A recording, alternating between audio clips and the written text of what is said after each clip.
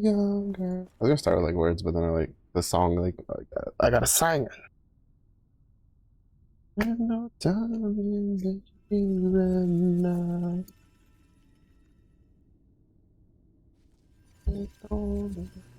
I also realized I need to stop like rage hitting my right armchair or chair arm because it's like mildly disleveled from the left.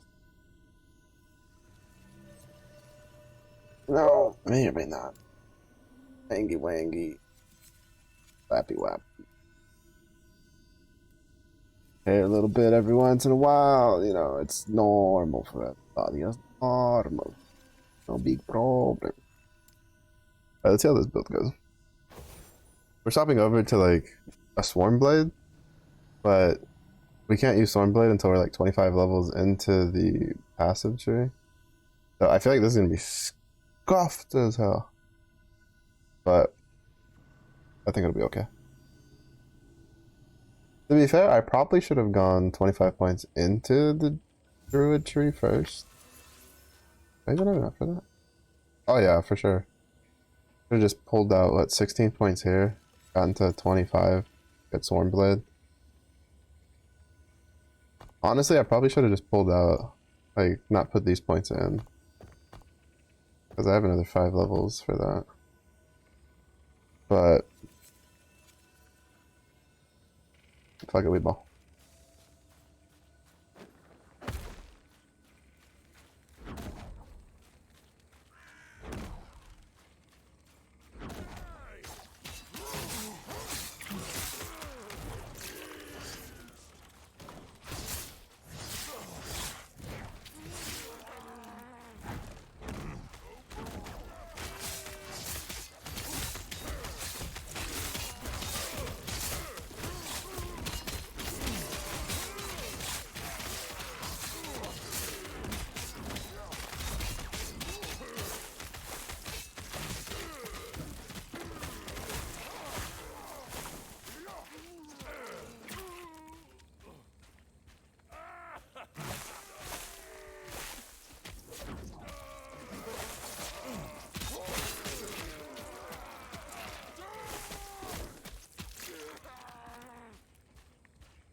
Good old Spriggan form. Look how cool this form looks, bro. I want to do a Spriggan build at some point.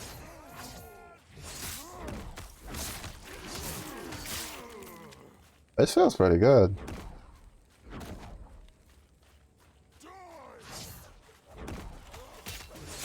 The only downside is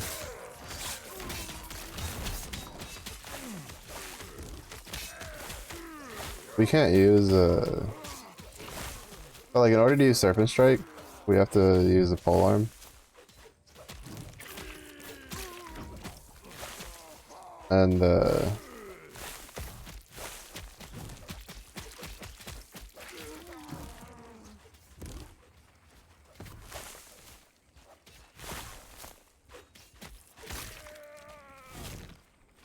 in order to use the pole arm, right? It's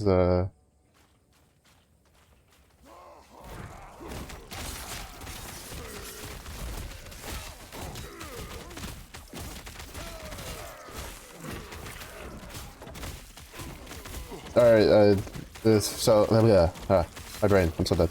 So basically, in order to use, in order to use the Swarm Blade, to use Serpent Strike, we have to use a pole arm, but, when we get,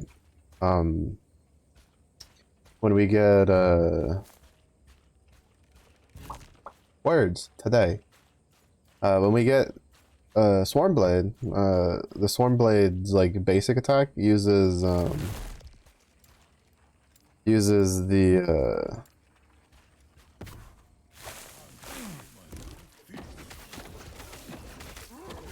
uses the Serpent Strike tree, if I remember correctly.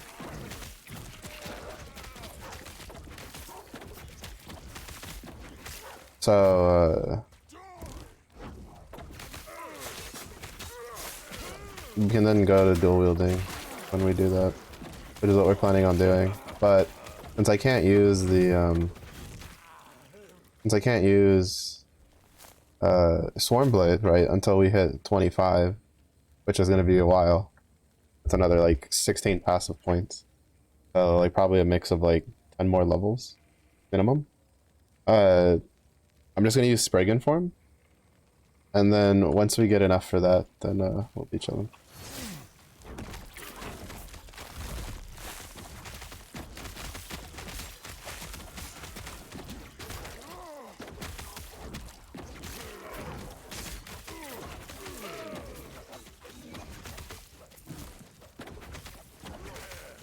Wait, what happened? Why did the...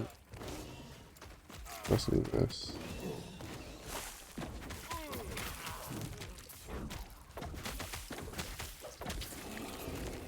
So we'll use Spriggan form.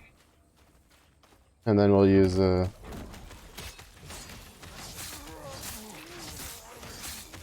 Serpent Strike when we have to.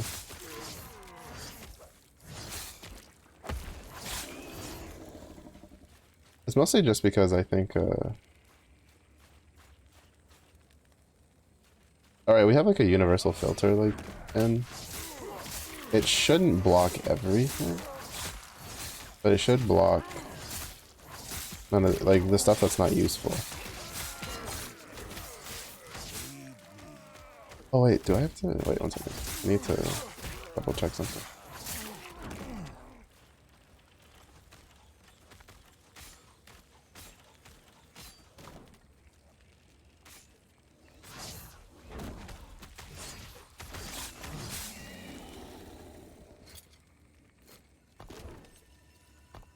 It's this. I need to check these.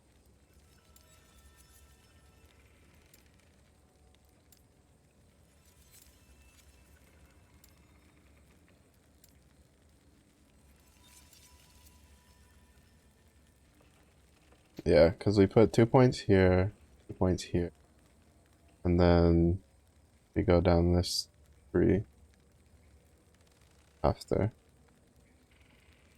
And I might put those 2 points in later. Oh, actually, no, yeah, it's fine. We'll put just 2 points here.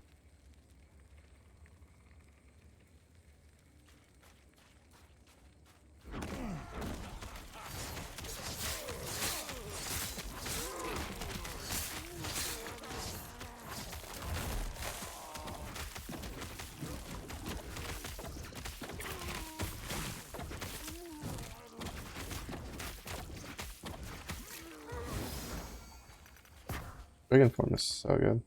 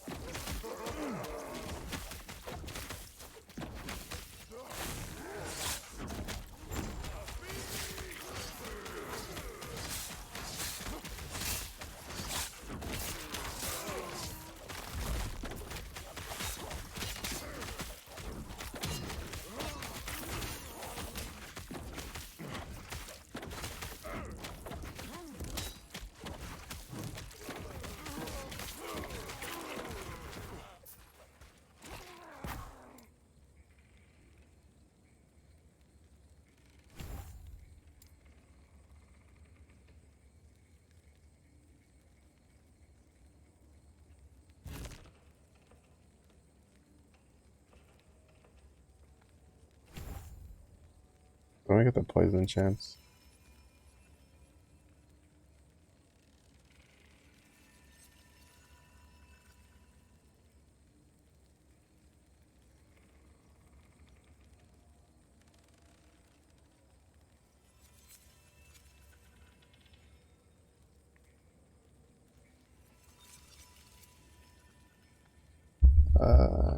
Thorn's dead.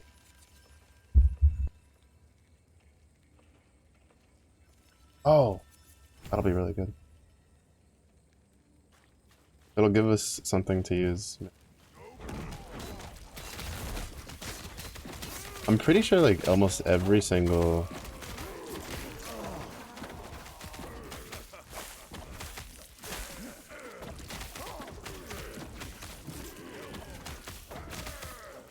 every single like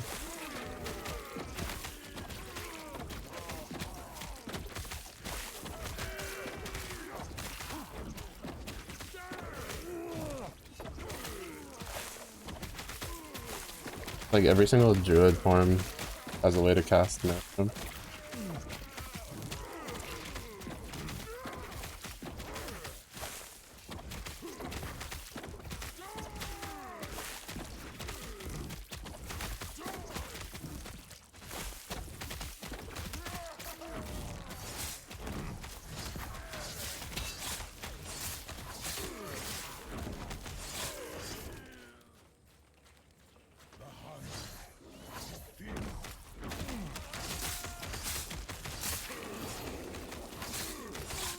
Yeah, we need to get the poison rod chain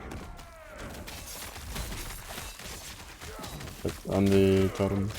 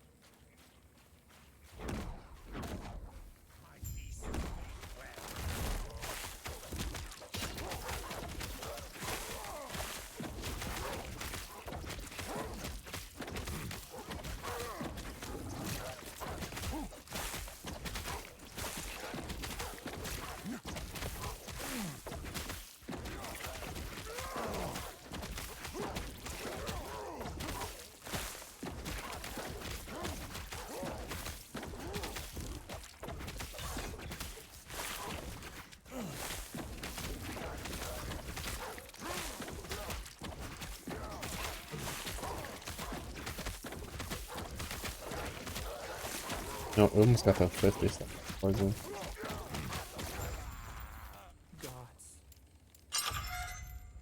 There's a build I'll like look into later that could be pretty good. Use that for now. But it requires a unique from monolith bosses to use. Use a two-handed and it lets you cast like Earthquake.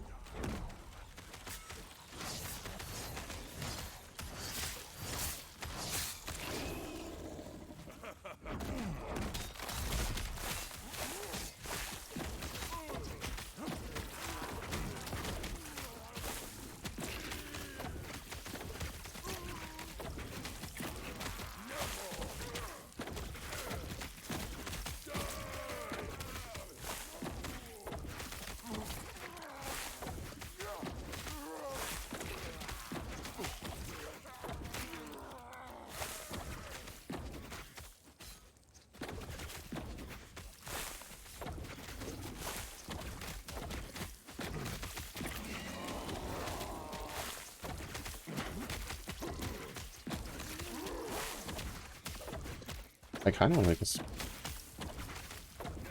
I forgot how cool this form looks. Like, I remember, I was just, well, I mean, I say this, I was the one who was like, man, the forms look sick as fuck, but like, I forgot myself how actually cool it looks.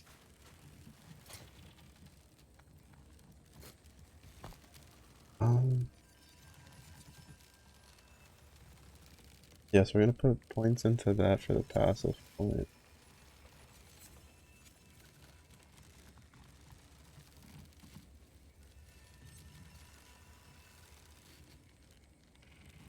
Seven points into this. Put points over here. these two. And this.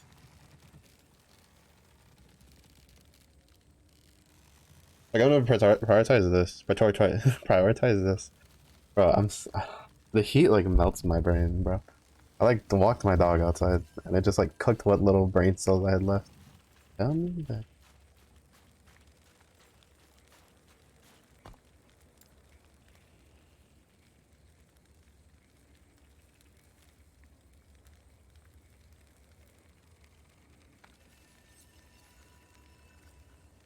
Oh. Oh, that's way too many to get to that, though. 4 points to that just to get to there? No, I'm going.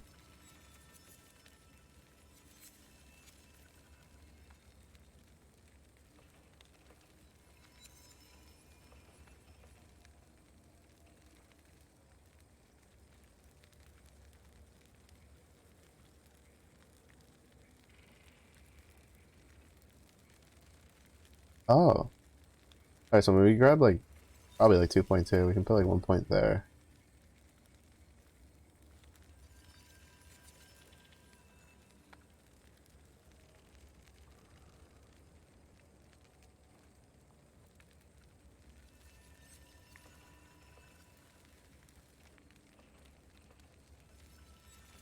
Probably put some points into that if we get far enough.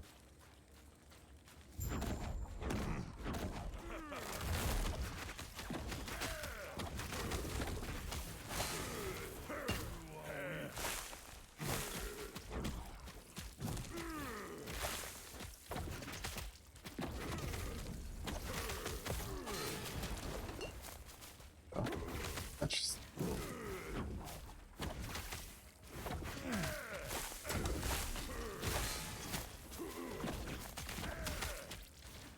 Boss is so rough.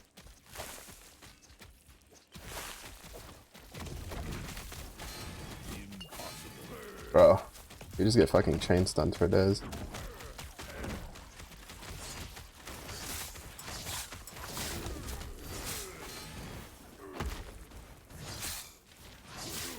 Alright, so like, I now started to realize what the problem is. It feels like the hit stun from Avalanche, like, lands before the actual ability lands.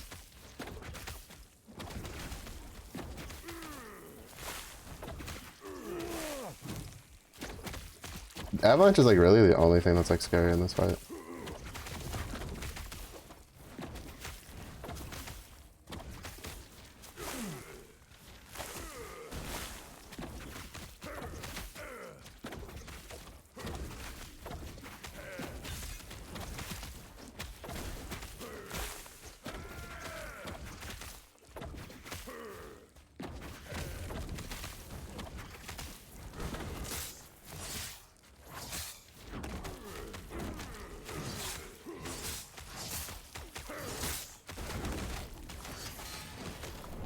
See, like, you just get stunned, and it's so annoying. Like, it's so... Like, this fight's, like, so cheesy because of that. Cause, like, half the times, like, Avalanche is, like, hitting you before it actually hits the ground. Like, the stun effect. At least that's what it feels like. I don't know if it's, like, a server thing. But, like, there's definitely times I was outside of the circle, and then my character was stunned and just wouldn't move.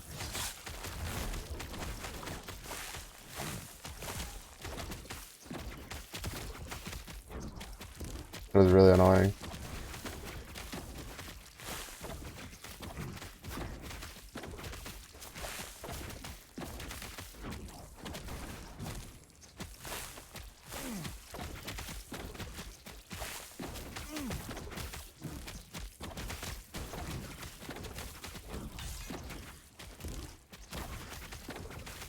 Like, I always die to this boss because of the avalanche.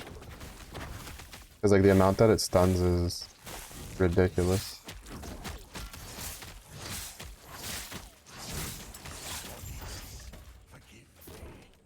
Because as soon as you stop moving, it's going to catch you, and when it catches you, it's going to stun the shit out of you. You're going to get hit by 3 boulders, and then you're just dead. Like, I have yet to find a build that can survive that. It's probably one of the most annoying fights in this game, honestly. Actually, it's probably like the only annoying fight in this game, in my opinion. Is this one is specifically just because of how avalanche works. Like, how are you supposed to like dodge out of a thing that just stuns you, and then you just get pelted?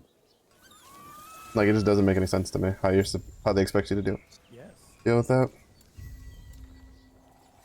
But that's what it is. Moving on.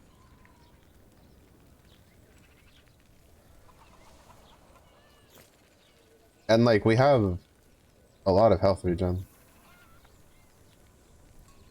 With a lot of health.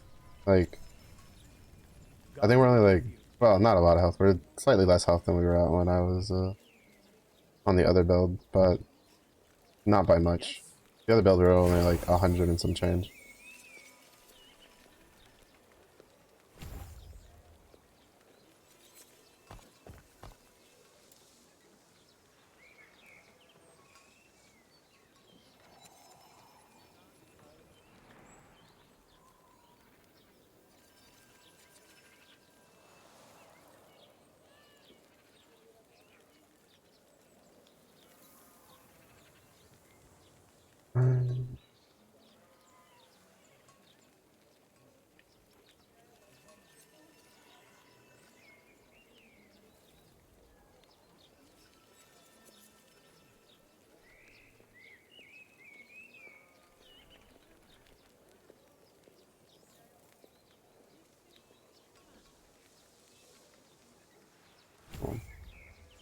Vitality stuff. I want the poison chance there. We'll finish putting the 2 points of. I want this for sure. Because if we can get the maelstrom going, it'll be nice. Because the point is once we get the swarm blade mode, we use tornado, but then we also use maelstrom.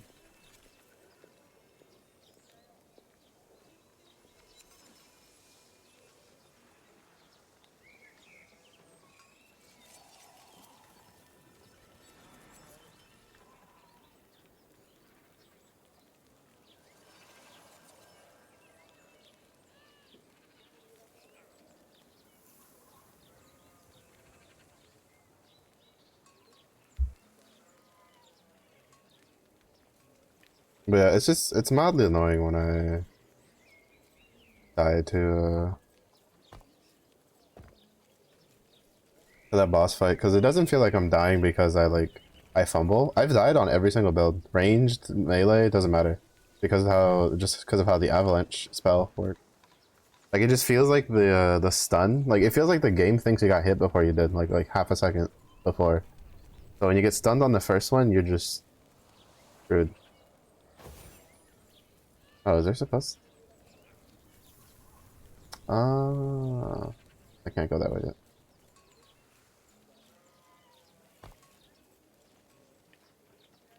It's mildly annoying, to be honest. But it's fine. This is why I don't play hardcore, honestly. Because like I can't, like, especially in this game, like actually it doesn't matter. Like, this game or Path of Exile, I think Diablo 4 is the only game I've gone through the campaign without dying. Which I think is less of a, oh wow, you're good, and more of a, just shows how easy Diablo 4 is in comparison to Path of Exile and Last Epoch.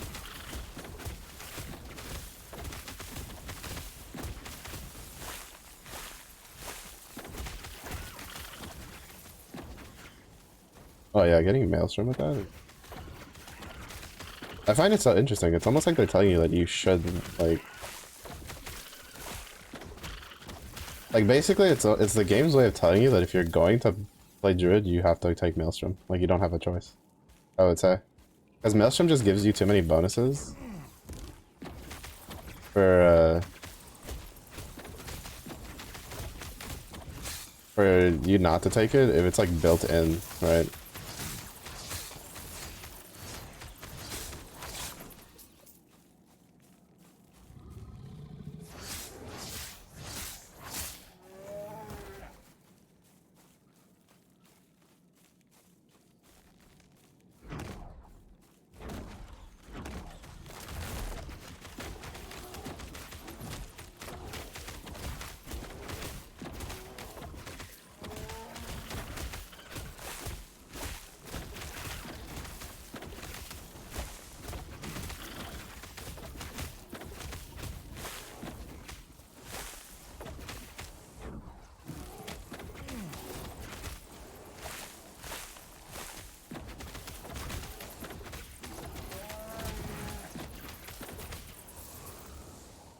Yeah, it's too good.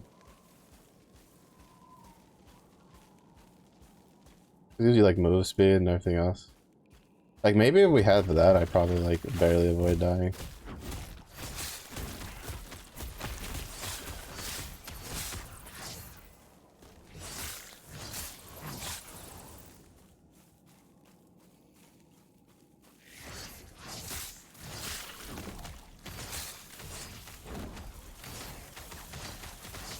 Also, they've been doing teasers for Path of Exile for next for the new Path of Exile League.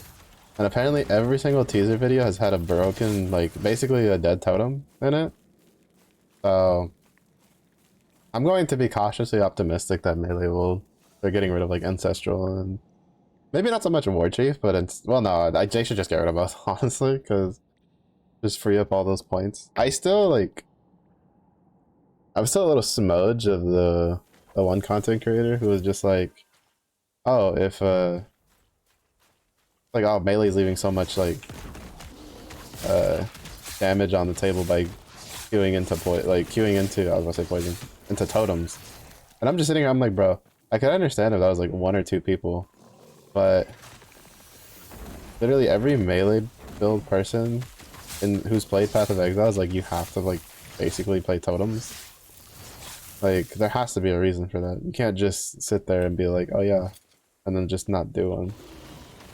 Like, you don't play melee and then you like kind of just shit on everybody who plays melee by telling them they don't know what they're doing, but then refuse to elaborate. And it's like it was a guy who was really good at making builds too. It's just that he makes spellcaster builds.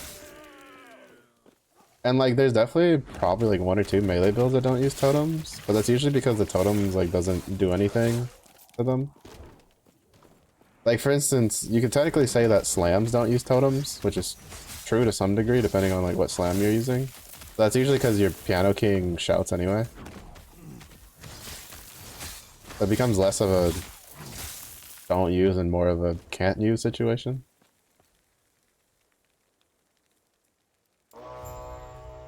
Oh, this is cool. They animated this. I'm mistaken, this didn't used to do this bridge. I'm mistaken, it used to just make it like a spot you could move there, and then I think they put the bridge, if I remember correctly. Like when I first played that, I don't think it did the animation for the bridge just at that time. That's really cool to see.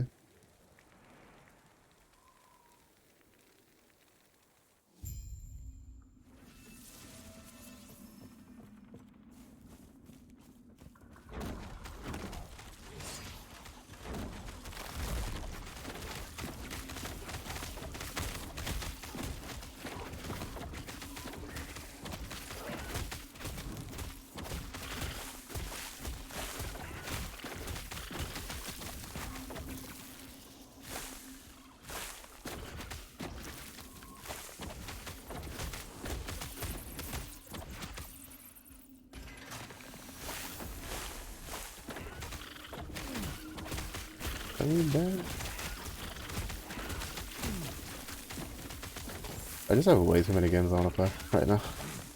I have Zenless, I First Descendant, I have Path of Exile towards the end of the year. That's not even including my like backlog of games I want to play. I was trying to get more stuff.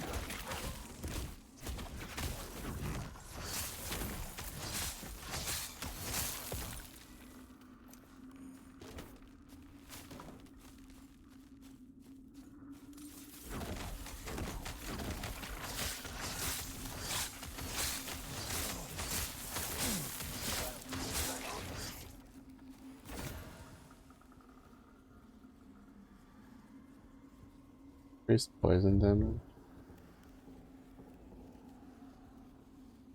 It doesn't have a crit chance.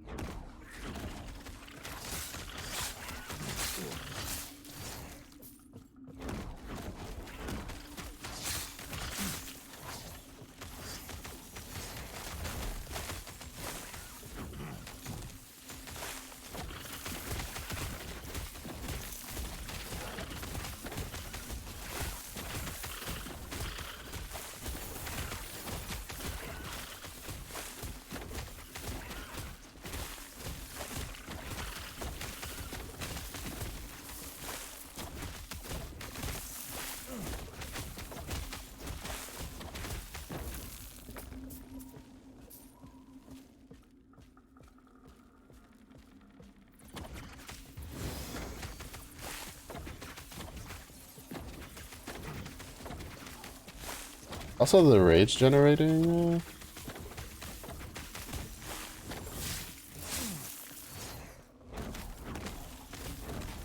The rage generating nodes for the transformation trees feel pretty good. At least I feel a lot better than the last time I remember.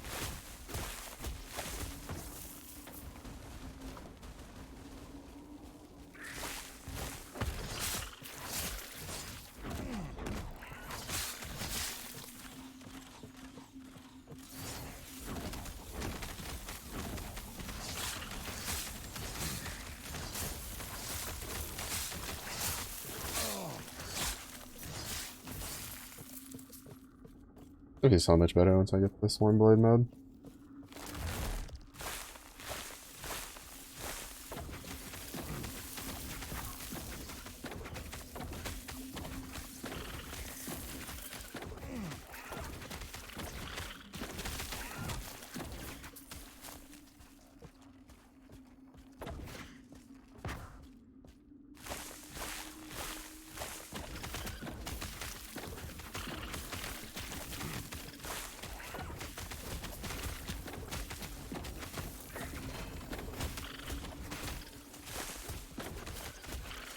Oh, another one of those?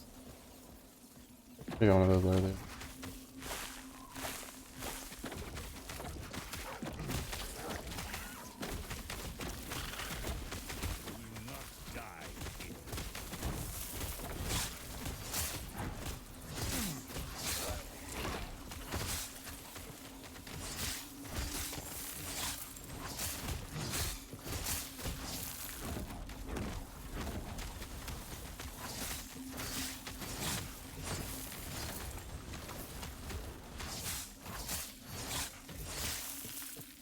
I'm not gonna lie, I'm pretty sure it's because of like usability for animation, but it's a little underwhelming that you don't actually have like a head, like a snake head at the end of Serpent Strike.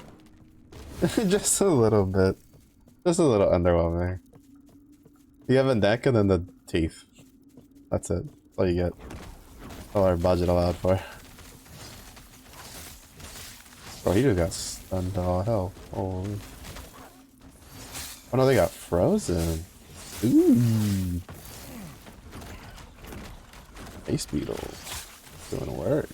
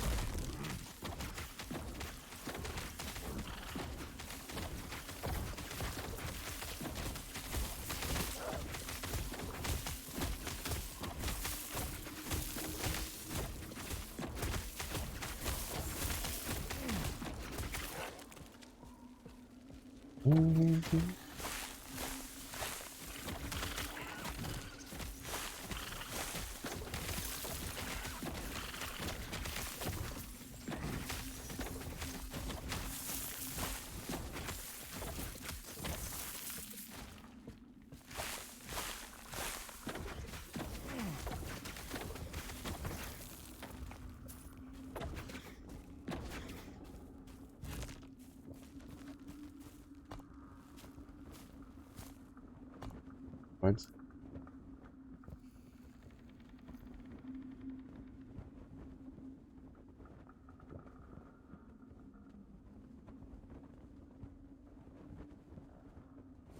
I'll take the insta-kill one. At least a little bit of it. But to be honest, I should probably also get the...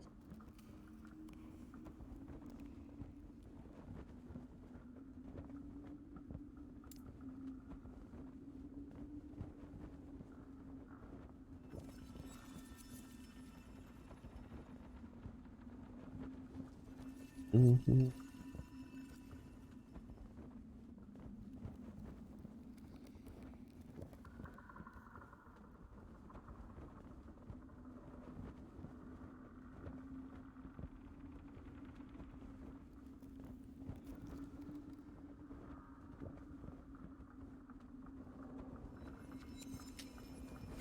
I think the poison chances more.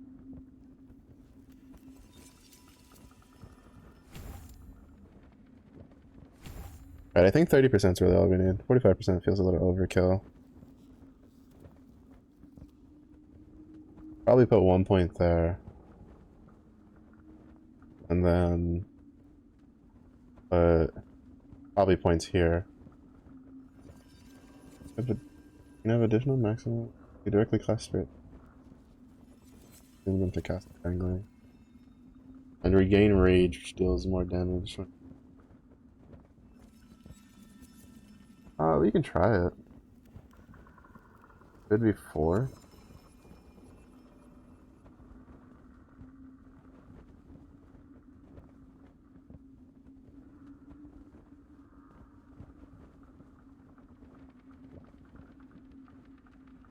The problem is, I don't know why this is locked behind 4 points of the. I guess because of totem duration? But this pulls from the Thorn Totem skill tree anyway, so that doesn't make any sense. It feels a little expensive to spend 4 points on here just to get this. I mean, it'd be good.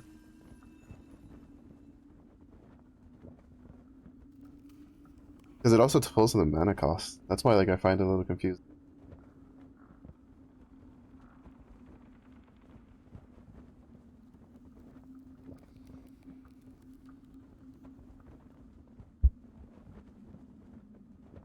Oh, we definitely want, like, probably 2 points there. And then probably go back to putting points here and here.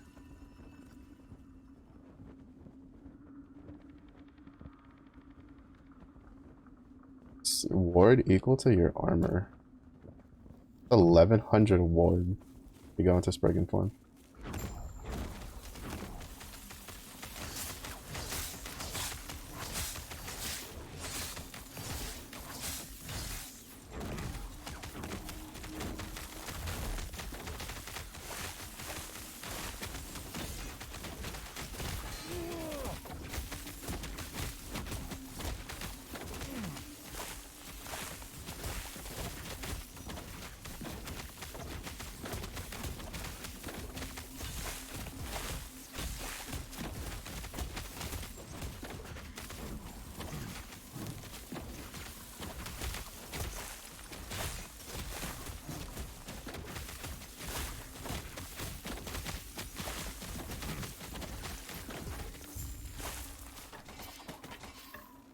Oh, they dropped a pretty decent amount.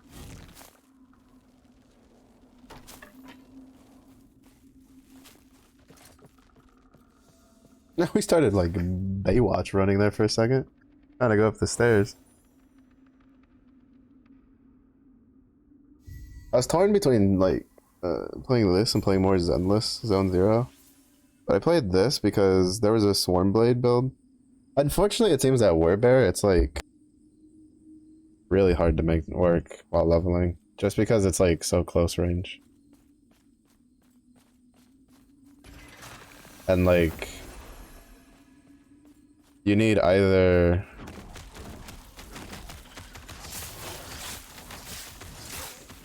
idols or a unique to make it work.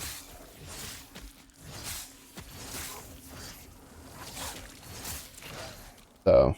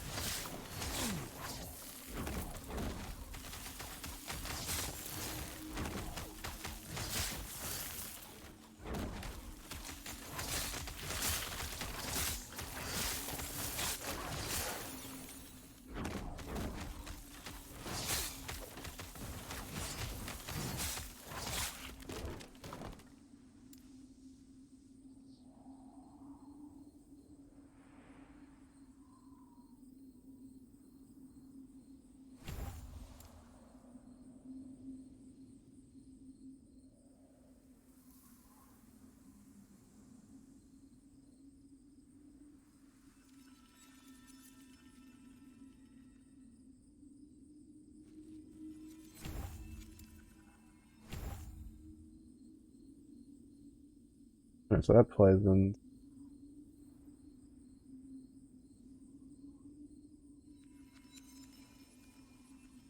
If anything, I kind of want to get like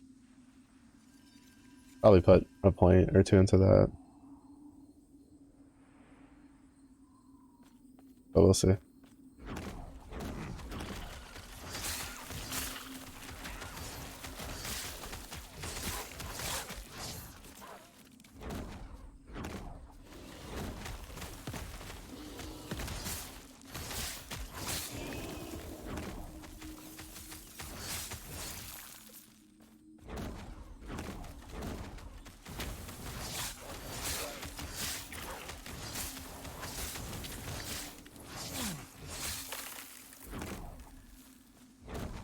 Like, to be honest, I took Spriggan form because I didn't know how, like, strong this would be without Swarmblade. But it feels pretty good.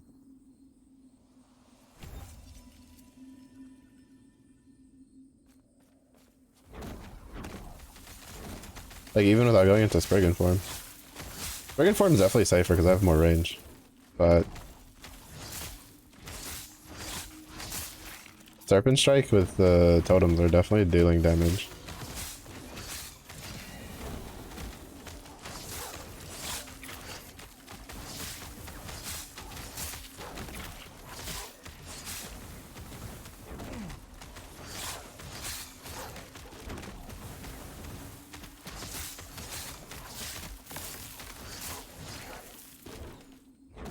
Definitely dealing damage.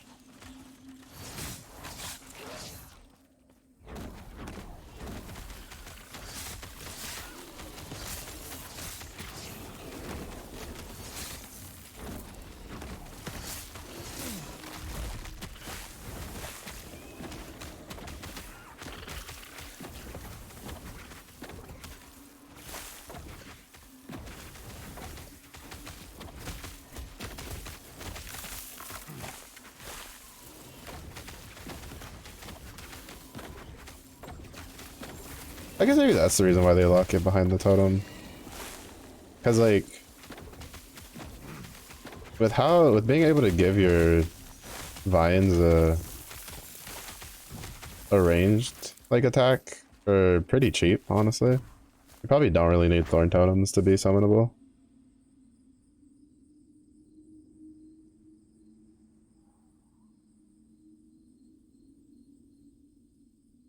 I don't know, I just know that like, I don't know, Druid, like I just want to play so many different forms of Druid. I think like, I think Primeless in general, I just want to play like every version I can. Who cares about that? I must deal with Rye.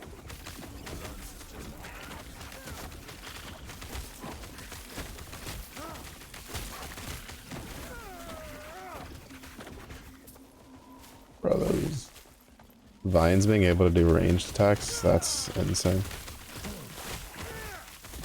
That's such a strong fucking... Because you don't lose any damage either.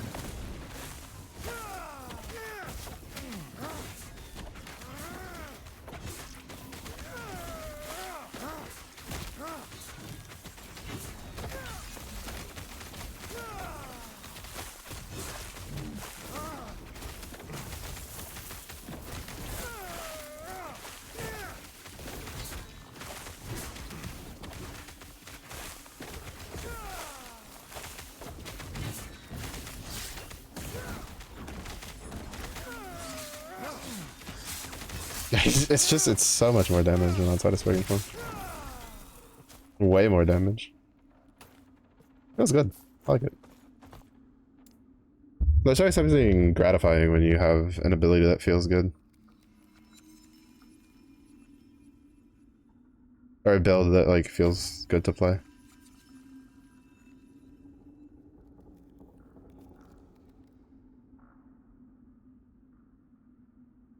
I'm gonna go this way and then I'll get more of this.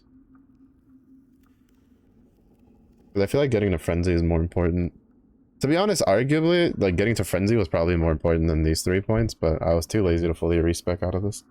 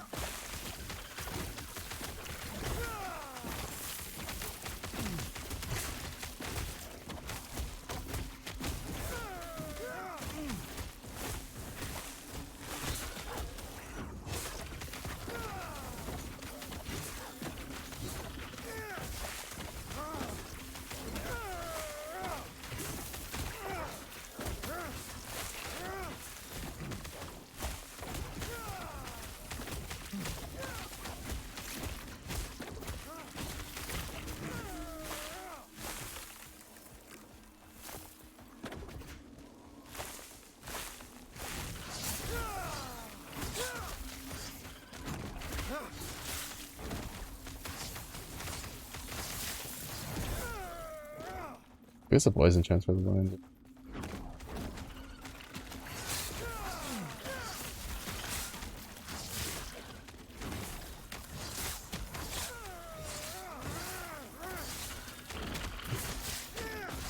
This poison deals a lot of damage.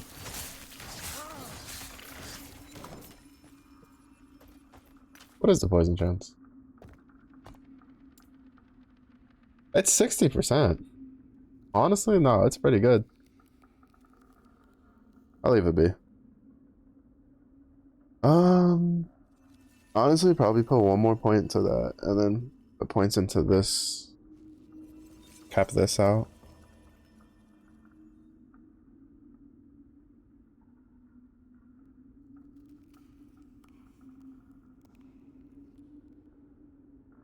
Oh man, they're so tricky, these bums, when they like put the wording right. Because like this, it's like your vines now cast thorns from range instead of using a melee attack. This is affected by nodes on this tree that affect spirit thorns. So then that tells you that, like, for instance, this is redundant in a way when you take this, because this will affect it, or you can double dip, one of the two, but I think it's still probably more just to go this way to go that way.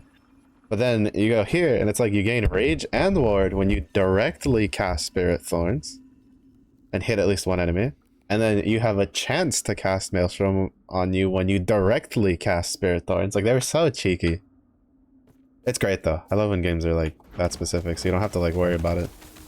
Because, like, one of the weird things about some, like, MMOs even, and, like, other, like, Diablo style like ARPGs and stuff like that, and even just I'd say like anything with like passives in general, is that sometimes the wording is like unclear, and it'll be like, for instance, there'll be ones where it's like I've played games where let's say it has the same thing, right, where it's like you have one thing that's like, okay, your vines now are affected by your spirit thorn nodes, but then like when you go and you take the, okay, so my totem, like my vines should be giving me rage because they now are affected by that, and then they don't, and you're like, huh, why doesn't that work? And then you find out later that, oh, there's this like thing where it doesn't work together, and they didn't let it like work together so that it wouldn't be like overpowered, but then they didn't say anything in the wording, like stuff like that. Like, it's really annoying Here they did a really good job of making sure like all that kind of stuff was cleared up.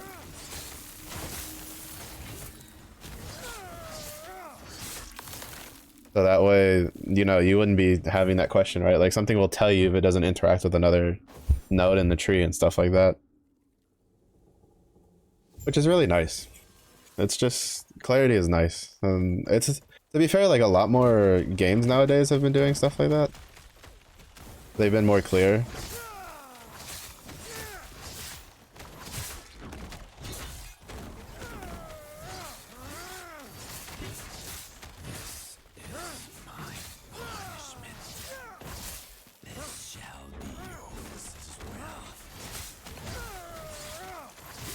That was good to see.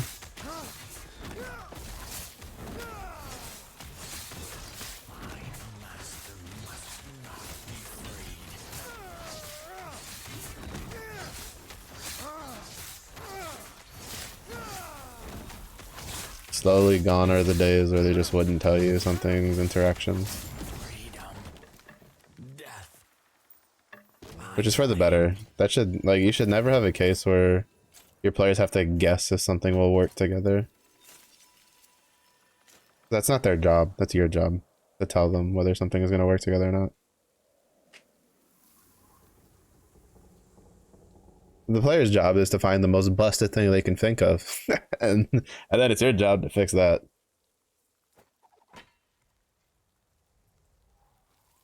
We'll keep these for now.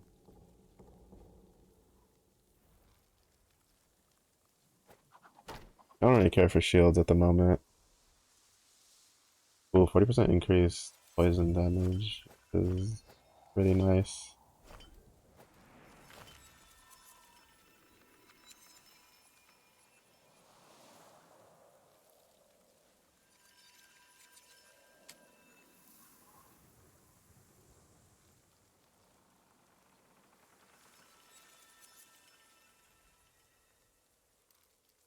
Oh, maybe that's why it feels so much better. This has a strength tag on it, while the while Spriggan doesn't, so we're getting a lot of like strength thingies. I'm just gonna put 3 points into that.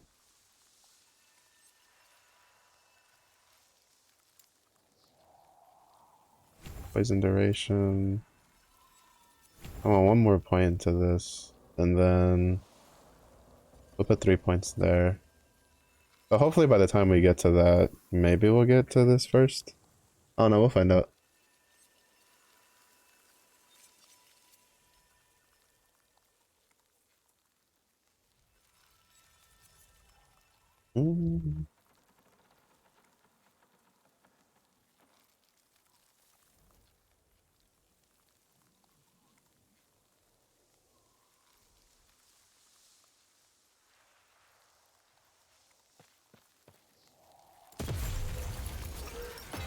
We have the lance. Would you? But what?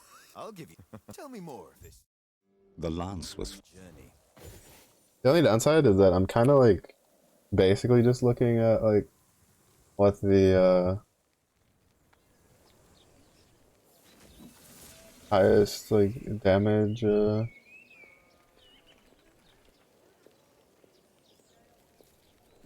build is, and then just rolling with it. Or like I have like basically I have a whatchamacallit. Oh shit, no, I didn't get it. Damn. One of the things once had Phantom Grip and I didn't grab it. Which is a shame. Because this build does want it.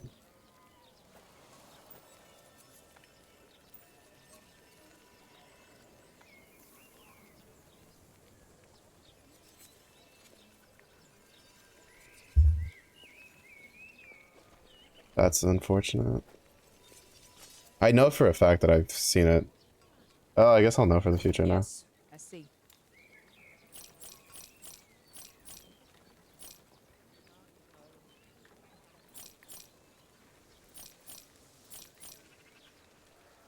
Mm-hmm.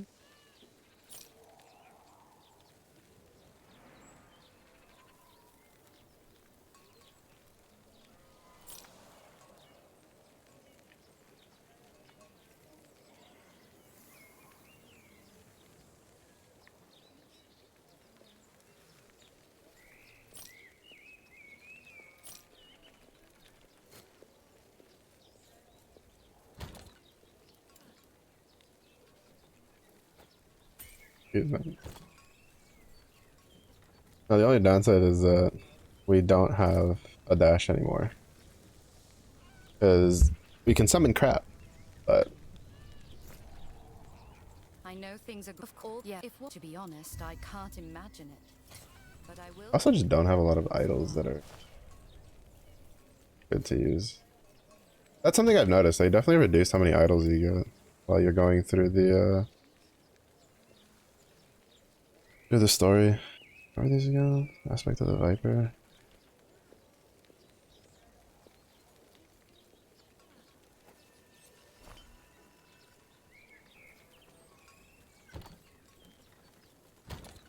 That was the cast lightning one, right?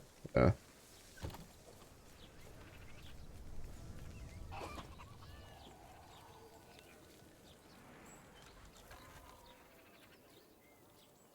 I'll just have to make note. It's kind of funny because like it's like the crab claw ring. Like I made sure to like I did that one because I was just like, oh, that's so cool. And now I'm realizing that like it was just a good thing. Period. Because this build calls for it. Granted, it calls for one with LP, but it's still good. Wait, what color do we want? I don't want the neon green one. I want a different one. There we go. Pinkish purple. Good enough.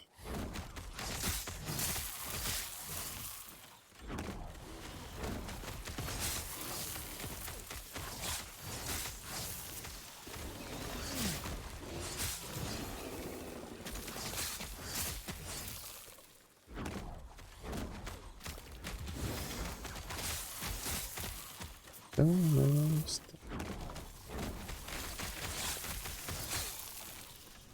Just let me good intention. Oh wait, you're right. I don't have a dodge roll. I remember that. Blessed.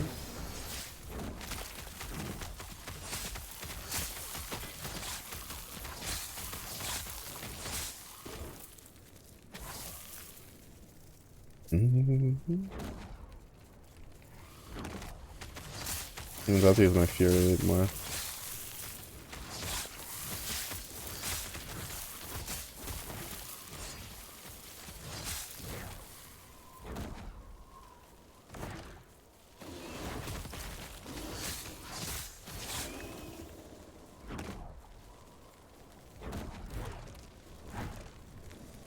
It'll be so much easier once I get Swarmblade and get it built out so that it casts Maelstrom for me.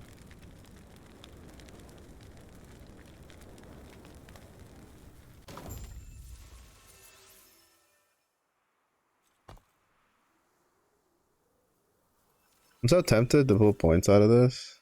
Like the 14 points, which would be like this 12 and like probably just 2 points here. To get Swarmblade, but that'll make me like so much weaker. And like our damage isn't bad right now. We have here. We must move on. You're right. We'll travel west towards the sea. The god is there. The god of sea is still what fate intends. So since our damage isn't too bad, it's like not really worth. It's like a non-issue at the moment. So it'll be fine.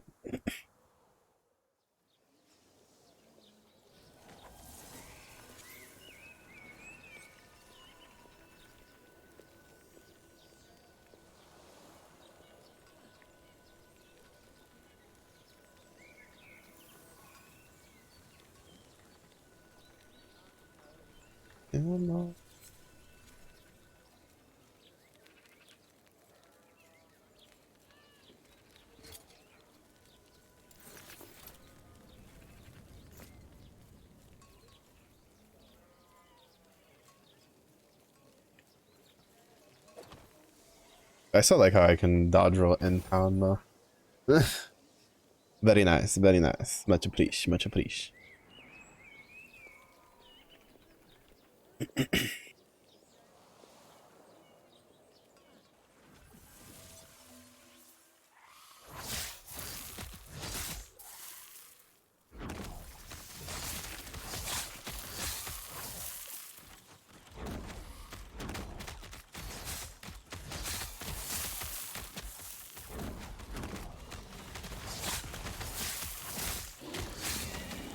Also, I think the like the visual poison effect on enemies is new.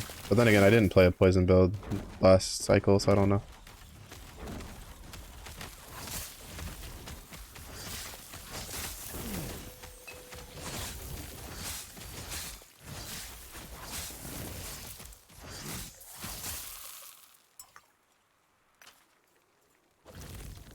Fish for color again. Pain. Pain. Impossible. Pain. Give me my pinkish purple one. I mean, neon green is also pretty good, but that's a color I haven't seen. The blue one's not terrible. Impossible.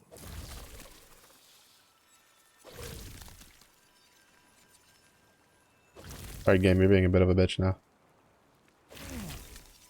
The game hates me. Impossible. I haven't gotten... Where did I put my crab? I'll put it all the way over here. I don't even know what color it is.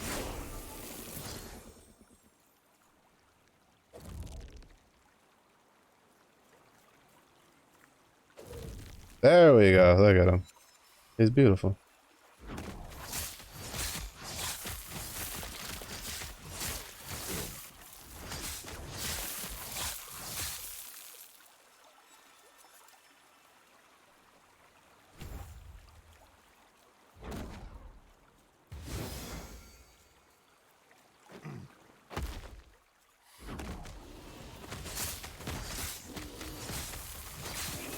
Calls me.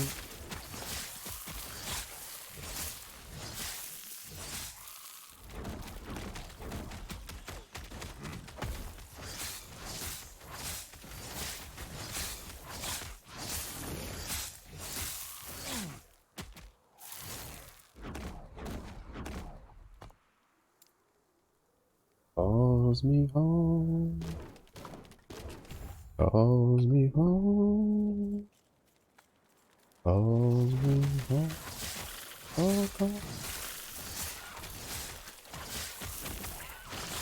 Calls me home.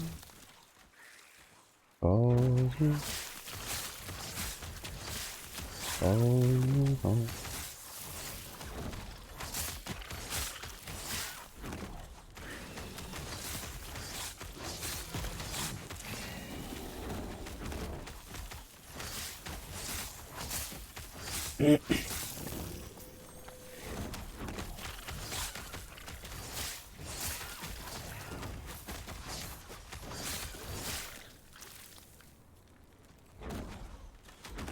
Wait, isn't Assassin's like crit? Yes, yes it is. I want that just so I can like rank down on it. Like break it down for parts later.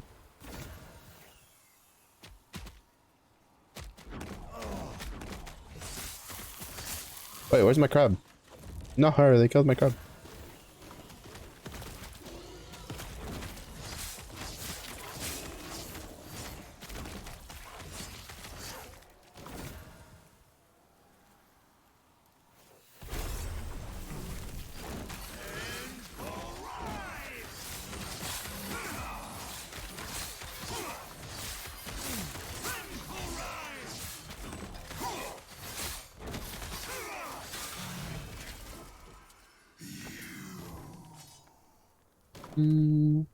Oh, critical. Oh, we can use this now. Because we want the crit. And then lightning. Let's see. Chance to cast lightning blast on crit with frost claw. That's a 3 cast per second. Lightning blast cast this way has plus 1% critical strike chance per 5% uncapped lightning resistance and 1% crit strike multiplier per 5% uncapped cold resistance. The award gains kind of whatever. 8% to all resistances. 46%. Oh, sheesh. That's pretty good.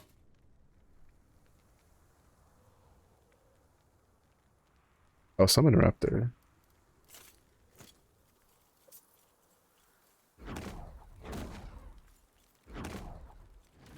I wouldn't be surprised if there's already like farming methods of like best spot to farm for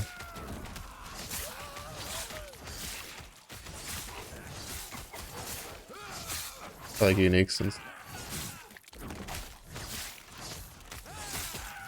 like I'm assuming the map contributes to like what you can get, like the level of the map, right? So like if I go down to like a level whatever zone to like let's say level 16, then like nothing higher than that should be spawning there. Might try that out to get something good.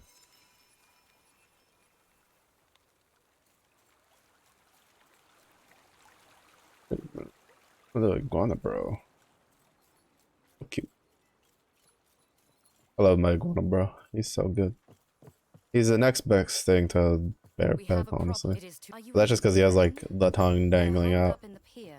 And he does the waddle of dominance when he feels like it.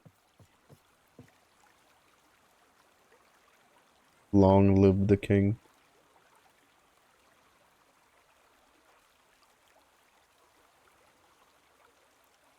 Long live the king. Oh, I want that. Darn. I was hoping I could break those by dodge rolling. Dark Souls moment. Dark Souls moment. Please, devs, allow us to break boxes down by evading through it. I beg of thee, give to me.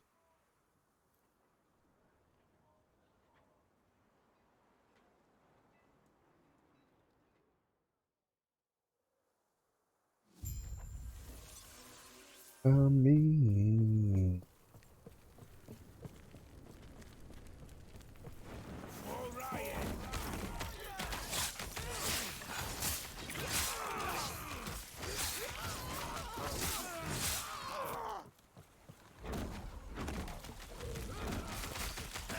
Oh, we got the purple one. Let's go. Down, down. To be fair, the crabs have like no HP.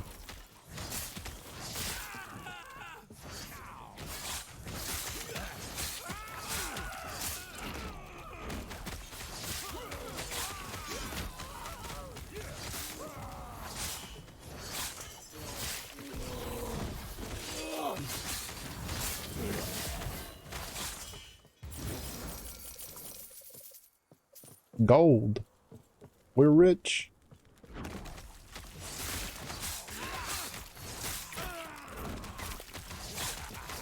Yeah, I've never made it to like the super end game for stuff, but love the raptor like armor set. That looks really good. To be honest, they have some pretty good looking default armors in this game.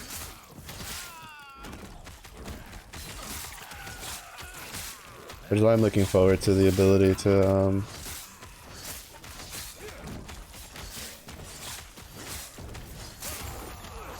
be able to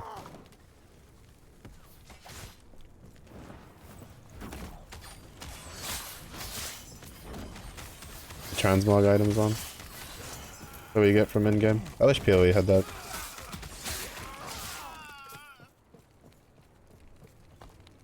One of the things I wish PoE had. PoE had some pretty decent models for uniques and stuff, but a lot of them like are either extremely niche and don't really get used, or basically you have to play the build to use them.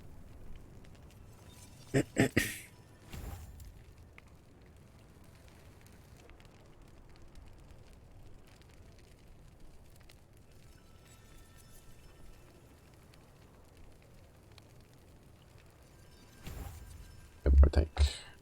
More tonk. More Tonka truck.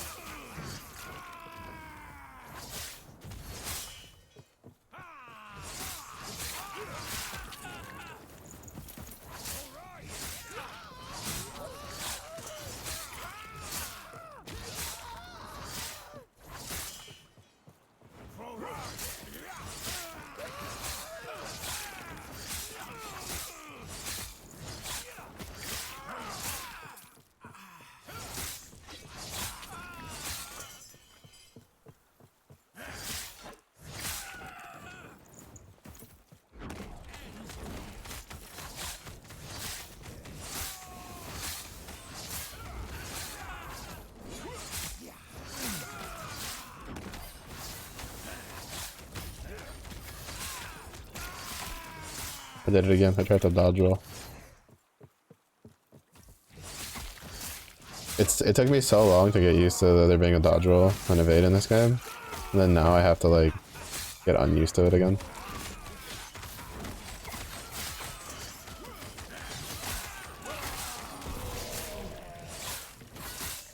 Because they have the ring.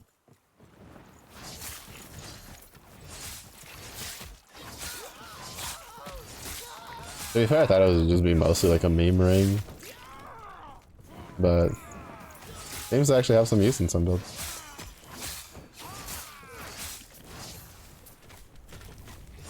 I mean, to be fair, you lose evade, but you get swiftness.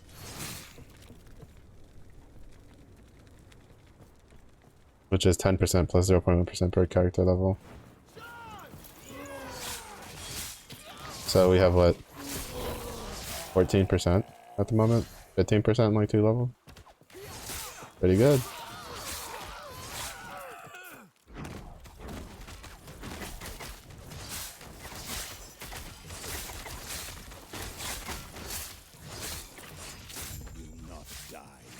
Pretty good.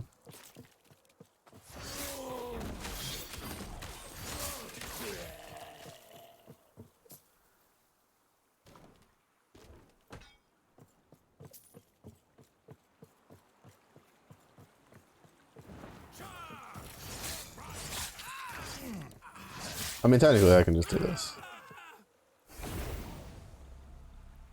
You don't have to run all the way back. You do get more XP if you run all the way back, but...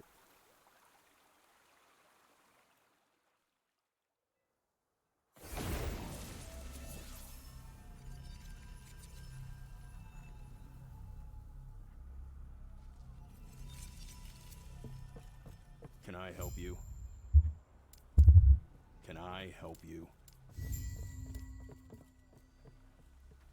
Don't lose your way.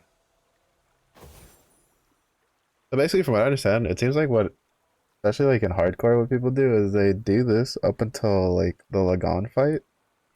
So you're supposed to do the Lagan fight, and then instead of doing the Lagan fight, you just go to the monoliths because they're easier.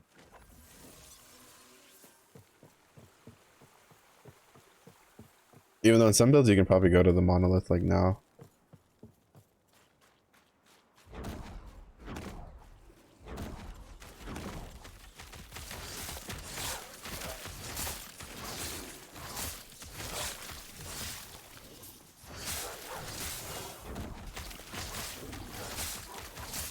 To be fair, with how much damage we're doing, we could probably go to the monolith if we felt like it.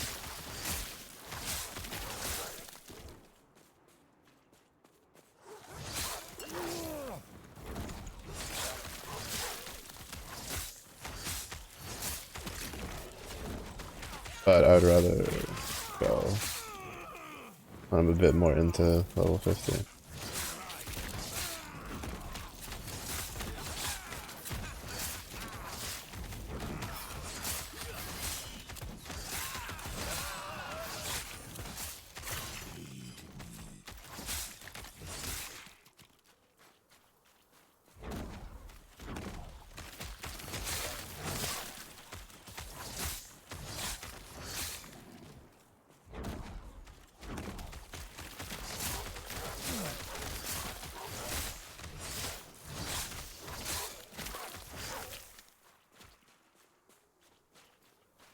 Yeah, I'm not a like I'm more of a fan of builds where like I actually use the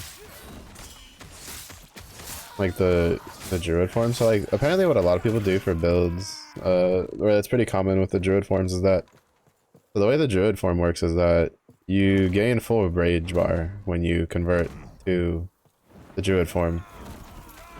But then when you convert, like when you pop out of the druid form, even though I think there's passive nodes for it to give you more, but you convert like your remaining rage into mana when you pop out of it. And so what they'll do is they'll get this like enormous like mana pool, and then they'll empty it in like really expensive abilities, and then hit their shapeshift, get back all the rage, and then go back into human form, and then have a bunch of mana back, and then just dump their stuff again. They just keep going back and forth like that because it lets them not have to take mana regen stuff for stats, so they can just go all in on like defense and DPS. But like I don't, which I mean is smart. Don't get me wrong, that's a really smart way to play. There's nothing wrong with playing like that. It's just that for me personally, I would rather like if I'm gonna play, I don't know. I'm kind of in the vein that like if I'm gonna play like a shape-shifting build, it's because I want to like use the shape-shifting.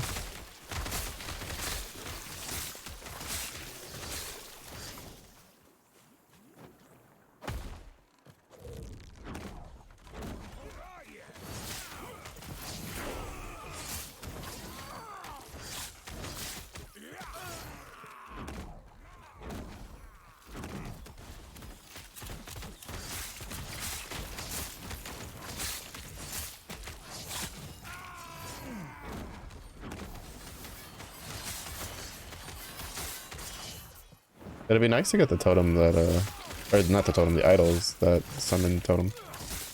One hit.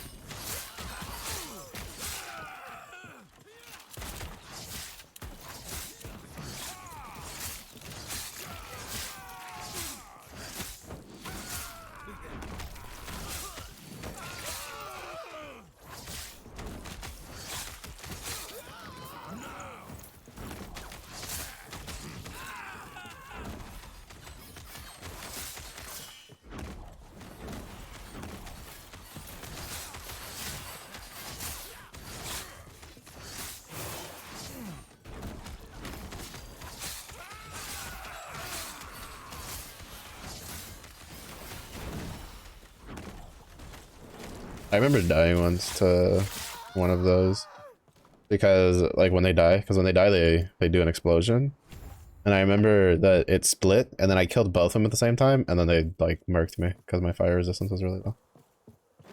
It was a funny way to die. I was like, oh shit, I forgot.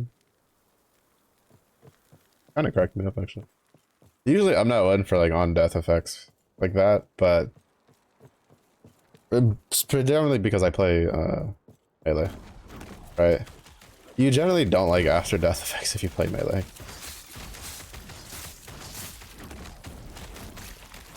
It's not very high on your list of things you enjoy, as a lot of times it's what ends up killing you. I've died a lot to that stuff.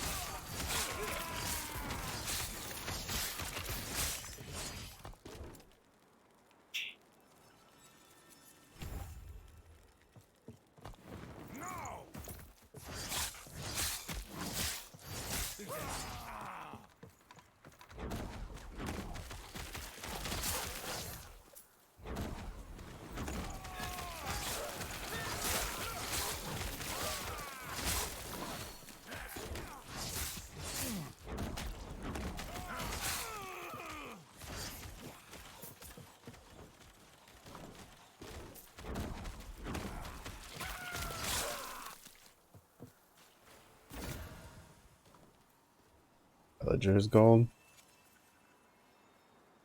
80% increased leech rate.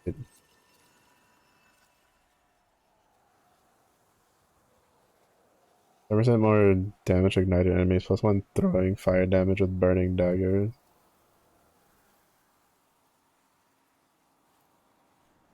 39% chance to throw a burning dagger on hit. 100% chance to throw a burning dagger when you drink a potion. Oh, that could be pretty good, honestly. 46% damage increase while transformed. You know, if I go, I'll do it.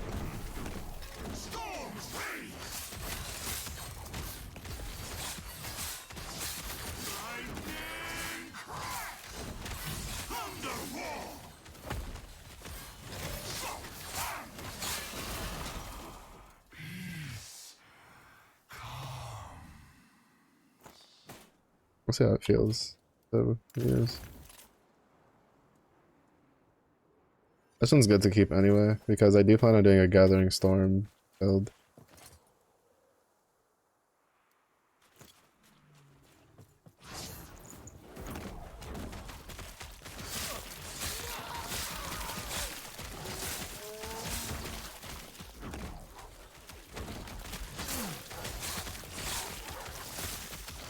Oh, I see you have come to try to challenge my crab for dominance of crabbiness. Unfortunately for you, he has me. Oh, never mind, he died.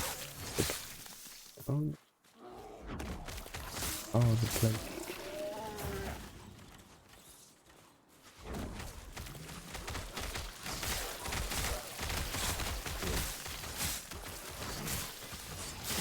Oh shit. That was quite a bit of a reinforcement prop.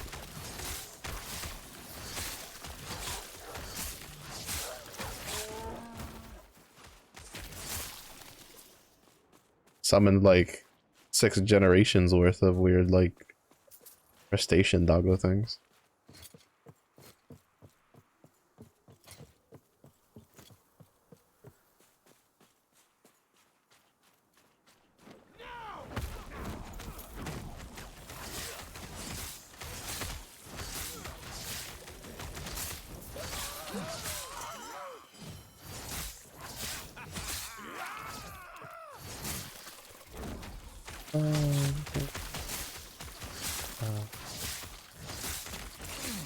Famous failure of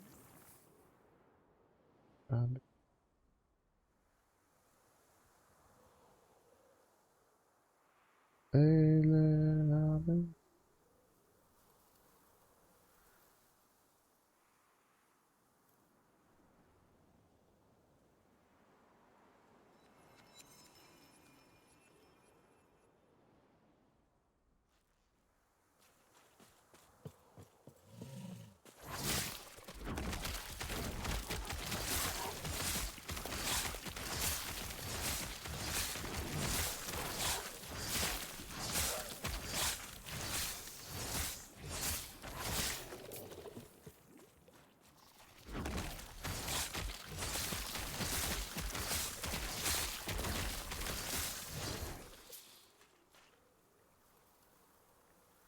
two, three.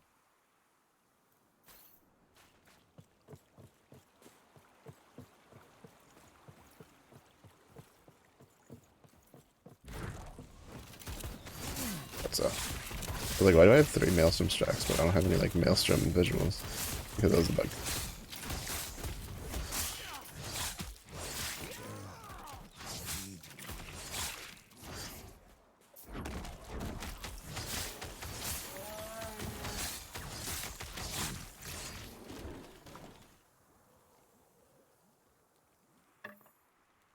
Increase critical strike chance? Don't mind if I do.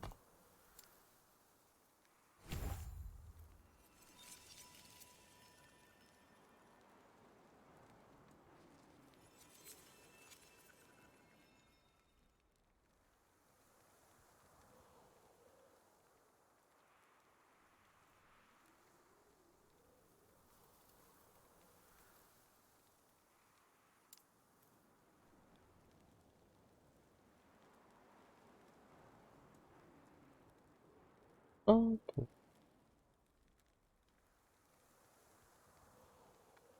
But I just realized something. This guy's like 1 extra point, and yeah. Which I think is what he uses to get the poison chance to 60. Because I need... Oh no, he uses it to get this to 3. Pretty sure. Because like, we have 6 levels left, right? So it's 1, 2, 3, 4, 5, 6, right? Because there's 2 points here with a 3rd here, and then 3 points here to get this.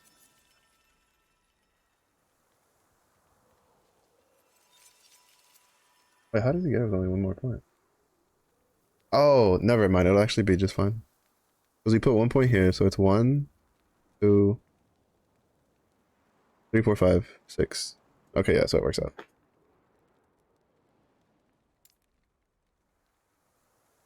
Mm-hmm.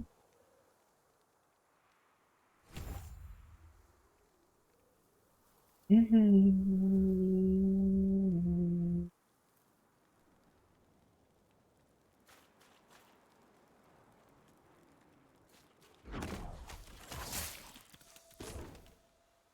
Dude try to like come pick a fight just to get poked in the face with a toothpick. I was wreathed in poison.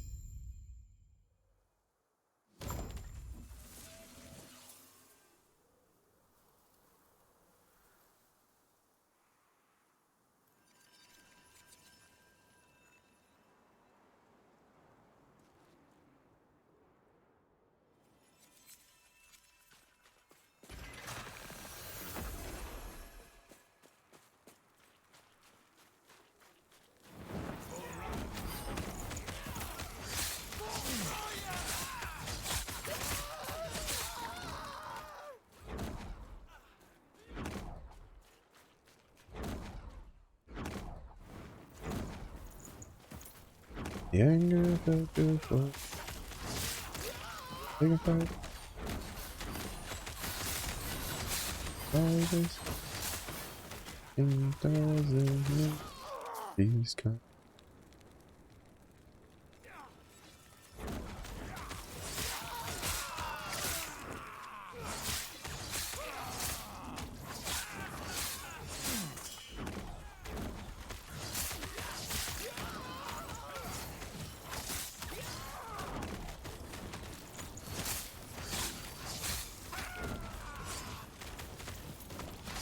He got turned into fried chicken.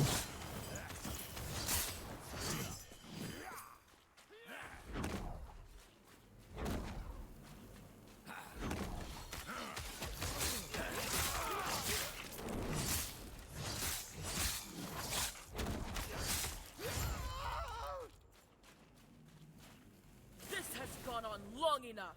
Be gone! Ah, I see you helped clear out the rabble down here. I thank you for your efforts. Take a fight. Oh.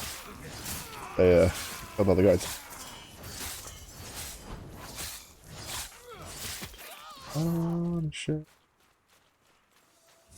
Stop diving down all my emotion. Holding on.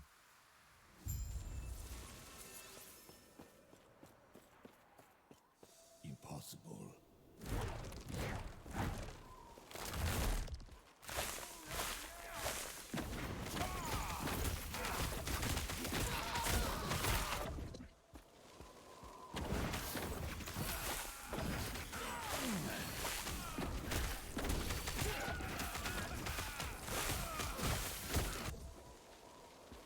Yeah, I forgot I could just like speed around.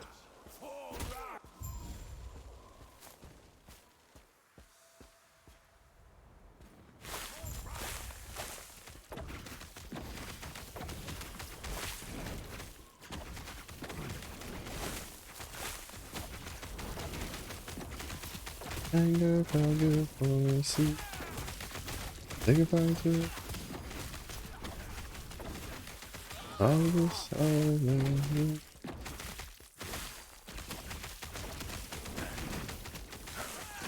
I don't know shit. Stop fucking it.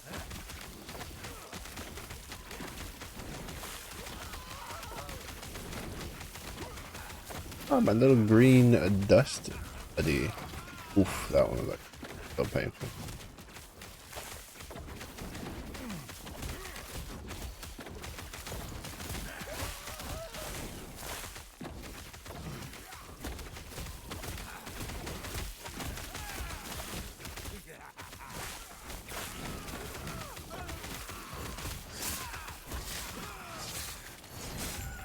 Yeah, going into this brigand form is such a huge DPS loss. Because our strike deals so much damage. Just deals so much damage. Damage over time is kind of...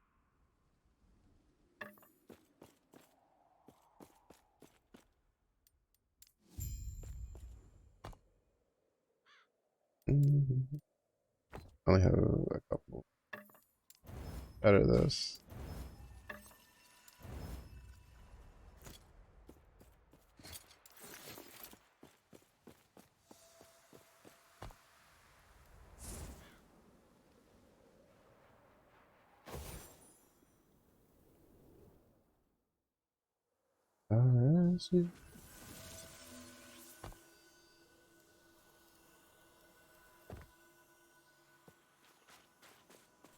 Stay. Because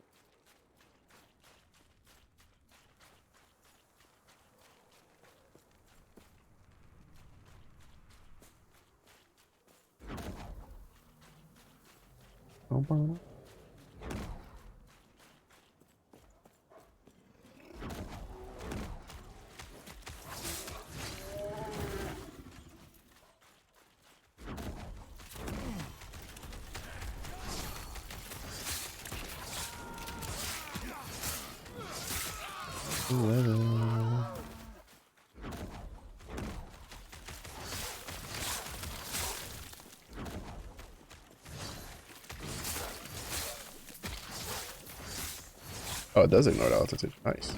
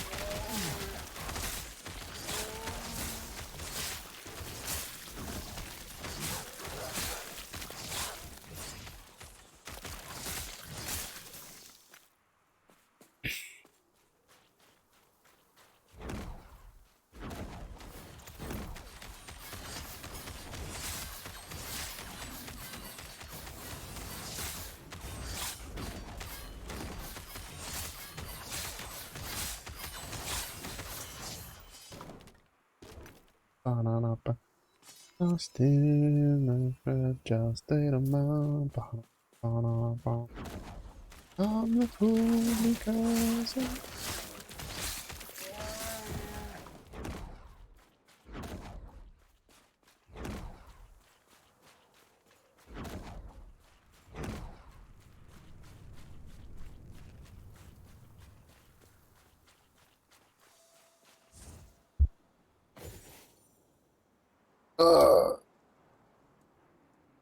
stretch.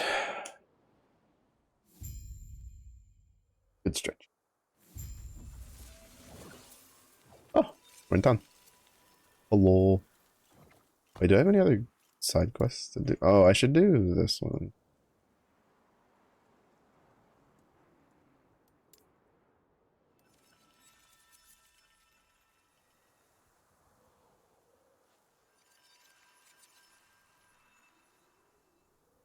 I feel like my game is bugged because it doesn't show me like how many passive points, and it used to show on the side how many passive points and stuff you have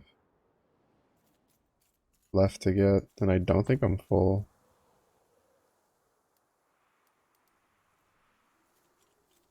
I'm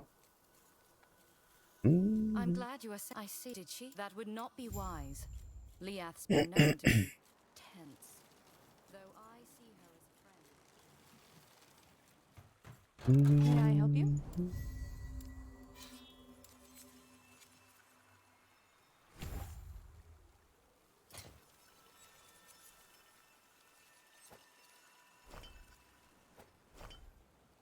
They're missing at least 3 idle spots.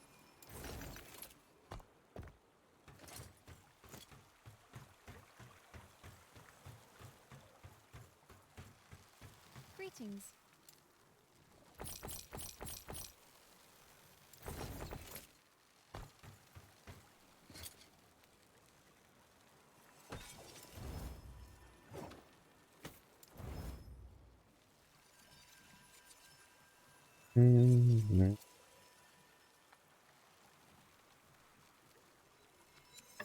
Here we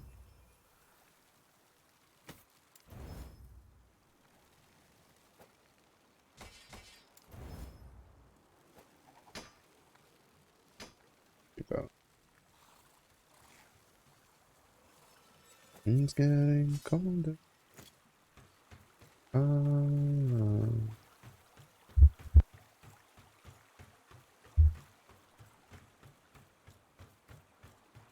These waters are dangerous. I've made my.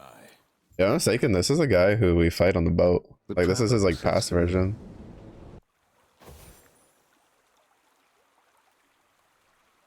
The, like, what is it? Four-legged dude that does the lightning stuff?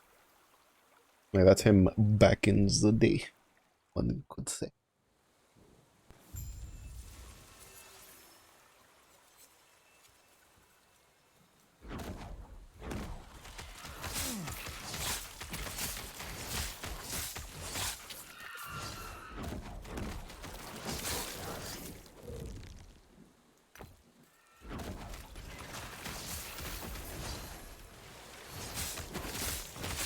Don't pick on my crab just because you're jealous. Okay.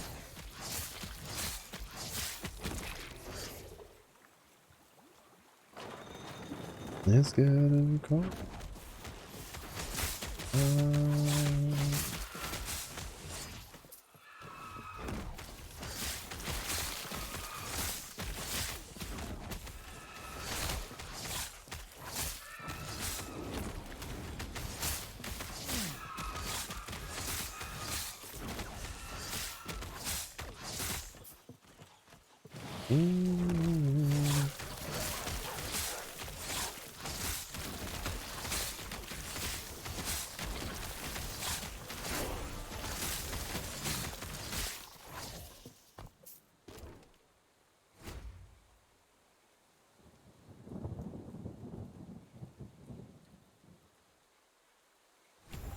Like that for sure.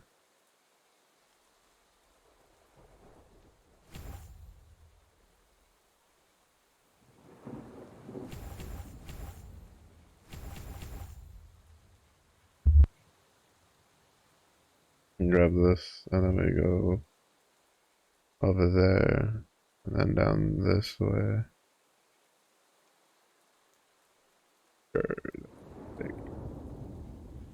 Seems like a decent way. Oh my goodness. Dasko Dancho. Hello. Oh, you should be home, yeah. For your business trip?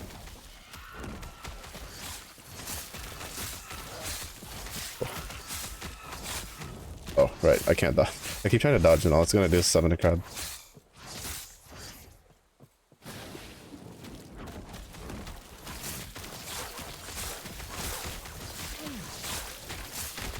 Woke up before noon for once.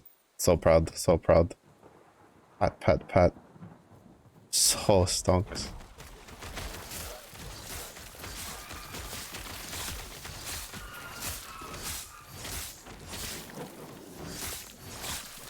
I don't roll out of bed till like, yeah, around noon, I'd say. I don't consider, I mean, I guess I'm like weird. I don't consider it waking up unless I like actually get out of bed. Oh, let's stop doing that. That'd be great.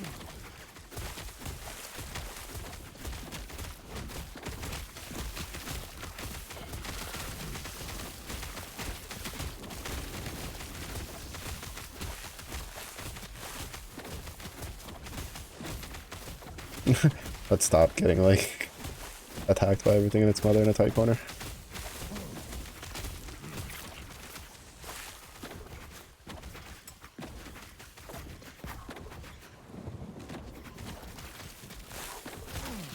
Bro. The thing backed up and it brought more things. That's rude.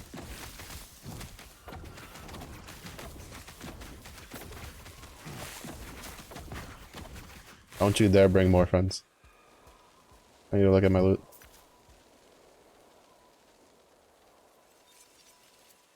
None of this is like super crazy. How am I? Dying. It is so hot today. Today was like, it was like, I guess normal. And like today got so hot.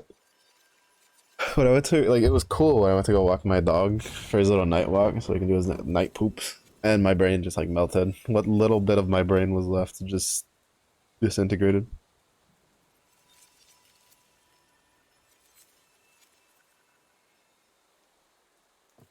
This is right now. Right now it's nighttime, so it's a good degree cooler than it was earlier today. It's only like 26C at the moment.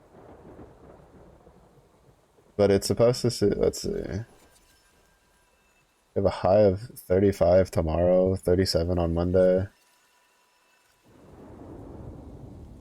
That's not fun. Not fun at all.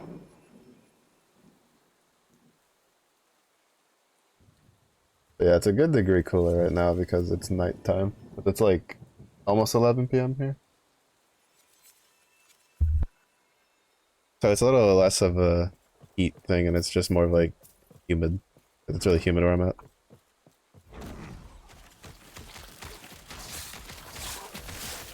Wait. But for the next couple days, it's gonna get pretty bad.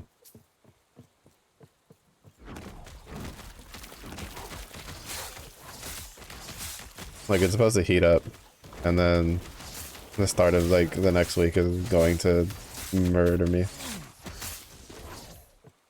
Yeah, I can't stand humidity. Even if it wasn't like super hot, if it's super humid, I'm just like, yeah. Just like dead in a corner. My brain doesn't want to work, my body hurts all the time. And it's always been a thing, since I was like a kid. It's like you're drowning in hot water. There was one time where I lived. Oh, Fox. Oh my goodness. The biddy for the winning? Oh. You shouldn't have, Fox. You shouldn't have. Hope you're doing well, Fox. But there was one place I lived when I was going for my certificates and associate degree that it literally felt like some days you could open the door and it would feel like somebody threw a hot pail of water at you and then that you were just walking through a warm pool. It was not very fun. Not very pleasing. Don't recommend.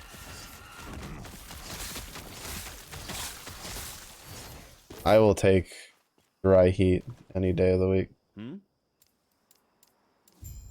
Farewell. I can't tell if some of these are just bugged or they're like secret side quests now.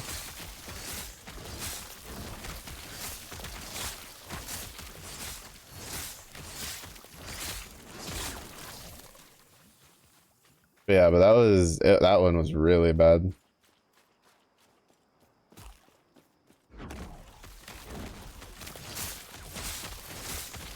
But we moved away from there a couple of years ago, so well, before COVID, like well before COVID. And no plans on ever going back. Yeah, to be honest, I don't think anyone in my family does really well with humidity. Even my brother, who's a bit more like orientated to cold temperature, doesn't really like super humid places either. Dry heat is like so much easier to deal with. So it has the opposite problem of now you have to deal with like dry skin and stuff like that. But that's what the lotion is for, so I'm gonna get the cocoa butter.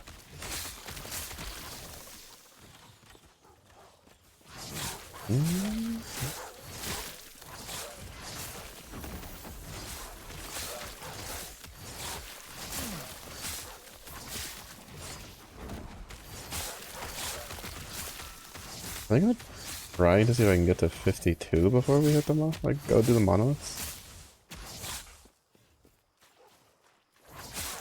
Is kind of my plan at the moment.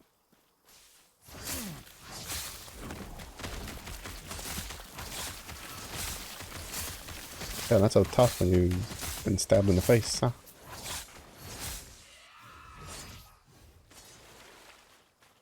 I think I've changed this guy's build like 4 times now. But this one feels like really good. I don't foresee myself changing the build again. I think instead of changing the build, I'll just make like a new guy next time.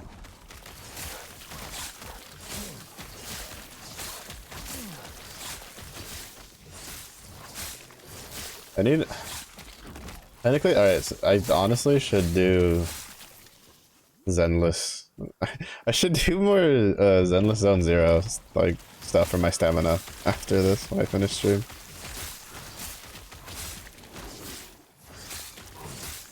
Because I'm a degenerate and I need stuff because bro, Zenless feels like release on Genshin where you need so much stamina to just do anything and you have like none of it. At least that's what it feels like to me.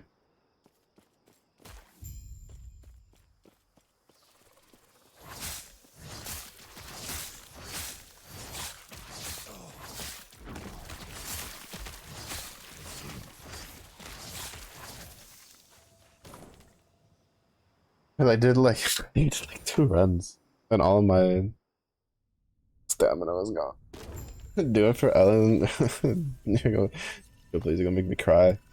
I think I'm still, I'm 20 away from the 50-50. Which makes me so sad. Because like, if I could have triggered that already, then I'd be more content. Because like, there's a decent amount of S-class units. Well, decent, quote unquote, not really. If I lose the 50-50 to Kaleda or the Wolf, I'm fine. Well, if I lose it to Kaleda, I'm happy. If I lose it to the Wolf, kind of okay. Cause if I get the Wolf, I'll just build Corrin. But like Kaleda I want for me, but like if I get the Wolf, it's like one of, if not the best, like character to pair with Ellen. So, but the problem is I don't know if I can guarantee getting to the pity, like the second pity, if I lose the first one. There's only I think like 11 or 10 days left on the banner, and I don't know if I have enough like gems. I guess if they do another week of giving stuff away after this one, because they're giving another like 10 pull away over the span of the week.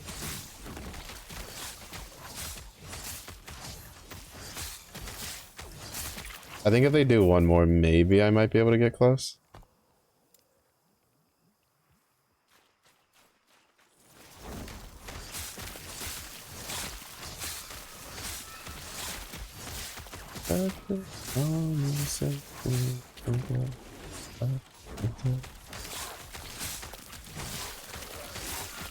Believe in soft pity. I'm glad one of us does.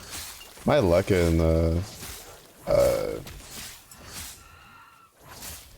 Zenless has been kind of not the best. Granted, I have Grace now, which is like usable. But like, I've gotten like 7 Antons. I'm not happy.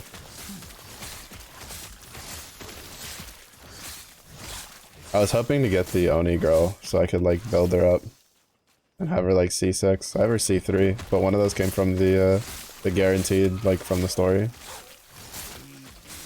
But instead they gave me like 20 billion fucking Antons. Who I just don't plan on using. Like I'm using Grace right now and I tried using Anton with it. I just don't like the way he plays. So I just use Enby instead. Granted though, Grace deals a lot more damage now that I have like a lightning set on her. That's nice.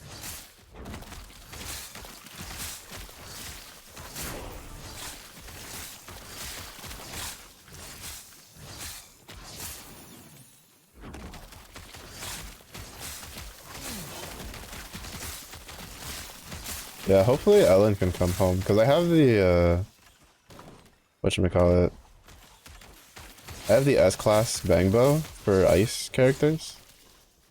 I just recently swapped it to then be for, the maid service one. Because I think what I'm gonna do is I'm gonna run, like, Corrin, Ellen, and the Oni girl. I don't want to pronounce her name because I'm going to absolutely butcher it. And even though that's like 2 attacks in one support. I think that's like the best thing I can do.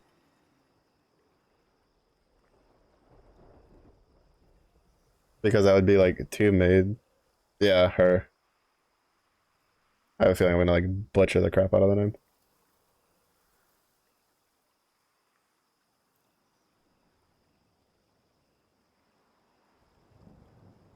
Yes.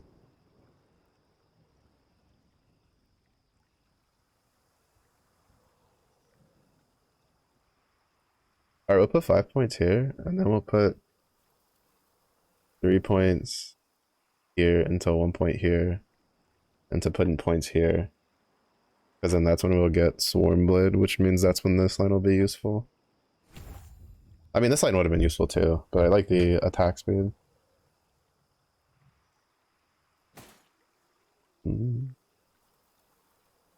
But she's like really good if you don't have the wolf, dude, to pair with Ellen because of the flag.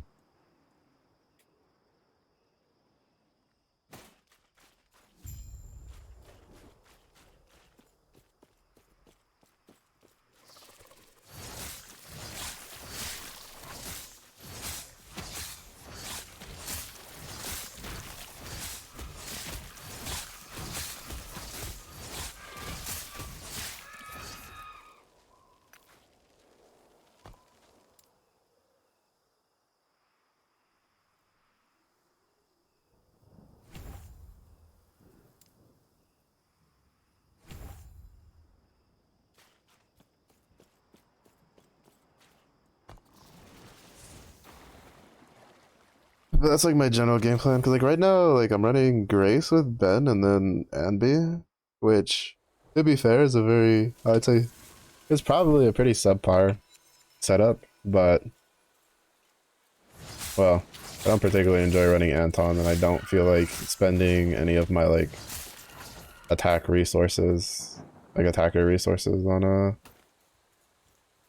a guy that I don't plan on using when I have like another attacker that I plan on investing in later. We're here. You said I'll be waiting here. Appreciate Oh. you make it quick. To go back to the thing. But I don't know. This is all kind of contingent on getting Ellen at some point. Fingers crossed. Rage.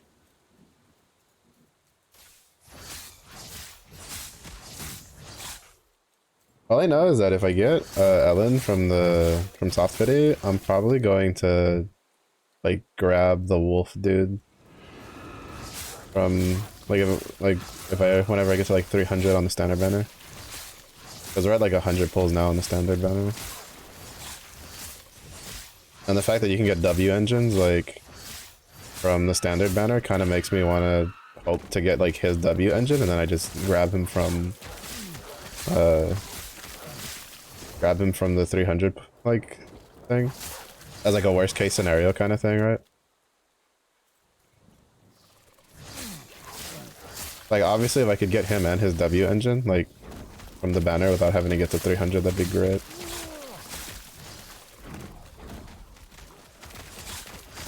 I still honestly can't tell the difference between using like having the exclusive W engine appearance thing activated and not having it activated. Like, I don't know where the difference in that is for the characters.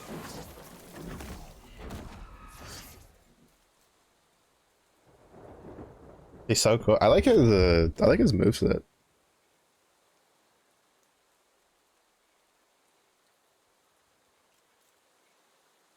Like, I like it. To be fair, I think they did really well with all the animations. They really did really well with like giving the characters their personalities from like, or their kits and their attacks and stuff. Like it just feels like really good.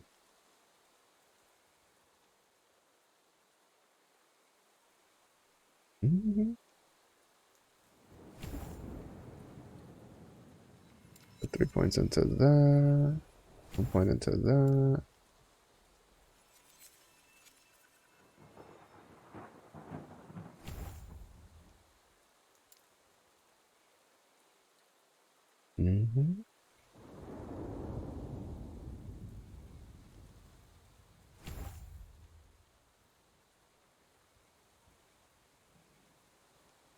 But yeah, like it's really nice. They did a really good job. I'm also just really glad that I can play with controller. I honestly don't think I'd be playing the game at all if I couldn't play, like if it didn't recognize my controller. Because I was a little apprehensive because when I wanted to try Honkai Impact 3rd, like the mouse and keyboard controls for that were horrendously bad.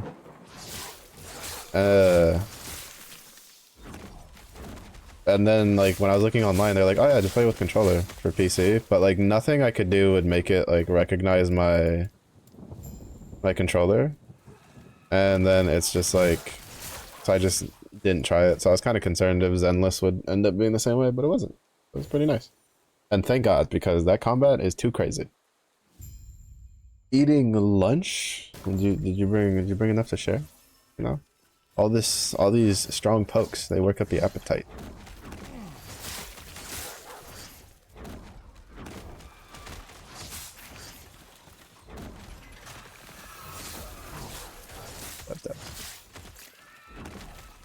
Yeah, I think I might just do this for 4 hours and then do like an hour of Zenless after, just to do like some stuff to see if we can get some more stuff.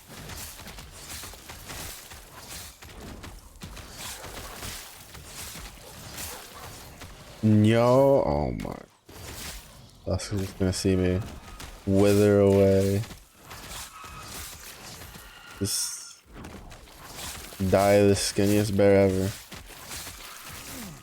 Did you get hash brown too? Yeah, how about the hash brown? No, just a little sniff a nibble.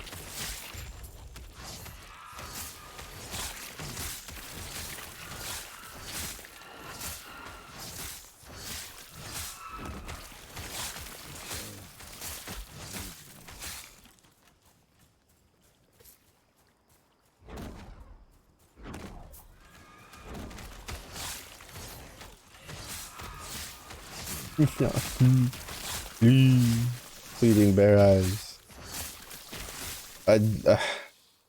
No hash brown, bro.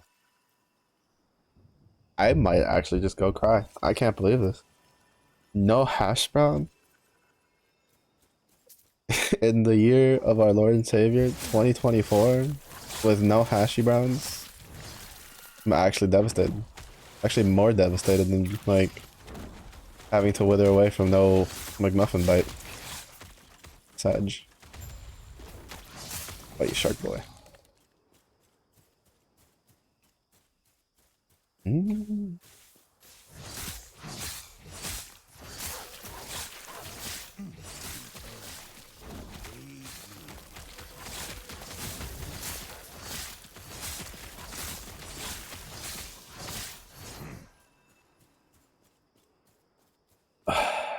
Hash browns are the foundation of life in Dusk Godancha. This is the creed in the ancient text.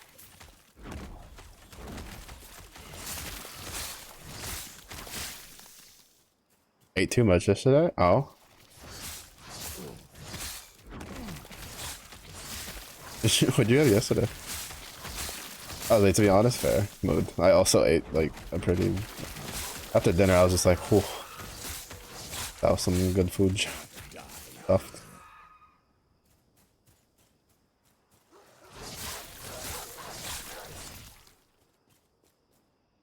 Sparks.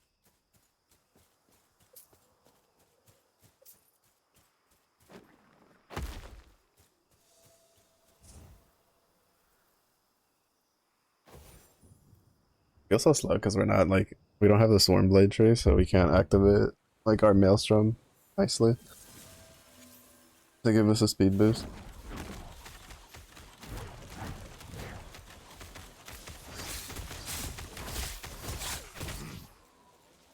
Hello.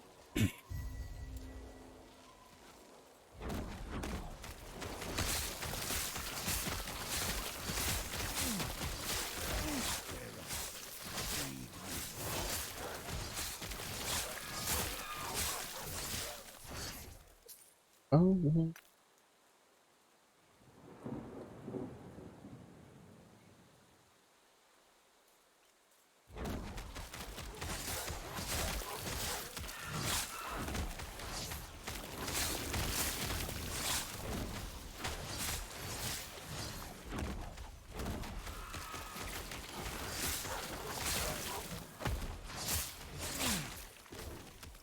I almost summoned the crab by accident. Trying to dodge roll.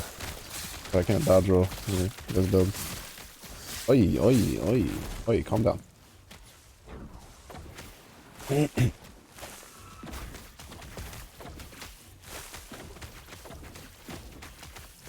gonna have a bad time, bucko.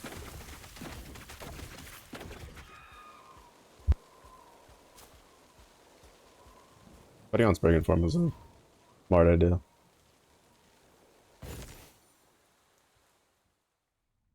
It definitely falls off from the damage, but it's saved me a couple times from danger situations. I have warned you again and again, yet you persist. If you wish for Lagon's temple to be your tomb, then so be it.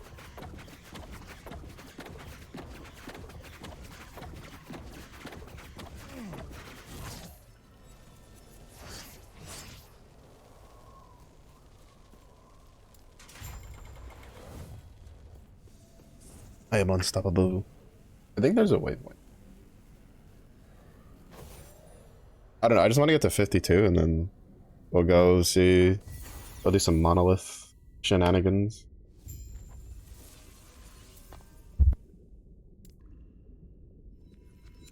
Yeah, there's a waypoint in here. I was right.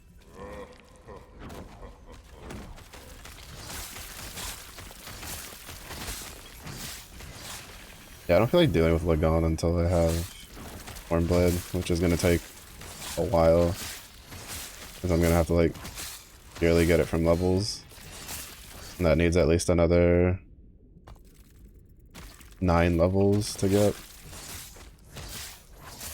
I'll be level 60.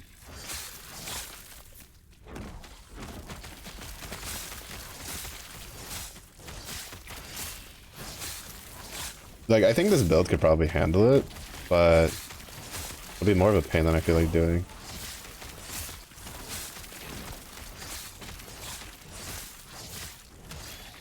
Like, it'll just be easier if I just get the extra, like, 8 levels and then come back and murk him. Plus, it gives me a chance to get some decent equipment.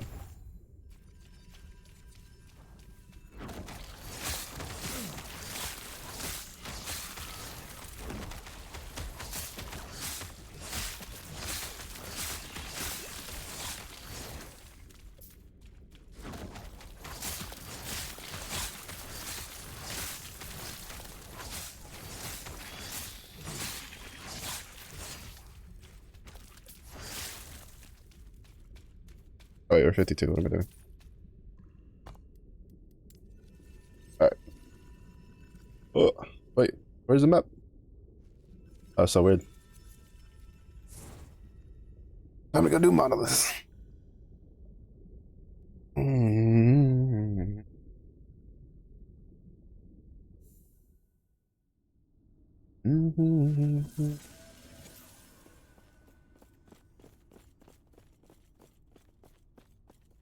Or at least we'll attempt it. To be fair, like if we can't do monoliths, we can't do Lagon anyway, because monoliths are easier. So it's kind of just a case of do 'em. Like there's no real.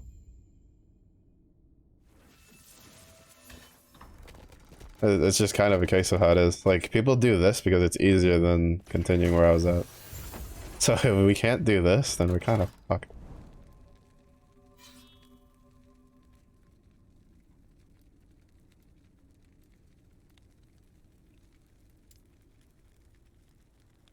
But I think it should be fine. If not, we're about to be in pain. Lots of it. I mean, we could probably still do it with Spriggan form. It'll probably just be slow going.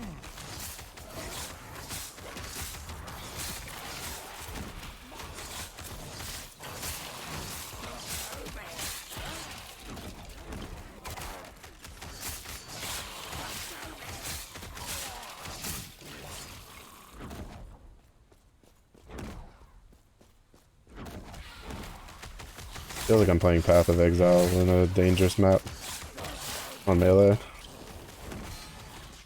One of the tricks on Path of Exile when you're playing melee and you're on a map that you're like, I could probably die if I get like caught off guard. You just put down totems ahead of you so that they aggro things, and then you're like, alright.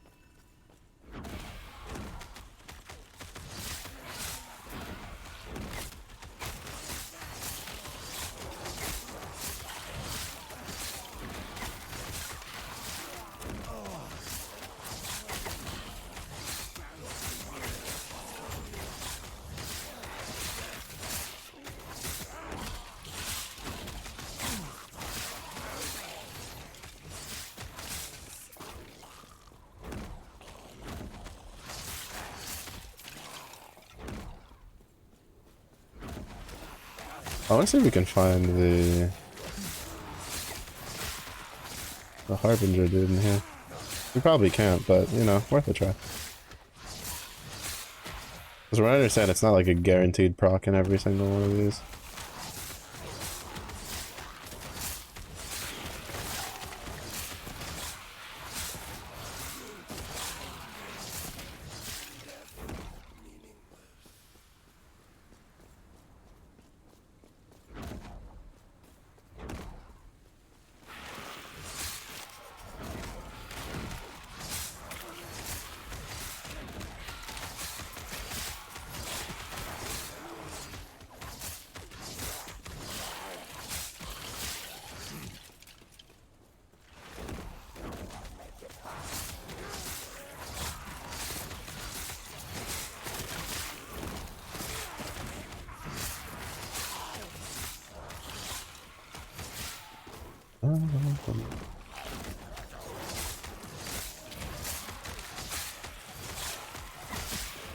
Why am I getting shushed, Fox?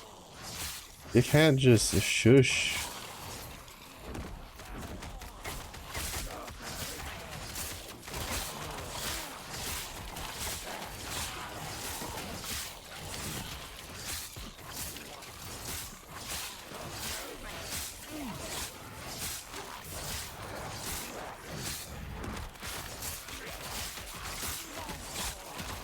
Yeah, this damage is fine.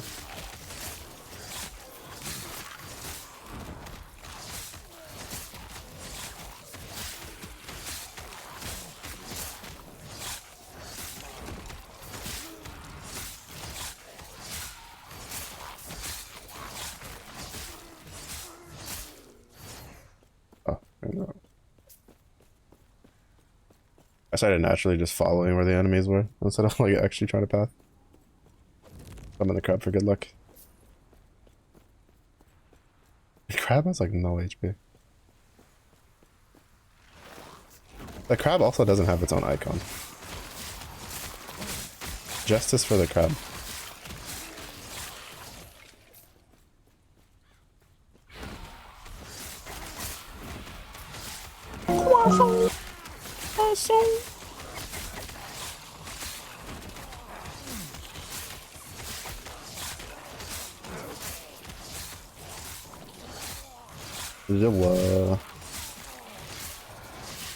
Got a message on this bit? Yeah, isn't the message shush or is the message the pew? Are you shooting with a silencer? Is that what it is?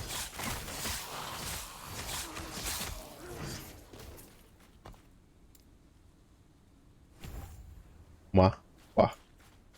The wah. Also, Zilla saw me. I sent her meme videos and she's just like, go to sleep. Doesn't even tell me it's funny. Edge. I cry. I send you such high quality meme content and you're just like, nah. Go sleep. Don't talk to me.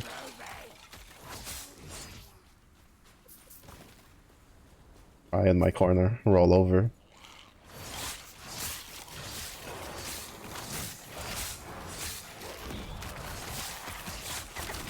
I told you to tell me not to read manual. I never said anything about the shorts. I mean, to be fair, I shouldn't have been watching those either, but still. You know?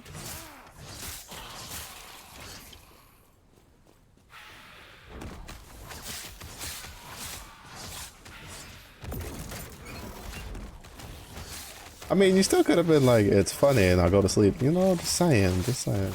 My little heart was like, oh. He's always in thing. Funny. Correct.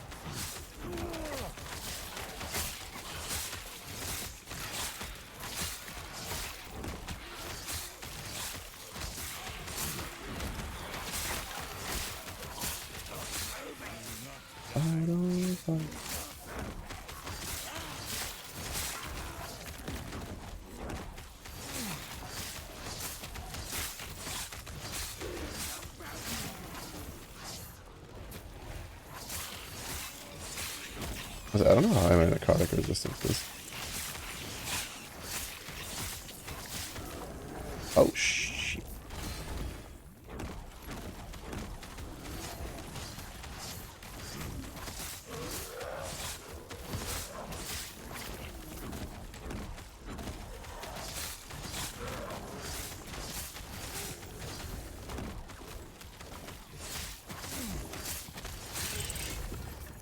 Nice.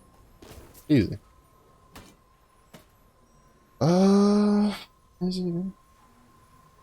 Needed to sleep? Yeah, you're right.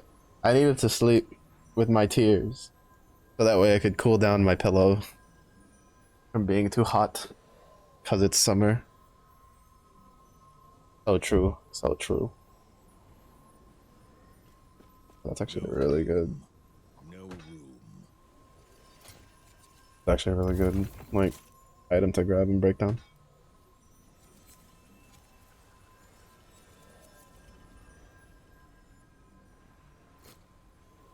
And you keep an eye out for like daggers and stuff that are really good. It's a blessing to have a cold side of the pillow. What is it like to have a cold side of the pillow? It's like winter time and my head will be so hot it'll make the pillow warm all the way through.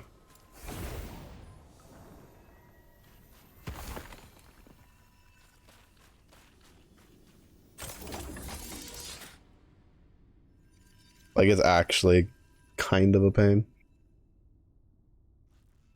When you are literally hot-headed.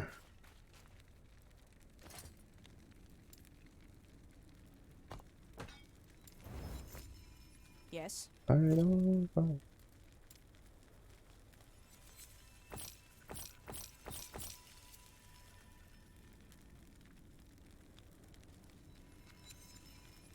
Take care.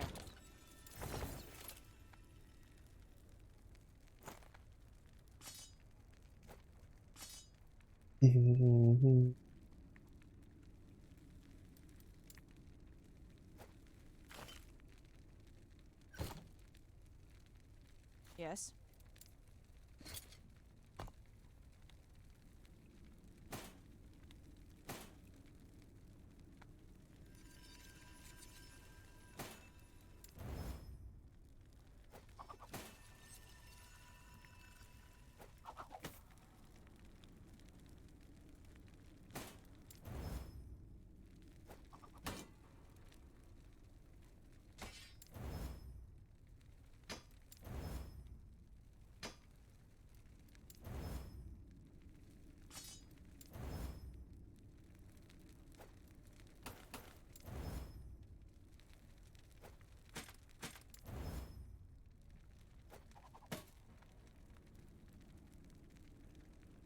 Actually, no, that one's like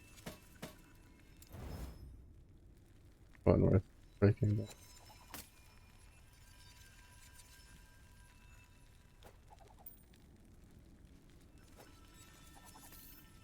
Actually, no, we'll keep that one. Onward. But yeah, no, my pillow wasn't cold. It was now just warm and humid and moist because of my tears. But technically, it was more torturous. I want the XP, to be honest. The secrets you tell me, I'll take to my grave. Bones in my box. You heard stuff, man.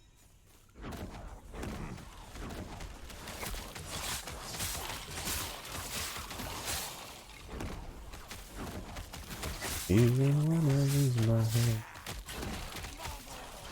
Need some ice in the pillow? Definitely. Then I would just melt the ice, and then I would just have like a warm, drenched pillow. What?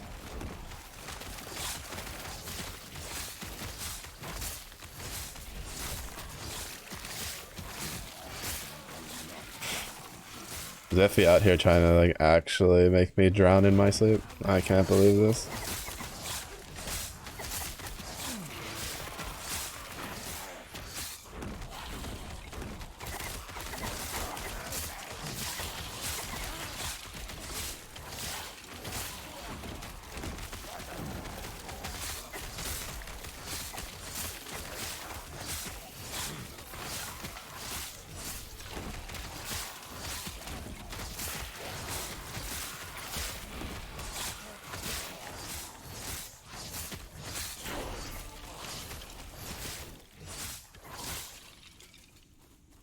Oh, leveling's going a little slow for being in a zone that's like, well, now 5 levels over, man. I guess it's why we're getting the tomes.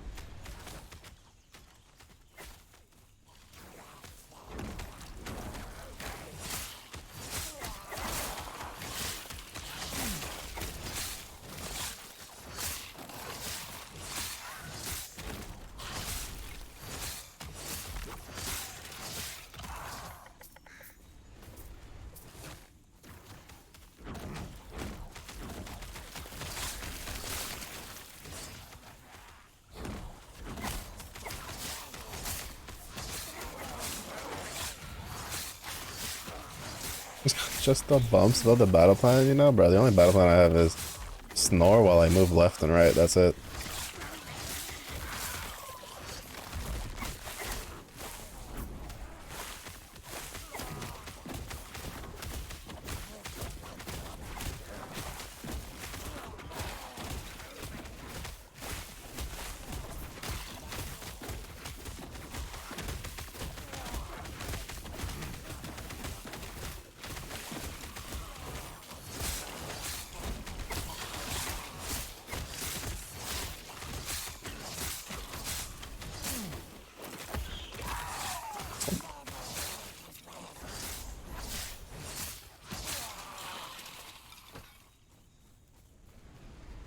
Oh, there it is.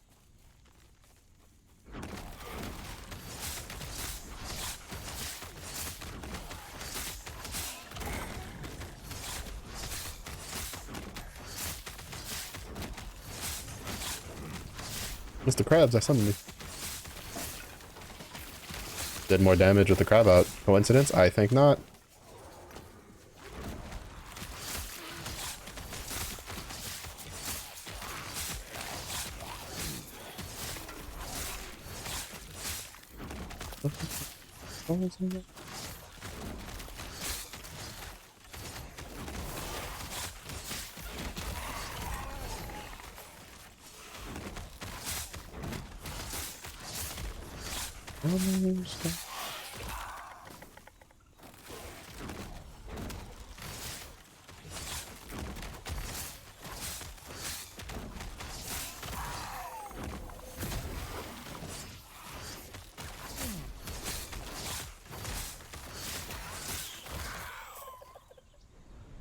You know, I still wish there would be like more like martial arts themed games that came to it.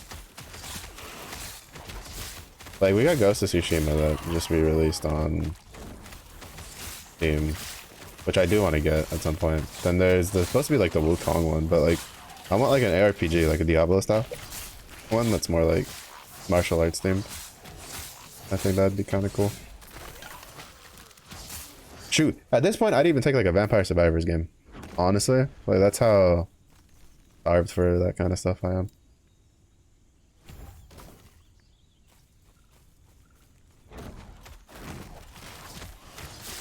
Or are all these dudes? Where are they?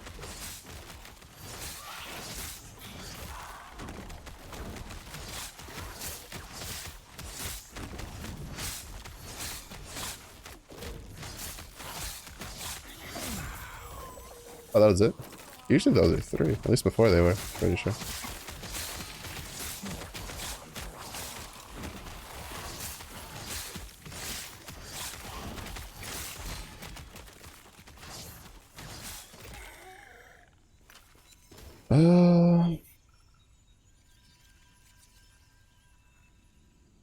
Nothing really crazy.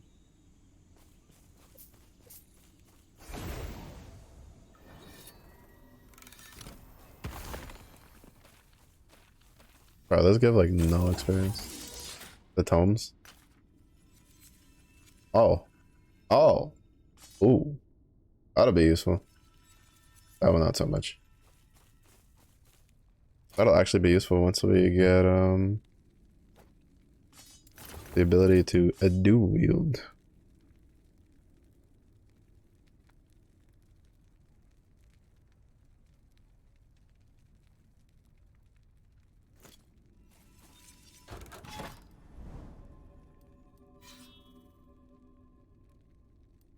We'll go this way to see what unique we get from that thing over there.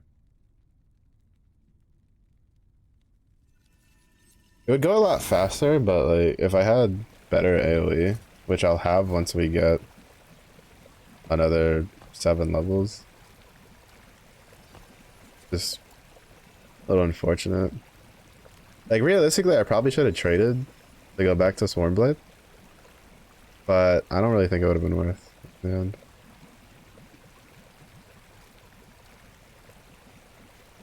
Because like we have enough damage to do this. It's just a little slow because lack of like AoE. And then we're missing like basically 2 whole skills because manually casting Maelstrom and Tornado, well, mostly Maelstrom. Tornado's not so bad.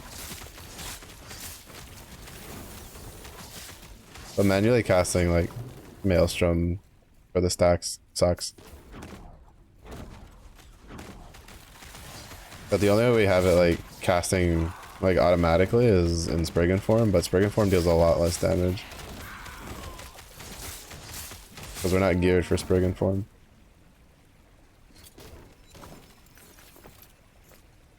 It's to the point I've even considered dropping it for like the Scorpion, for Summon Scorpion, but meh.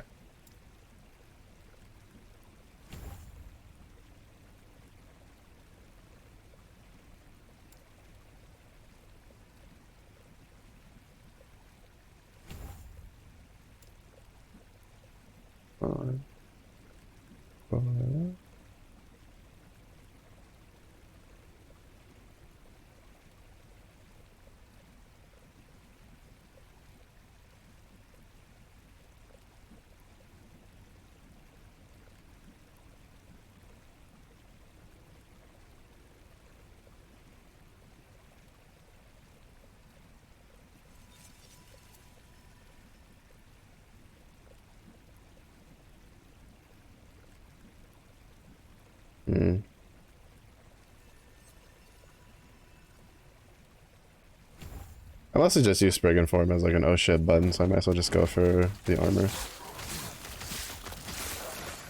Because it really just doesn't do that much damage right now.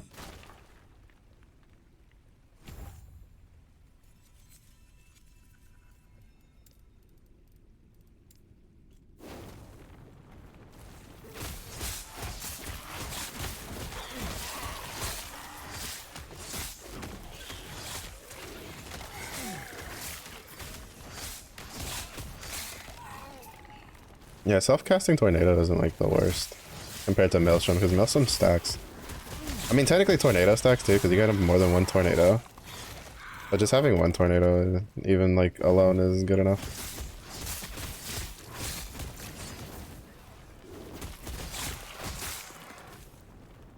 Because I think you can only stack tornado up like 4 times. But like maelstrom stacks are like, they get pretty up there. And it's kind of a case of like you want more. So you have to like cast a lot. Like you have to sit there and just like hit maelstrom like over and over and over again. And it's kind of a pain.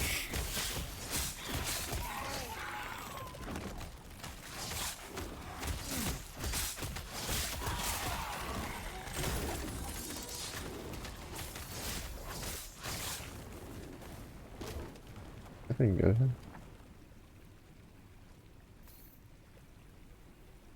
Apparently it's all pretty decent. Blind on hits kind of whatever, but we'll take it.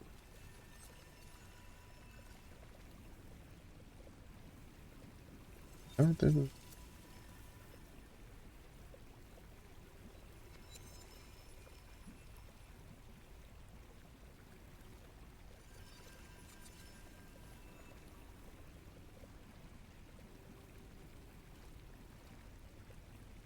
Bad man. Doesn't matter.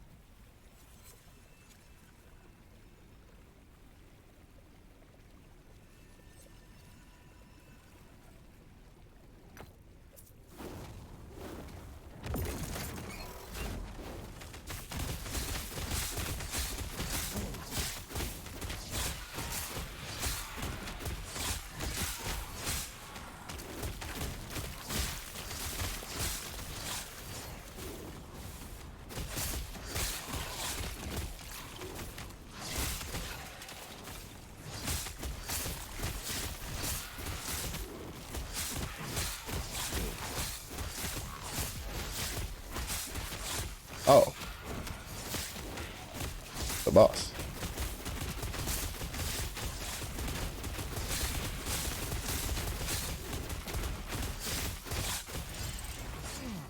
That was fast.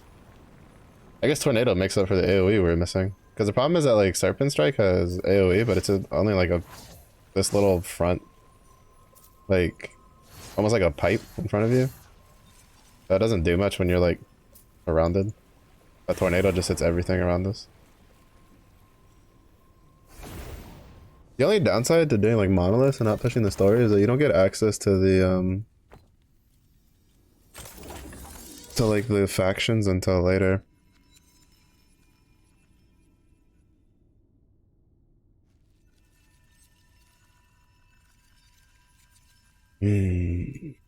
That's all. Oh, we got 2 uniques. Nice. I need to see if I can get the helmet that I need.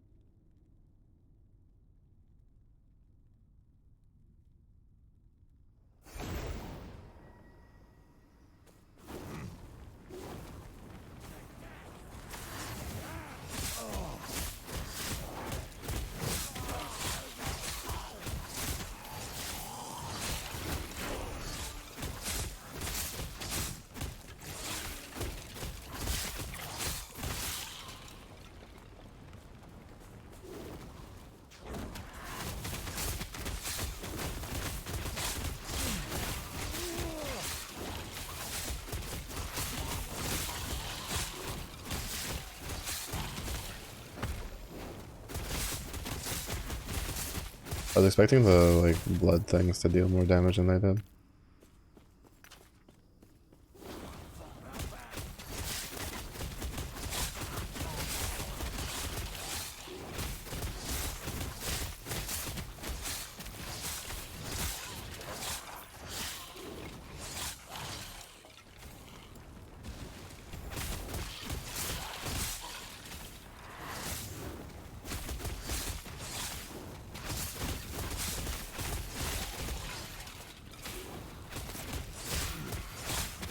Do you remember to come back to check this later?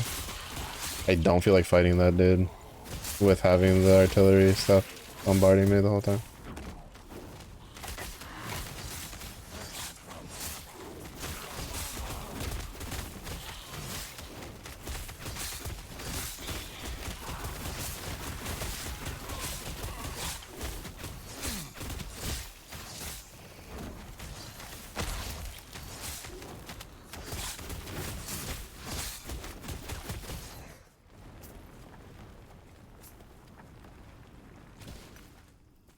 I wonder if it's a case of the AoE seems bigger than it actually is.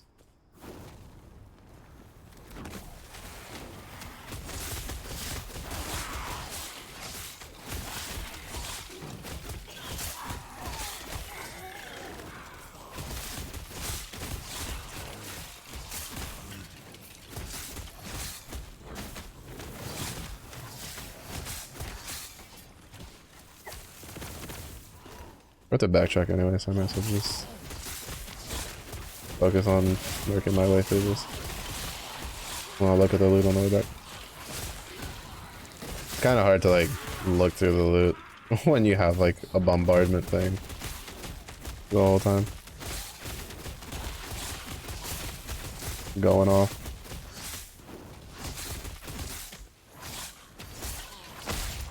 There we go.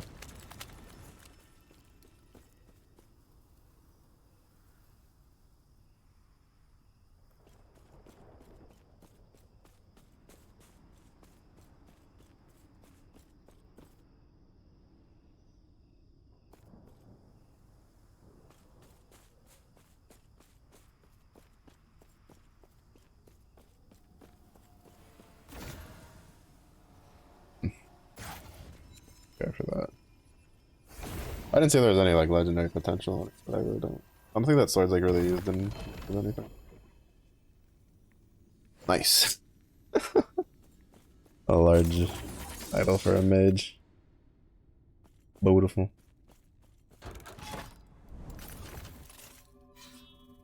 I'll make sure that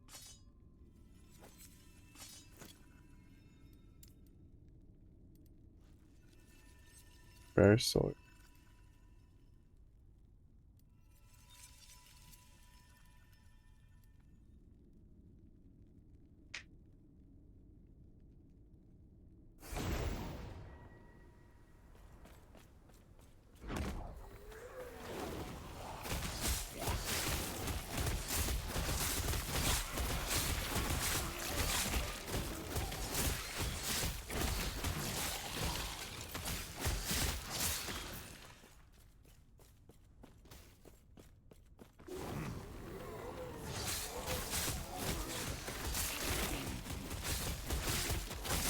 Yeah, the tornado's definitely helping with the AoE because it's applying poison all around us.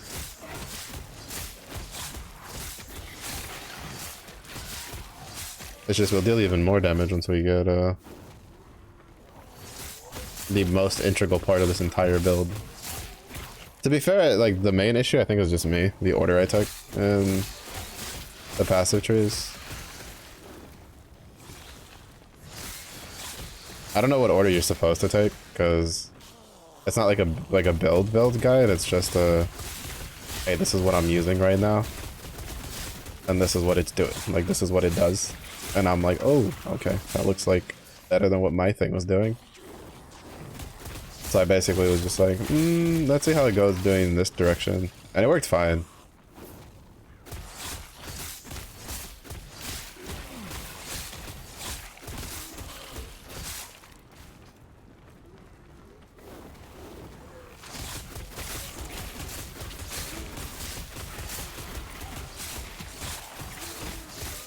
To be fair, now it just feels kind of redundant to push the totem.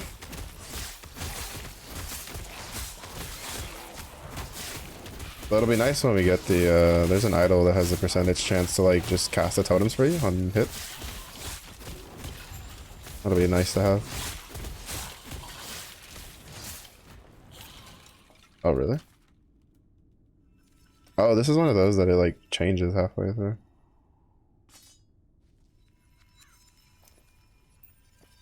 There's some portals that they change their requirements like randomly through the portal. I've never known how I felt about that, to be honest. I'm very much a like tell me what I need to do and I'll go do it kind of guy. I don't know how I feel about like, well, because like sometimes in that case, right, that one was technically easier because it was just kill X amount of things. But I guess it depends on if they changed it, because before what would happen is you'd be almost done with the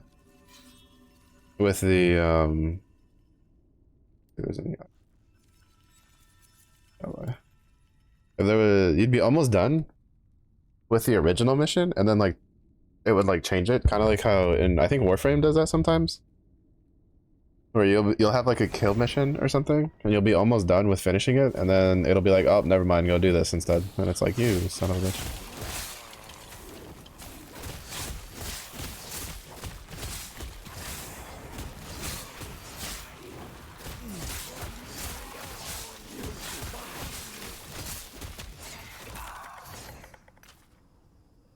Like, I'm like, for me, it's like, if you're going to do that, just do that at the beginning. Like, when you load in, be like, oh, mission change. Do this instead.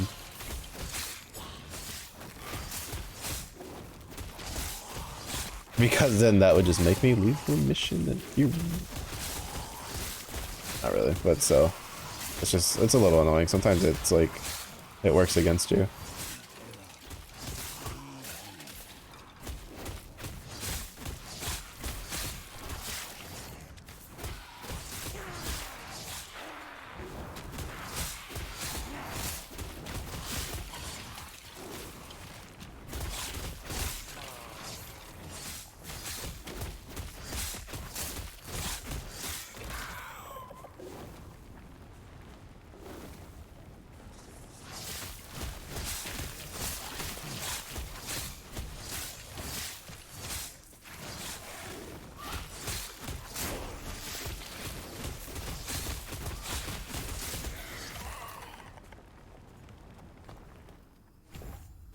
And we just need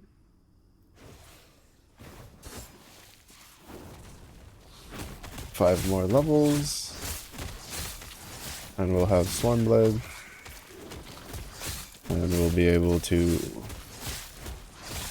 do the business.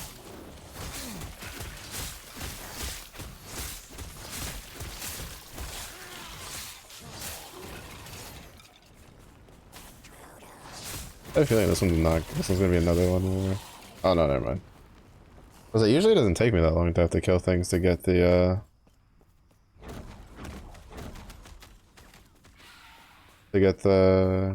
gate location, but this one definitely took a little bit.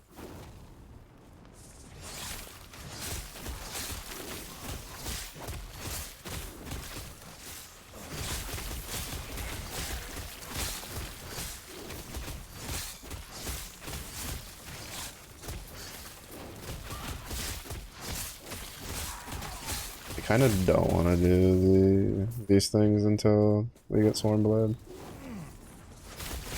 The mages, like those temporal mages, are actually kind of a pain, depending on which one you get. There's one that like teleports like constantly, and it gets on my nerves. Like it just gets on my nerves royally, and they deal a shit ton of damage.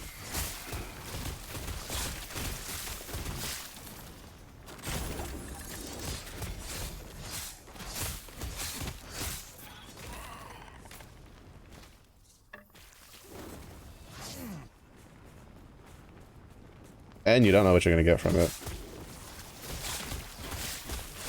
That's the one nice thing about the remnants. To be honest, like I have a feeling that was like a Neo inspiration. Like in Neo 1 and 2, you have like the revenants, which are there's a couple that it's like the you'll have a couple that it's like AI graves, but if you play online, the way it is when players die, they leave their revenants behind, which is a snapshot of the loot they had when they died, and you can use them to farm for gear and stuff. It's a really nifty system. Can be kind of rough depending on your build though, because the revenant AI can be pretty cheesy depending on the weapon that was used by the character, or the setup, I should say.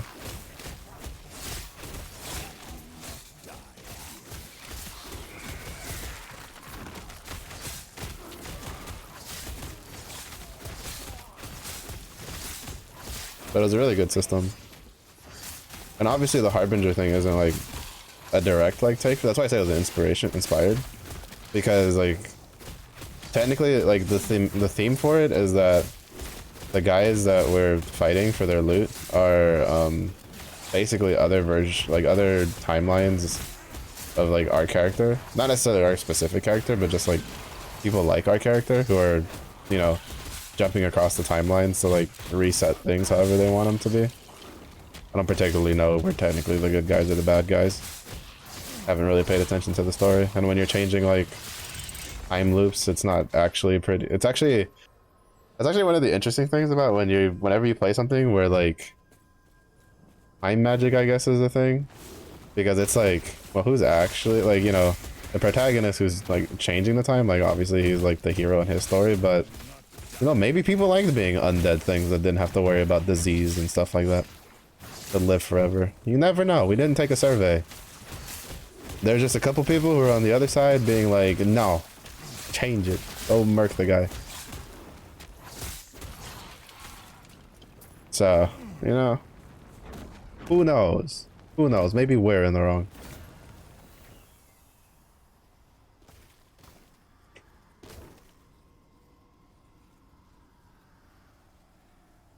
Nothing.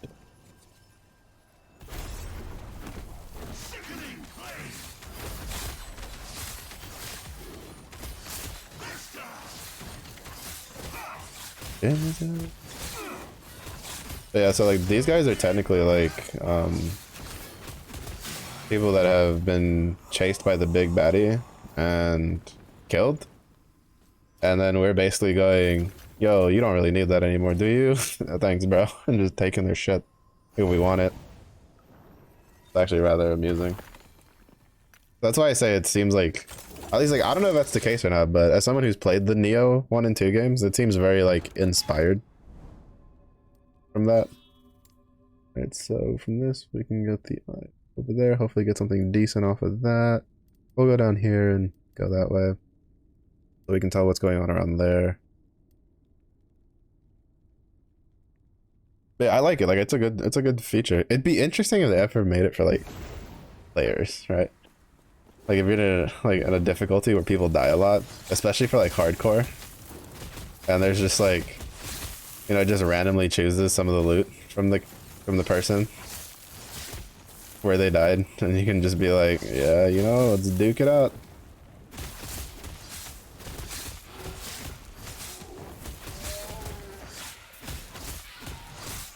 There's some shit in here that hurts. It's definitely not because of lightning, that's for sure.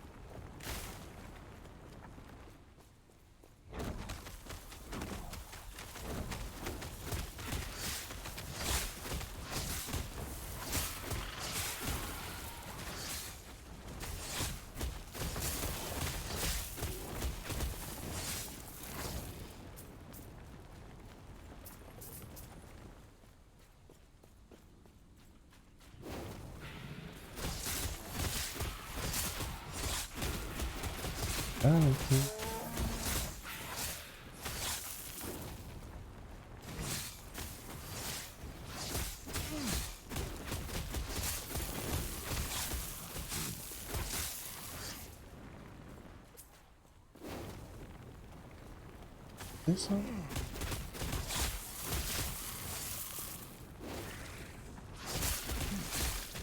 That's one?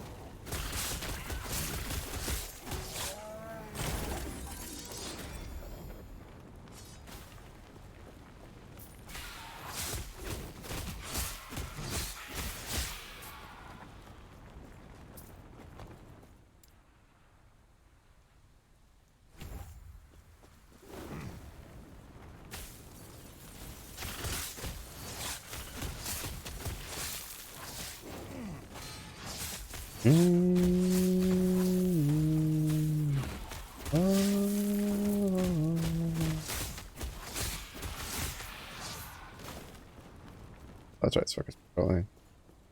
That's something.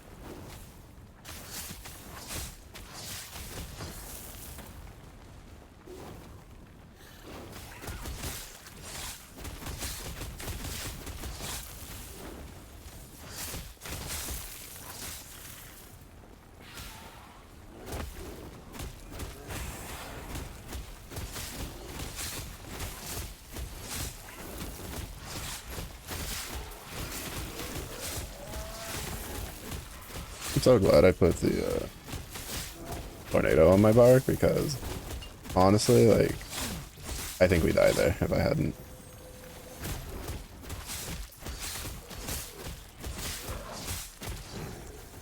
I don't know if we'd die there, but it definitely would have been fighting an uphill battle to kill all those things that we had kind of aggroed.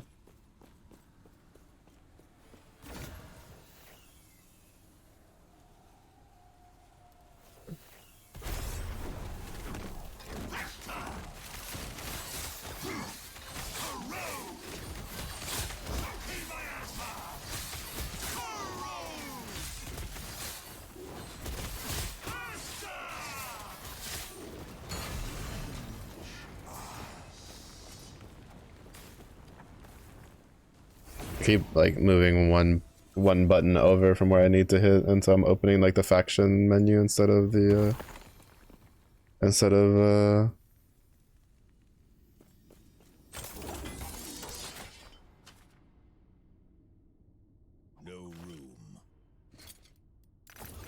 the portal one.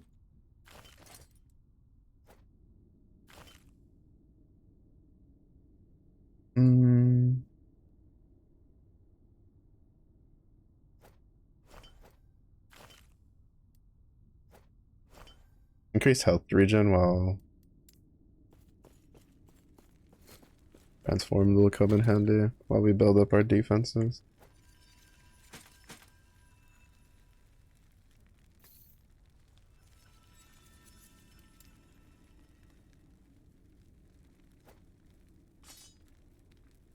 Where is our fancy dagger?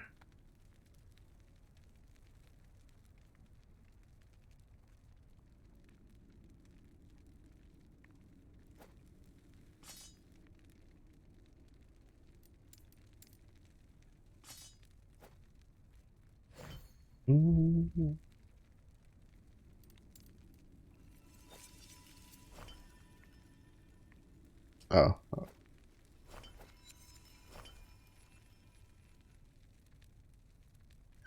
Yes.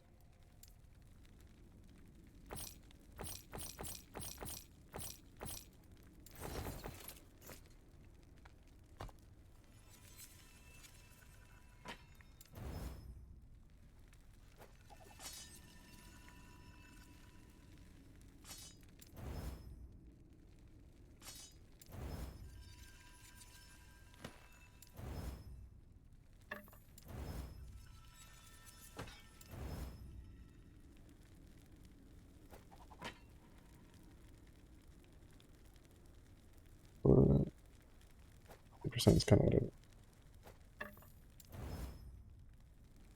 30% chance to bleed. Critical strike avoidance.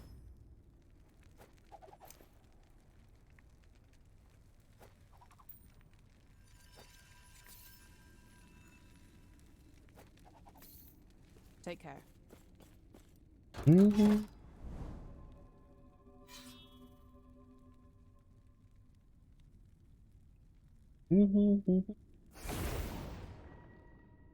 Oh.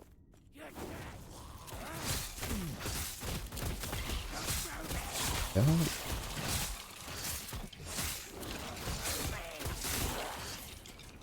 I just had high crit chance to approach them.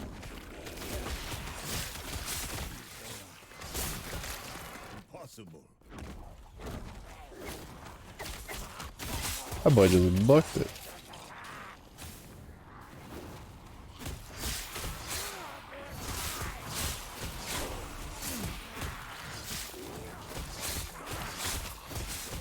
After using Tornado, I definitely feel the slight XP increase. Actually, I don't remember if this has like, because there's some games where there's like a reduction to XP you can get if you're too like under leveled for the area, which I always thought was like really weird. I mean, I know it was like in some MMOs it was how to control like power leveling,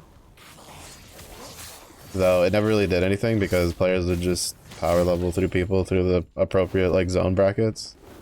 It really didn't matter in the end. But like, I always thought it was really weird that like if you had a build that could handle being in like a higher level zone, you still couldn't just go over there to level because you got diminishing returns. for XP. Frog.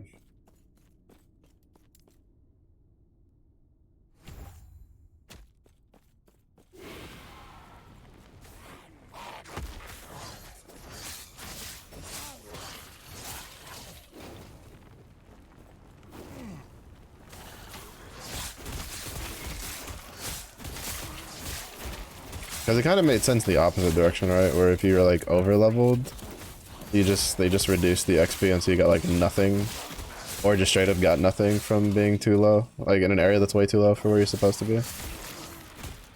Final Fantasy XIV had this problem. I think they had this problem until Stormblood.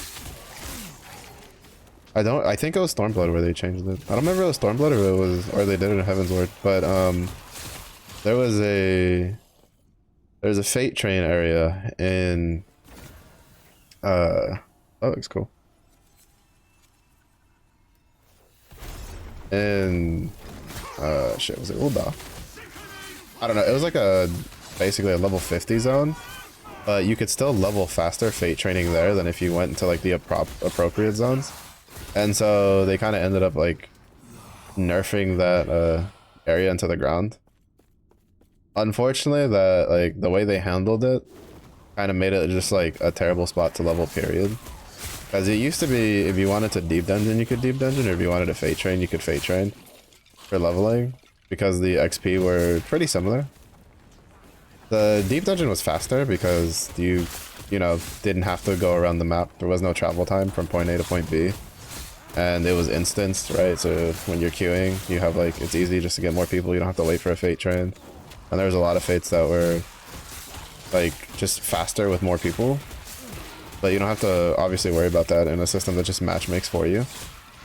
But like people like myself would kind of like ping pong between the two whenever, like, you know, there's some people that just straight up didn't like deep dungeons. They wanted to keep doing the Fate trains, which to be fair, when I played 14 back like a couple months before Heavensward came out, and even when Heavensward came out, a lot of the people I made friends with was through Fate trains. Like, it was a really good way to like get to know the people on your server. Was it boring as shit though? Oh yeah, bro. It was not the most exciting thing in the world to do, honestly. But, you know, if you were on a good server and you would like party up, and it was kind of like a natural thing, you know, you generally just see the same names over and over again, because at the time you couldn't, like, there was no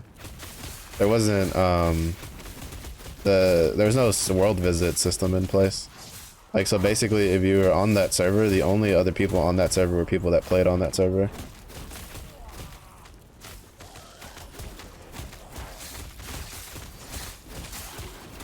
And so like, it was a way to get to know a bunch of people. And like a lot of people that I knew after like you know, because my free company that I was in like disbanded while I like was on break. And when I came back, it was due to the people that I knew from the Fate trains that I had like a group of people that were still doing content, and I could still like play games with someone. That was really nice. Though unfortunately, unfortunately, you know, it kind of depends, because like, you know, if you know like IRL people that played on like a different server, like the world visit system's great, but almost resistance while transformed. I looked through this real quick.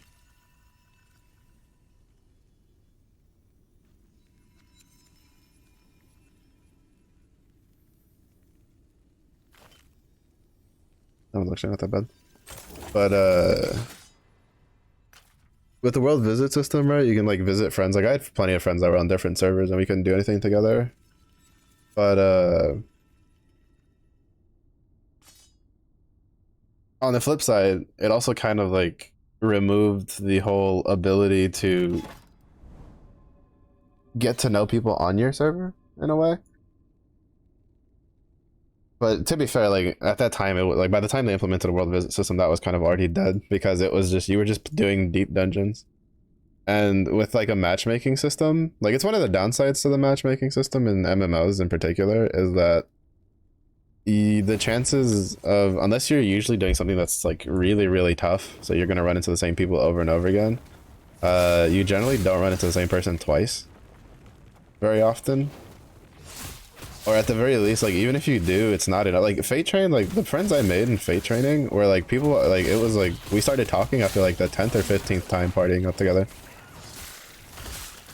And we would just sit there and, like, shoot the shit while we were waiting for whoever was in charge of the Fate Train to be like, okay, yeah, the Fates are good to go. Because there was I think it was Corian, or whatever the fucking, you named the name of the, like, the ice place before going into Heaven's Ward was. But there was, like, a little bit of downtime before, like, if you had a really good Fate Train with a lot of people, there was a bit of downtime where you'd have to wait in the town for the Fate Train to be able to keep going. And,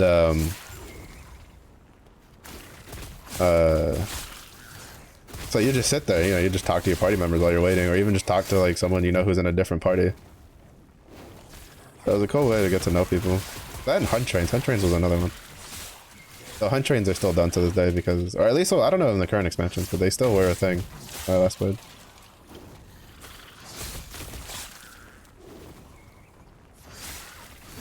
I don't know, it had some pretty cool stuff.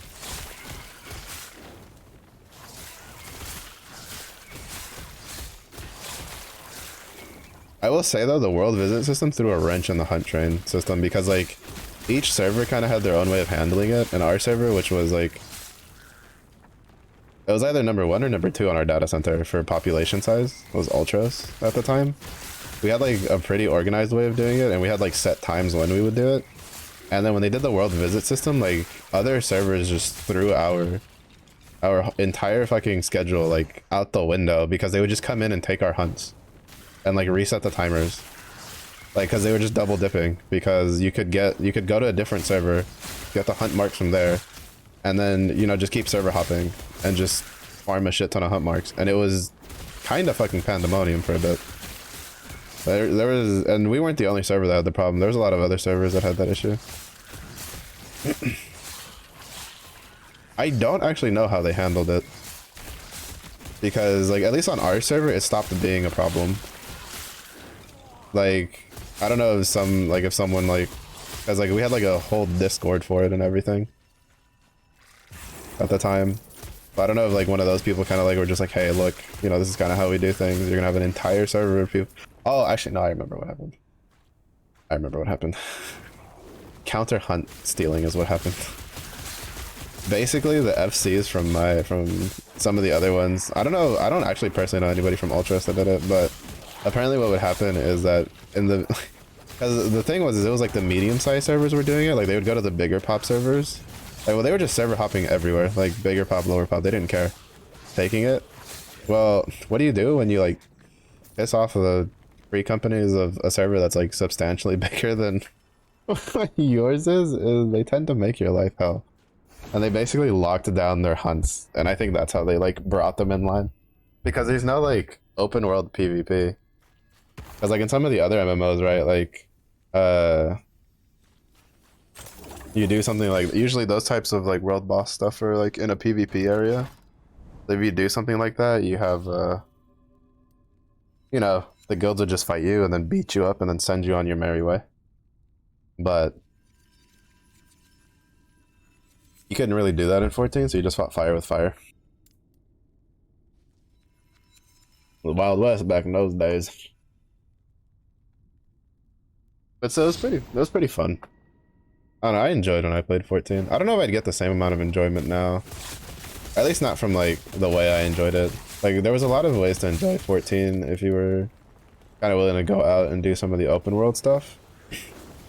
And, like, just chat with people while you're, like, waiting on downtime for stuff, like in hunt trains and bait trains and stuff like that.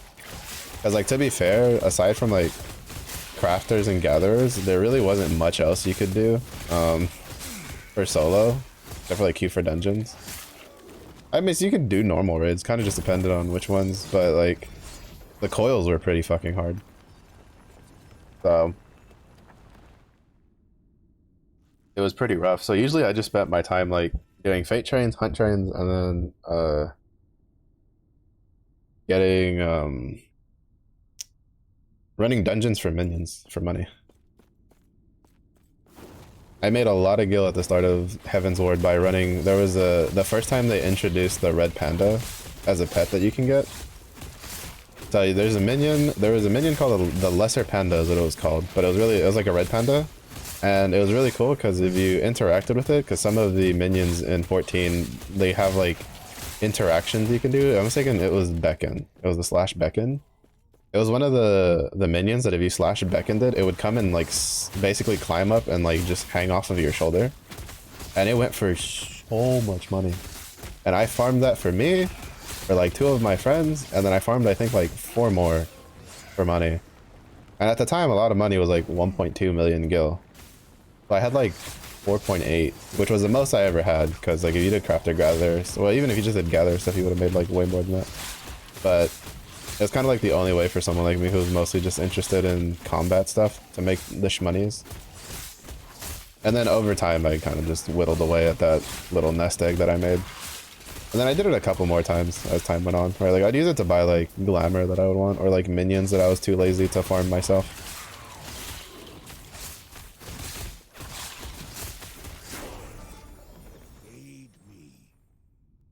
But it's just like, I don't know, it was fun. I liked it. It was an interesting time that I don't think people would enjoy nowadays. Though, to be fair, I digress. I feel like there's enough, whatchamacallit, enough interest in stuff like that.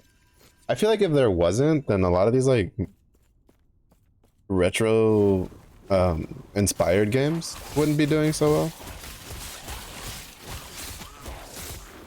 Like, apparently there's a company that's, like, a lot of their games, they're, like, new games, but they're kind of, like, PlayStation 1 graphic inspired, and apparently they don't have like a huge like, it's not like, you know, Dark Souls or like Elden Ring style, but you know, they have a decent sized like niche following, which I thought was really cool. I feel part of it is due to like nostalgia, but I think another part of it is that it's been so long since those types of games have been around that like people that never played them were kind of just like, oh, change of pace, because they kind of have their own like uniqueness to it in a way, honestly.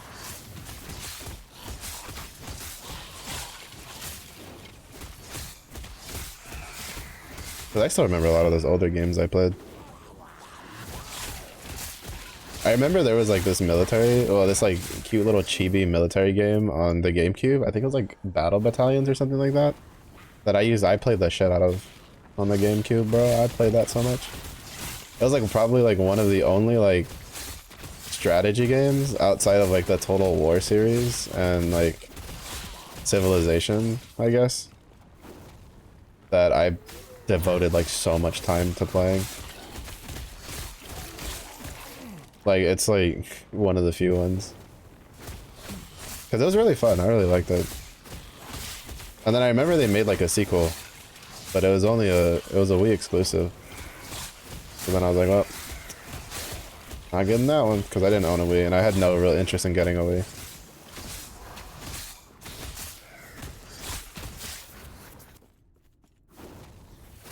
I just wasn't a really big fan of like the whole like Wii motion stuff. I've never been really big on like the whole like motion wand thingies. Like I don't find that stuff particularly interesting.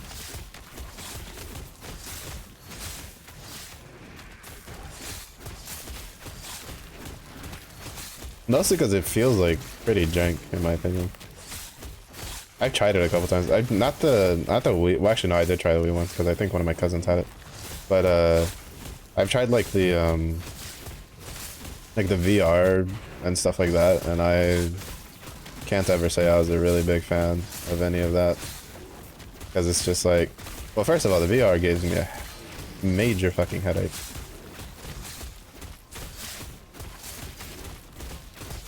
When I tried using it, like I wasn't like dizzy, it was just like I just had a huge migraine from using it. And then whatchamacallit, even then, like I think I tried out like Beat Saber with it, and like that one, like the motion, the controls just felt really weird. Like it didn't feel like I was expecting it.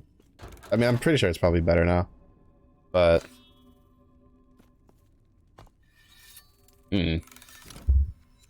I'll just sit here and wait till they do the whole like, you know, Sword Art Online deep dive fucker can hack in and make me cease to exist from for how like fucked up to my brain it is. Let's fucking reball. I don't know.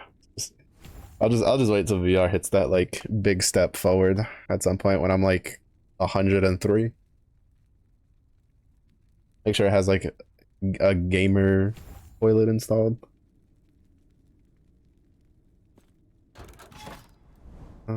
Idle.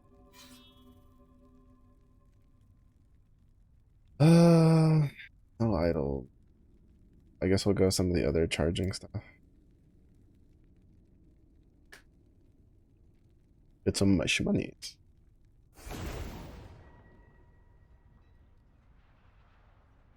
Oh, this is a wave-based one. The wave-based ones aren't bad. At least I don't mind them. Oh shit, we have a fuck ton of HP. What the fuck? When did that happen? Oh wait, well I mean we do have +7 of vitality. From that one idol. Calm down.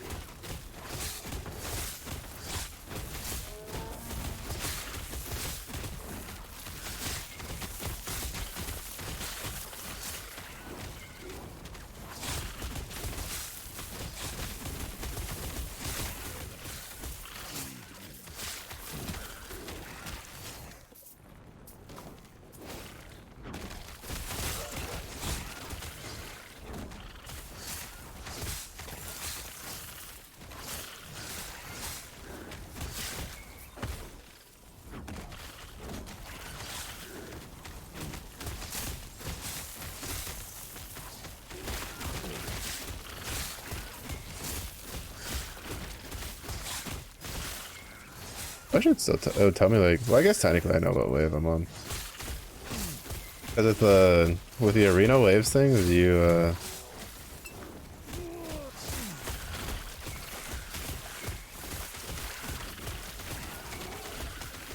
kind of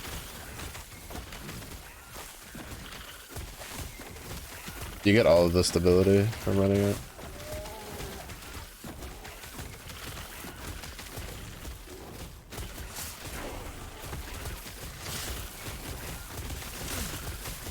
It's also just really good for XP because everything just comes to you. You don't have to go hunting for it. You have 2 levels left. Yeah, you get the full stability, so it more or less. I still wish it would tell you like what wave you're at as you're going through it, but it's good enough. All right, so 2 levels, which means we put 1 point here, 1 point here, then we take this, then we start working on other passes and stuff.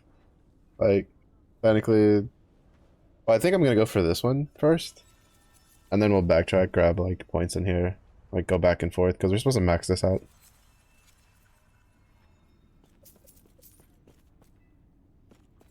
All right, use it. For some reason, my brain just derped for a second.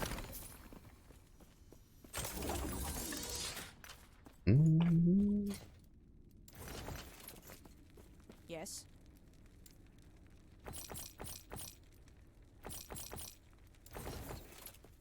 Need plenty of those.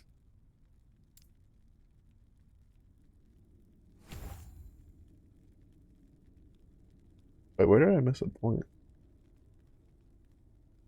Oh, this one. The duration one. We'll put that one in next. The big issue is going to be the Swarm Blade form.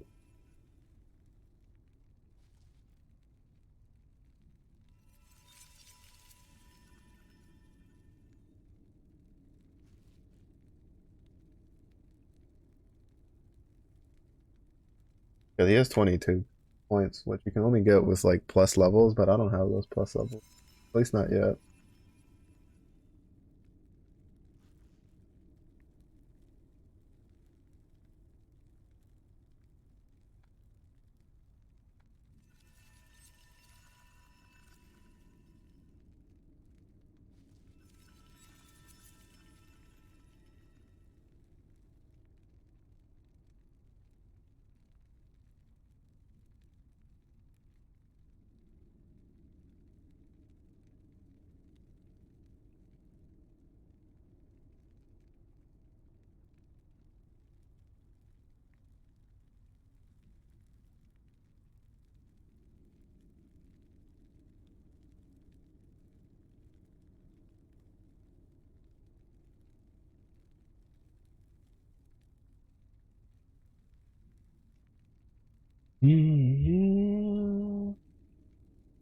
Yeah, we'll do this for another like 40 minutes and I'll swap over to Zenless. So do a little bit of spend a little bit more of my stamina over there.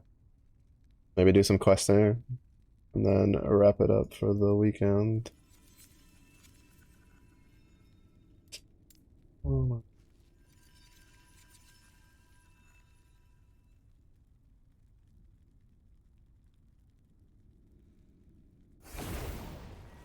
But yeah, it's kind of weird, I guess, to see how like games in general have like evolved over time. Which, to be fair, they've done a lot of like adapting over probably like the past like 5 to 10 years.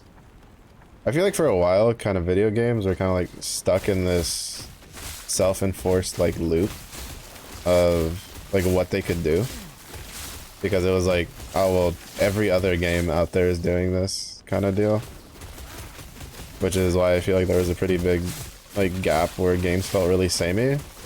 And it was kind of a case where if you like grew up playing games in like the 90s to early 2000s, you hit like the 2010s and you're like, bro, everything feels like shit that's already been released, right? But then like, you know, if you were growing up in like the 2010s, like the, you know, early 2000s to the 2010s, then you're just like, oh man, these games are sick because they're based off of like really good games already. But then recently there's been kind of a bit of a, I don't know if I'd say like a resurgence of just trying stuff out, like just adding like stuff to games and seeing like what sticks. But it's kind of like there's been a lot more studios where they're trying things out, right? Like something as simple as like just sticking an evade that's not attached to a skill in like a Diablo style ARPG, like that's huge. Like, because it's like something so simple and add like some fluidity and kind of like help them deal with some of the problems that this genre's kind of always had. Where it's like, how do you deal with a build that doesn't have as much mobility as the other one when it comes to like increasing difficulty, when to be honest, the biggest way to increase difficulty is by adding like more movement condensant, like forced things. Like it was definitely something that was holding back developers for the genre. And like the evade was like, oh hey, this is a great idea. It's kind of funny because I think like games forget, but I think like one of the first Diablo style games that did it, and people forget because it did so poorly at launch and they never really recovered from it, which was Wilson. I think that was like one of the first, if not the first, like Diablo style ARPG that did the dodge as like just a default mechanic in the game.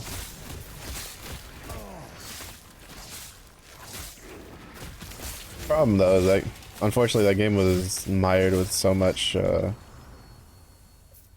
so many shortcomings that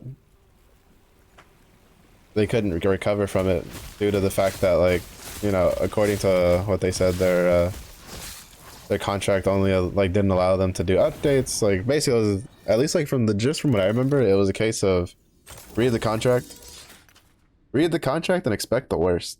Because I'm assuming what happened is they probably chose like a cheaper like contract for the servers, And what they were saying was, I remember they stated that it was according to their contract, they were only allowed to, I think it was like once a like month or something like that. Like it was a time where if you played any sort of video game, you looked at it and you went like, ain't no way they actually chose that. Like it was such a limited, like it was such a grossly limited timing that they could update the game, and you're just like, bro, like if anybody's ever played a game that requires like internet access to play, Yes. and you've played the launch of it, then everybody knows that more often than not it has like Take care. issues that you have to be able to update shit like right now. There's very few games that have like online online access for stuff that launch without problems, or like that require online connectivity. Like Last Epoch, for instance, had really bad connectivity problems early on for online, and like it was to the case that there was a bunch of people who just played in offline mode, which, to be fair, Last Epoch is one of the few games that has that option, because a lot of games nowadays it's like online or bust, which I think is kind of dumb for, especially for this type of game. Like Last Epoch's pretty smart, because what they've done is it's just like the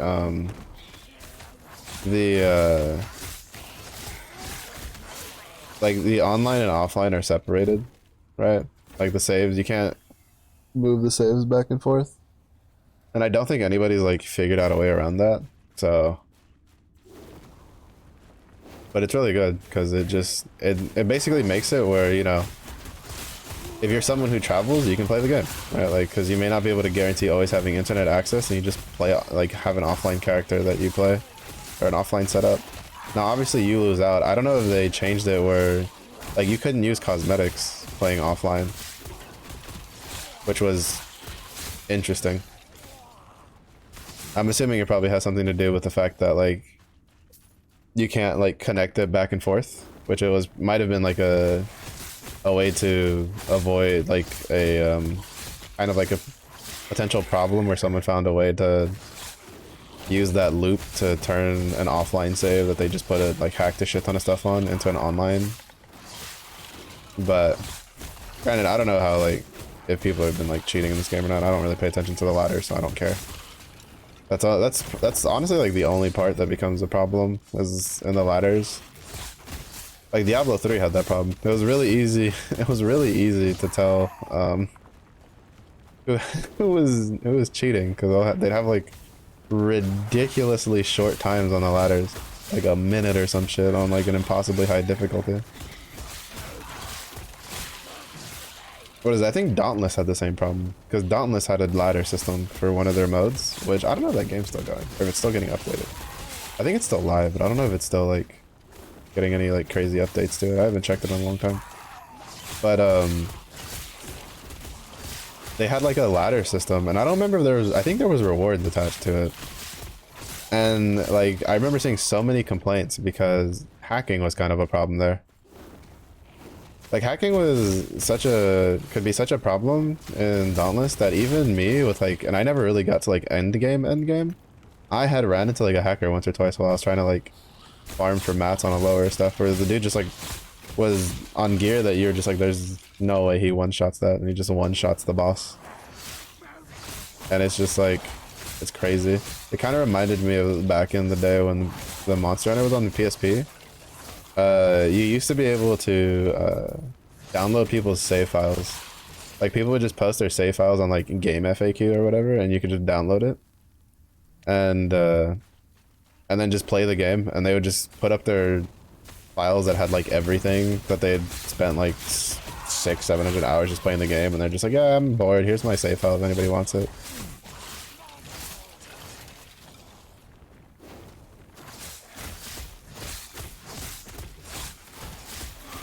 Interesting days those times were.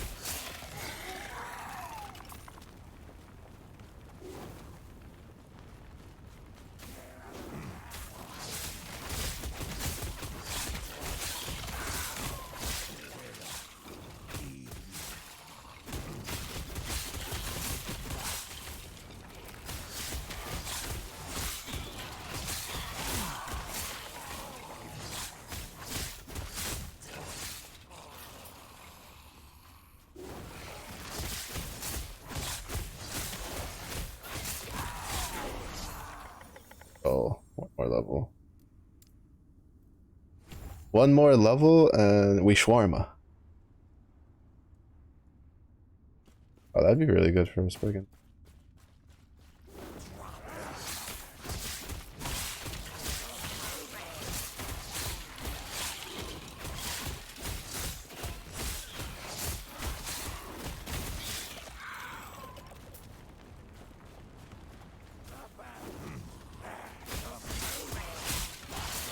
Oh, and then we figured out how to play a Swarmblade, because I've never played a Swarmblade at all.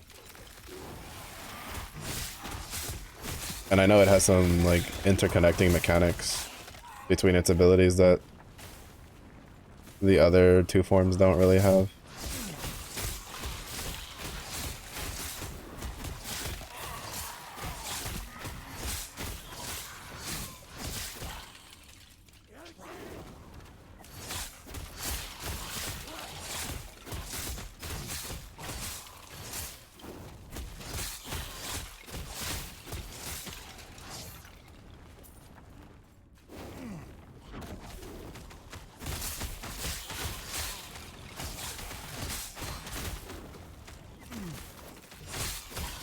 Gotta kill the archers.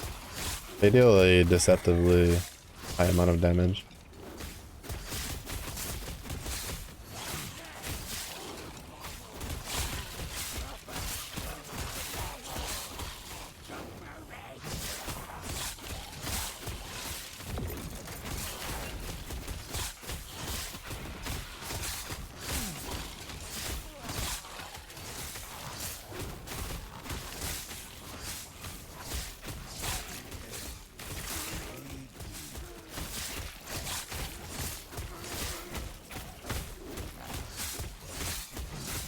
I'm gonna need you to stop summoning zombies, please and thank you. I appreciate you.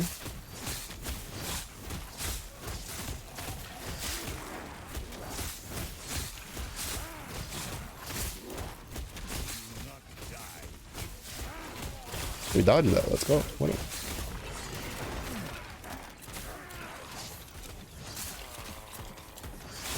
Hi, Osmic? Yeah, Osmic? I hope I pronounced that properly. Thank you for the follow. Please enjoy your stay.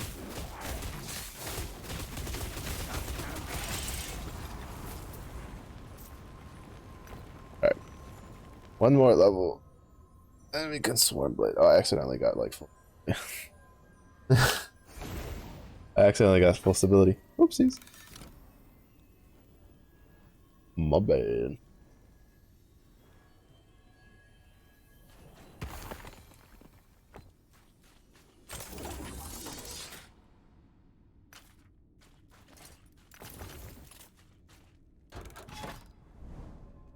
Oh, we have one idol there.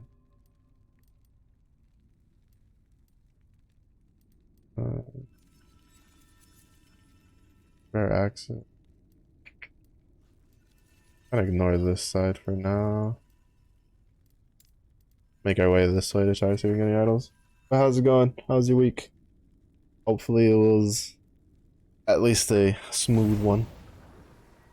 As smooth as my brain.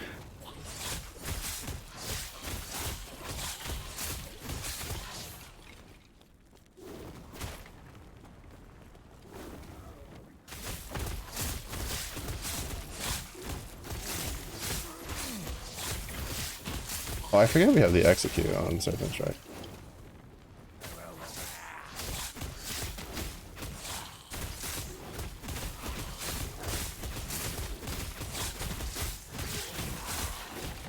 I was wondering why some of those died with like a decent chunk of their HP bar left.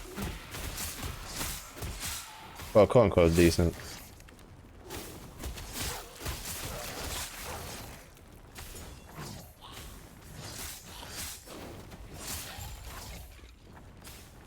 Week's been pretty chill. Got to play last heap on the side while working. That's a dream. That's a dream. How's your cycle been going? You getting sick of loot yet?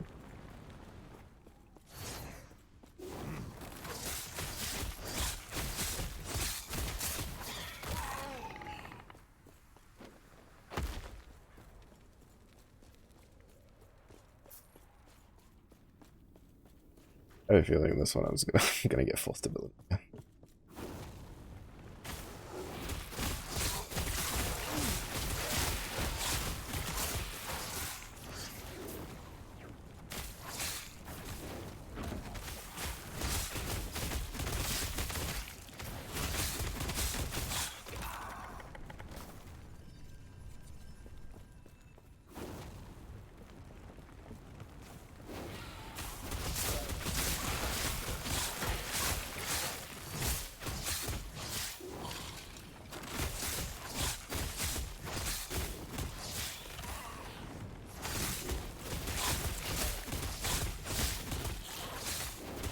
I'm looking forward to getting Stormblade because that should definitely like speed up our clear because you should have a.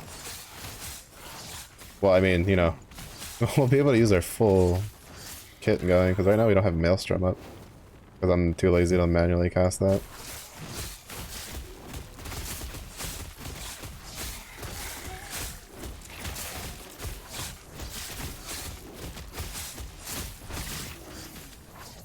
Got any good uniques with 3+ LP? I'm pretty lucky with your exalts. Nice, nice. What build did you start out with? I may or may not have like basically respec this character like 3 or 4 times.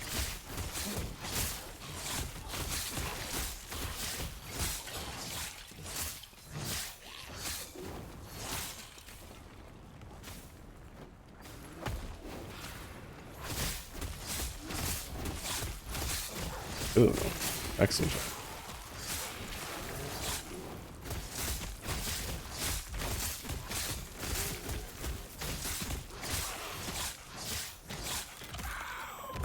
Biggest thing I miss about War Bear form is just the AoE stun.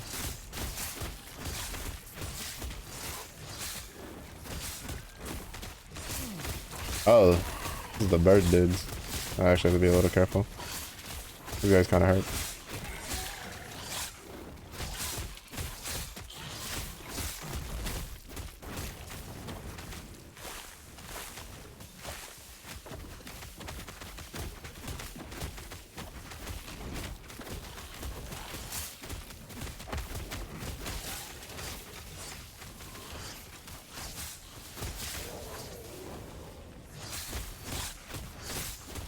You stop shaking the Macarena?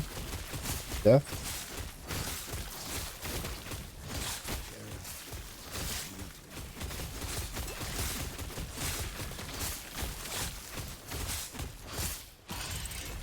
Nice. Oh, we're so close. A black hole with glacier build? That just sounds fun. Honestly, that just sounds fun. Like 2 of my favorite sort of like spellcasting words put together in the same sentence. I approve. Thumbs up.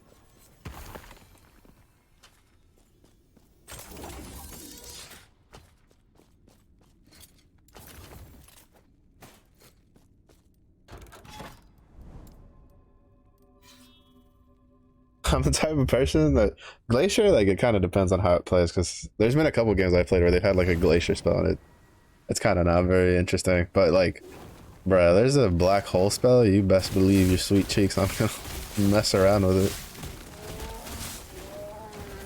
it. It is so good.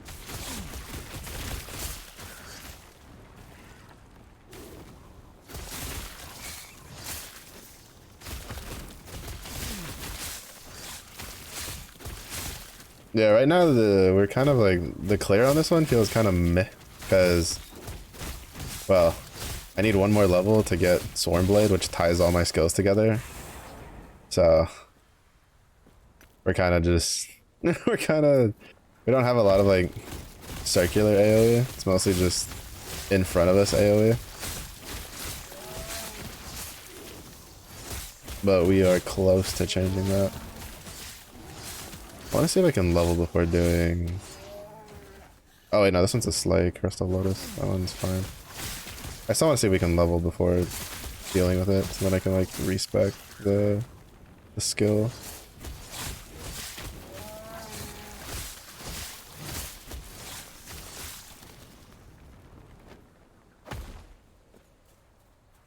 Anything good from the Nemesis? It's been kind of slow for me, because I've kind of been juggling like 4 different games, technically. I think this is only like the 3rd? 4th. Like, 4th day, I guess, in a way you could say. Was it 4? No, it was 3, because it was Tuesday, right? Started Tuesday, yeah. I've only played like Tuesday night, Wednesday night, and now Friday night. But I haven't gotten anything like super special. I've had to restart this, technically like respec this guy like 3 times. Because I wanted to do a Warbearer build, and I found like a video that I didn't really like watch the whole video, but it was like, oh, lightning bear, and I was like, say less dog.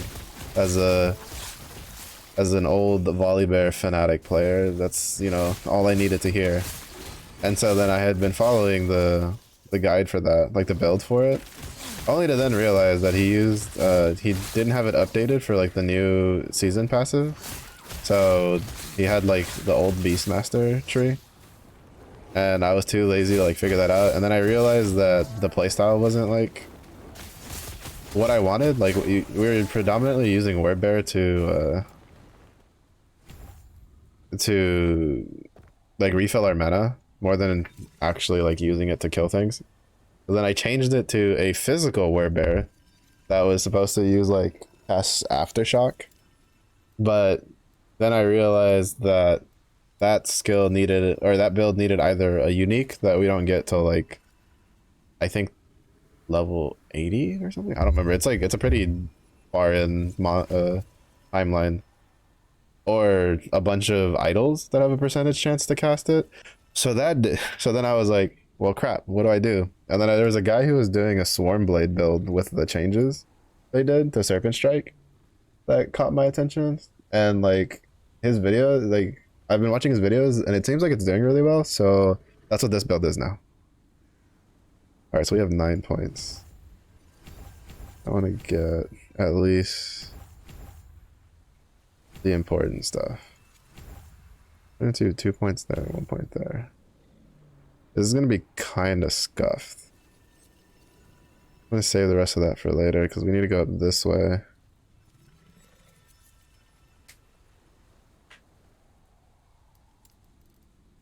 Okay, so now we can be a bug boy. Where is the rage on? Oh.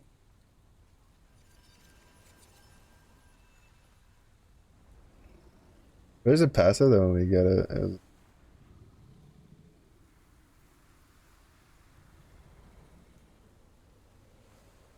Oh, this one. Oh, that's still pretty far into the tree. We'll probably definitely need that because we still need, what, 5, 10, 15, and then like 8 points to get rage on crit. So another like 23 levels before we can pull that out. Yeah, we need to get that for sure.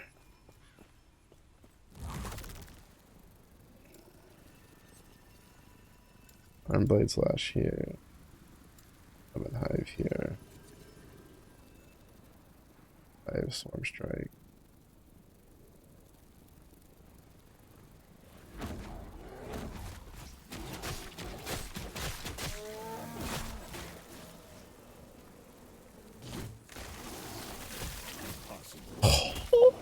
That's fantastic.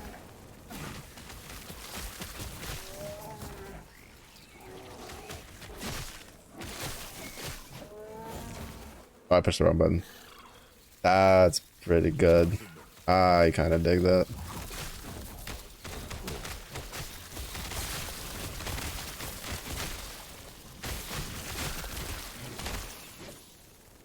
Oh, it got changed again. It does this sometimes when I like move stuff around. It'll like mess up where the buttons need to be. That's pretty good. Yeah, no, I've seen it in action. It's really good. Like, it's really good. Like, it was a little slow because I had to get it set up. It's pretty nasty what you can do with it, honestly.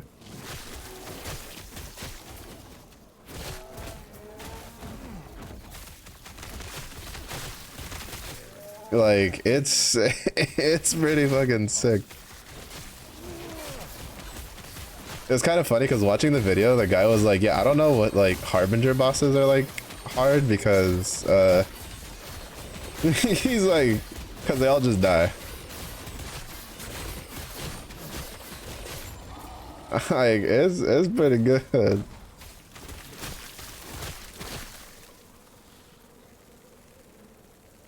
Cosmic and true.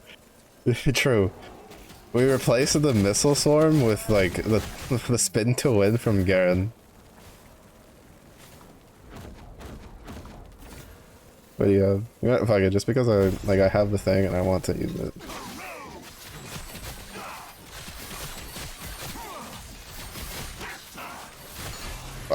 Bro didn't stand a chance, dude. Oh, that's really good. I like it. How are we getting rage back though? That's what I don't know.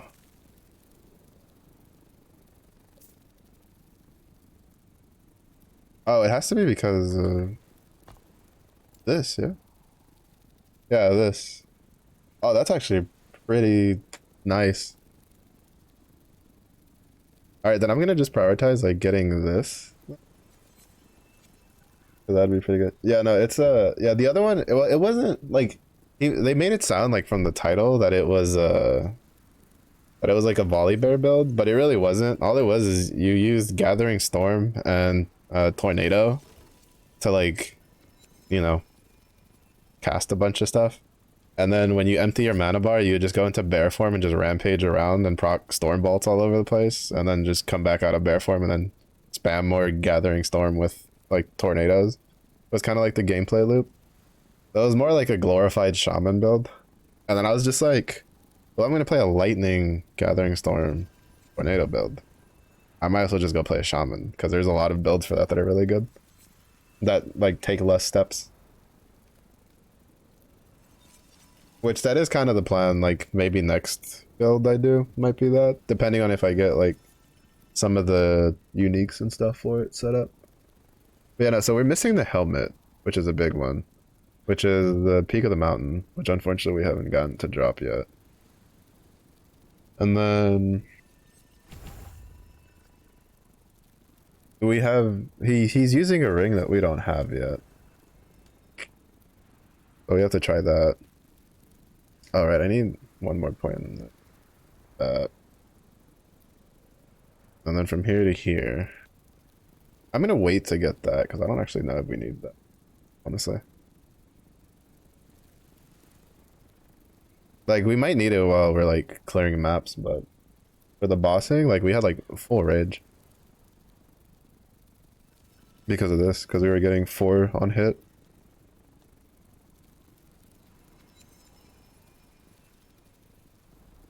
Like a dungeon drop? I mean, it's level 12. Is it? I don't know. I've never used it, so I don't actually know where it's from. I just assumed it was like a regular drop because of a level 12 item.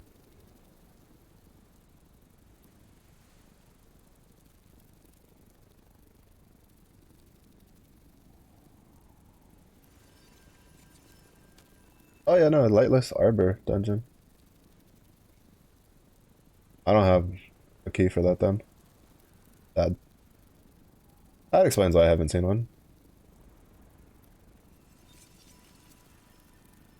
I hadn't played a build that wanted it till now, so I was just like, I don't know where that's from. So I'm just gonna wait and see if it shows up on a Harbinger.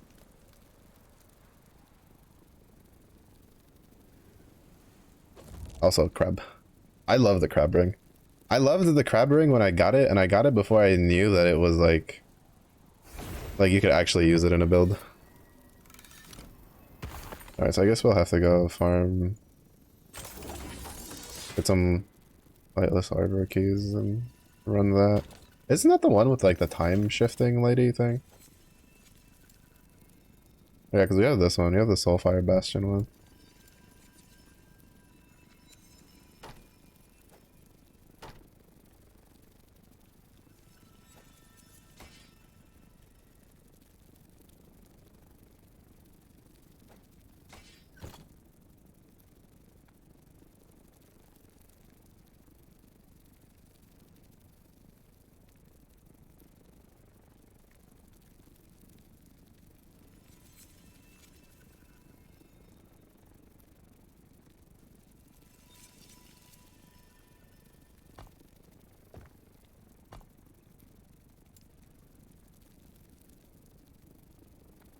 Yeah, so 1 point goes here, 1 point goes here, so we get the more armor. And then we go up this way to get the crit. But this one at 6.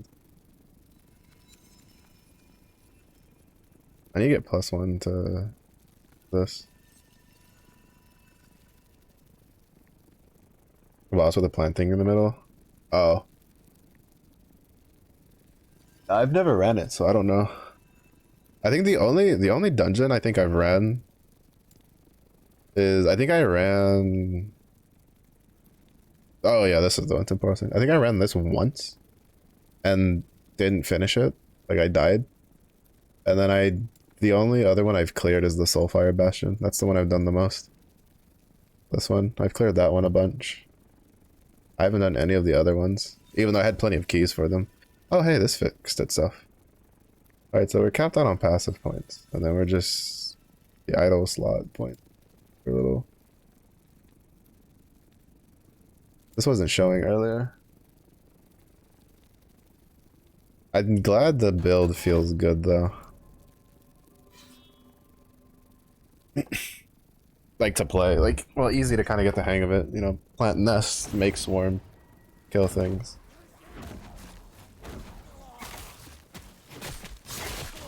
Oh, even better, this one's Reno.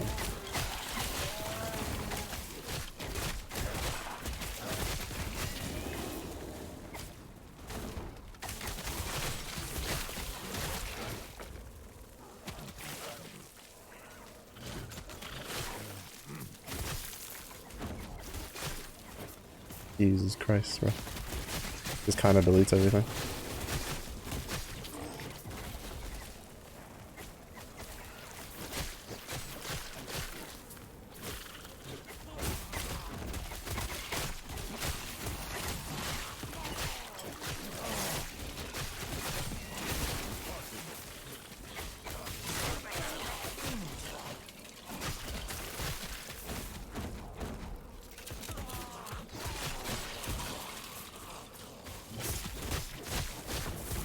I'd have to remember to use dive more often though.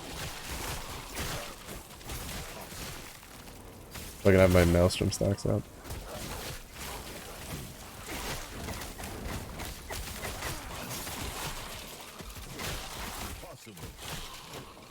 Oh, I forgot to change my weapons.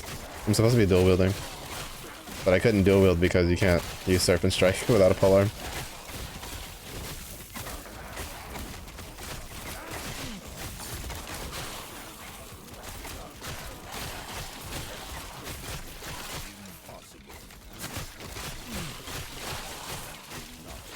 I need to change this and this. I'm used to using my movement on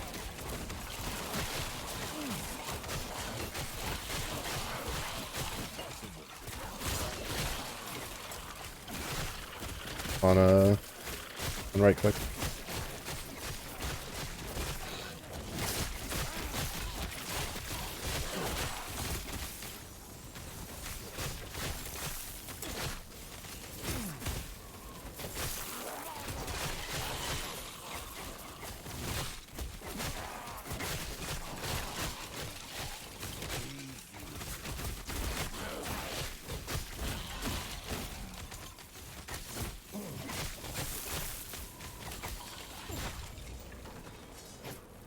Yeah, no, it's pretty good.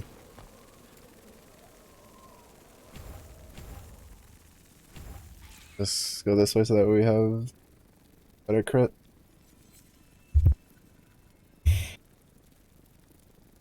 Yeah, I don't actually know if we like need this. Honestly, like, well, I guess like probably like towards higher content, like on stuff that's actually kind of hard, where it's not, things aren't just dying instantly. So I guess I'll do like 3 points here, 2 points here, and then put 1 point here. And then pull these points out when we get them. Not bad.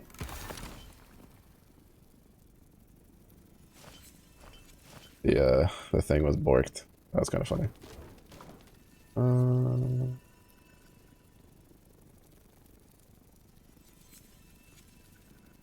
Refresh random companion ability.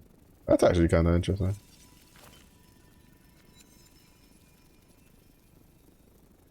Oh.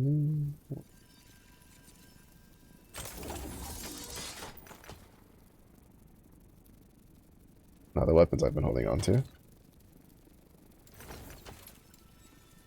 let's see. That could be kind of interesting with a Beastmaster build. There's a dagger I want to get that apparently lets you summon a shit ton of raptors.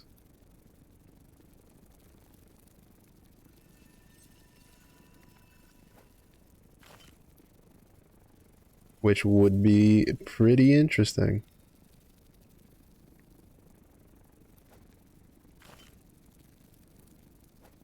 Oh, chance to bleed would be.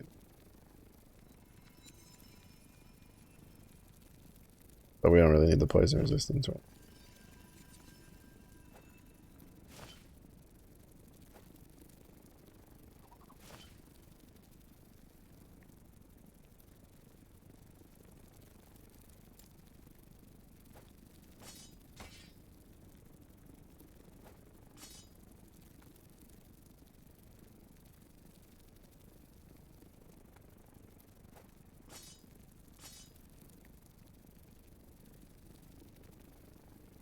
Oh, this one's actually. I don't know if I can actually fit that one up.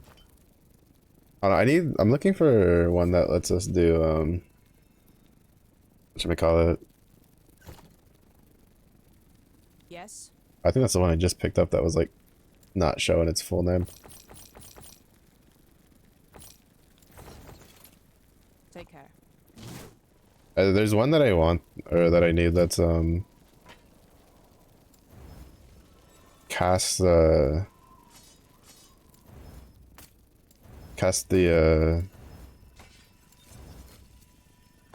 this totem, the thorn totem on hit, percentage chance. Need one of those.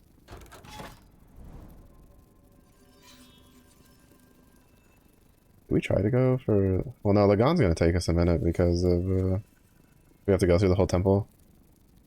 I plan on swapping over to Zenless here in a second. So we'll just do this so we can plan our route, and then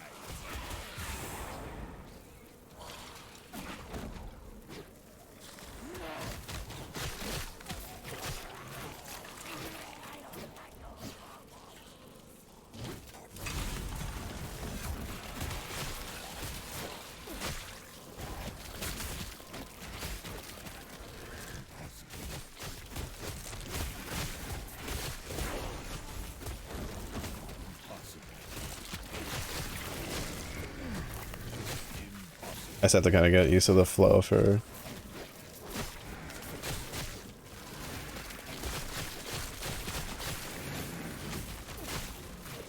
I have to like cast dive. I have to remember to regroup swarm stuff for keeping my swarm buff up.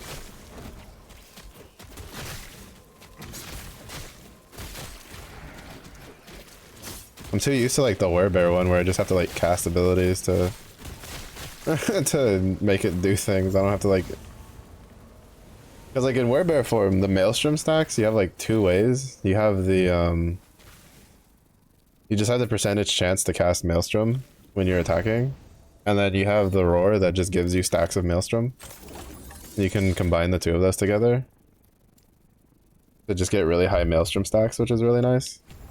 But like in this one I have to actually like kind of micromanage it a bit.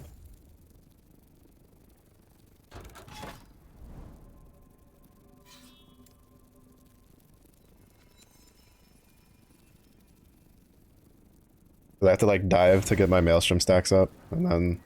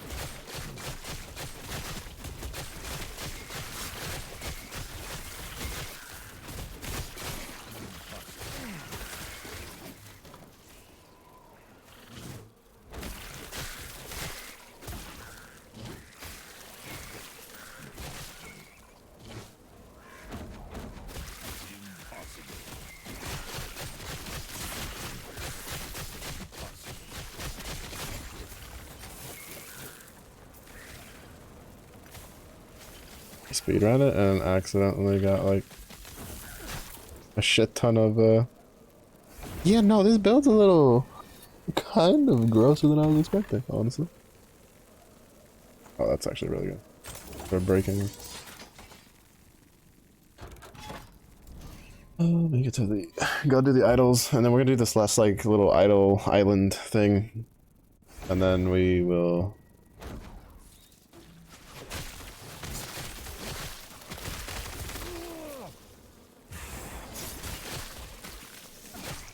go for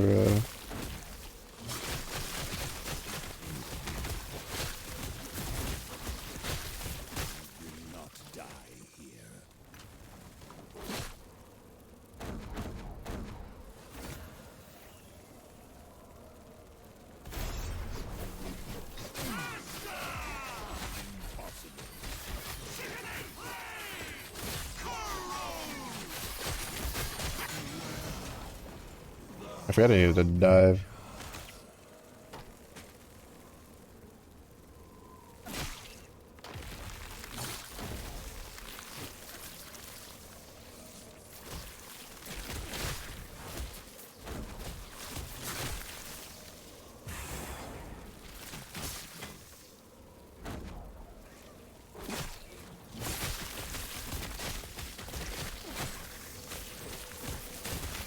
Like a fucking Roomba, bro. A Roomba of death. Or rather.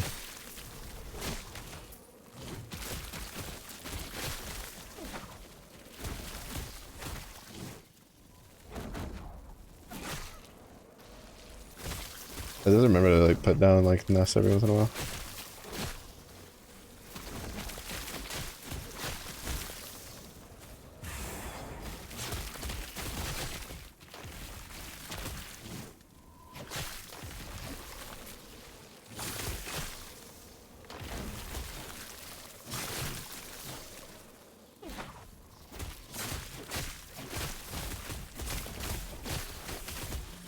It's like a whirlwind with like more steps. But I'm here for it.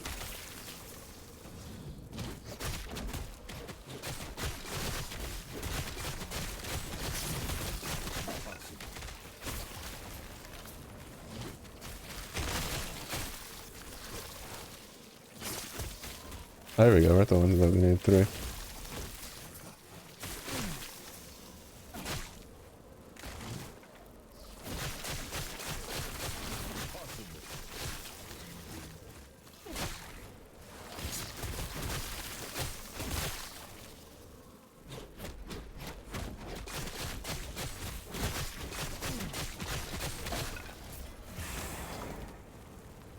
Yeah, once we get the totem cast one, it'll be pretty nice. Alright, I can't cast I can't cast like manually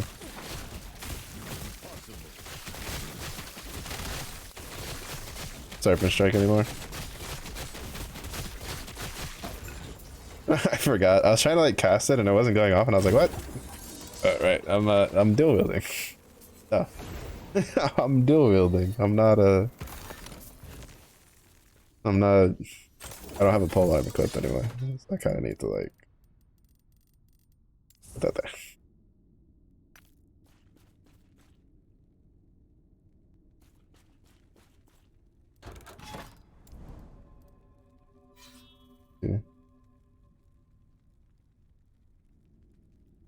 Alright, we're gonna do this, and then we're gonna swap over to Zenless. That way I can do some last minute grinding.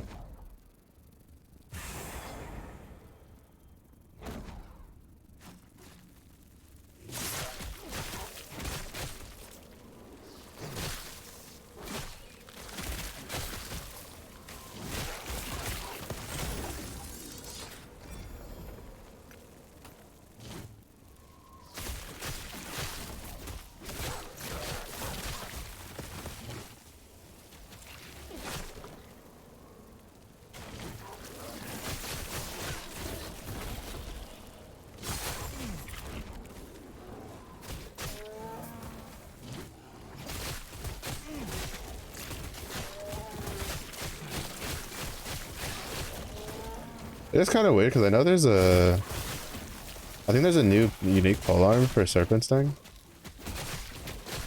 I just don't know if it interacts well at all with Swarmblade.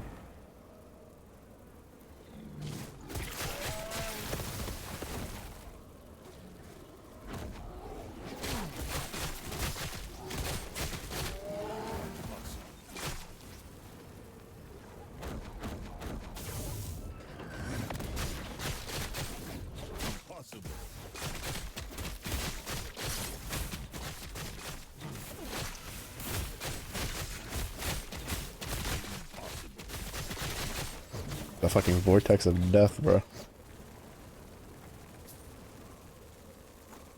That is satisfying, to say the least.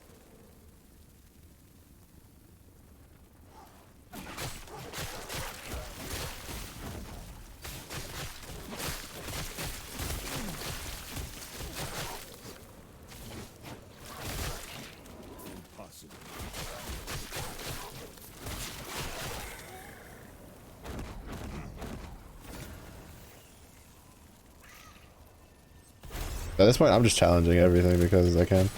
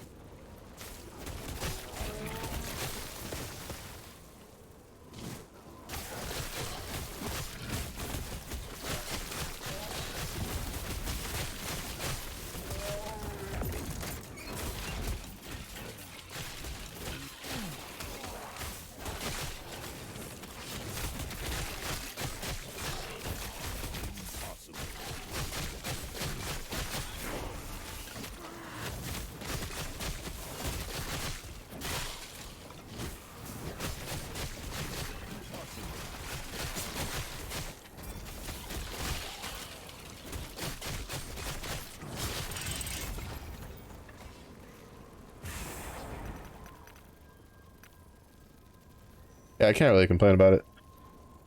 It's taking a little bit because I need to. Ooh, that'd be really good for a like placeholder. It feels a little weird because it's like I have to be so conscious of so many different things that I didn't have to be conscious of in the other forms, right?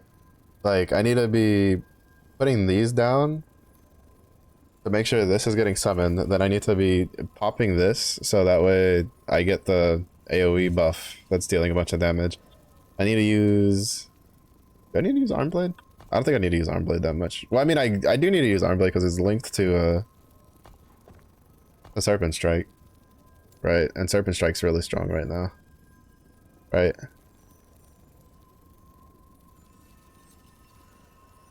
And then it builds me this, which gets me the tornadoes. And then on top of that, I need to be diving so that way I can get my stacks of Maelstrom. Just to get 2.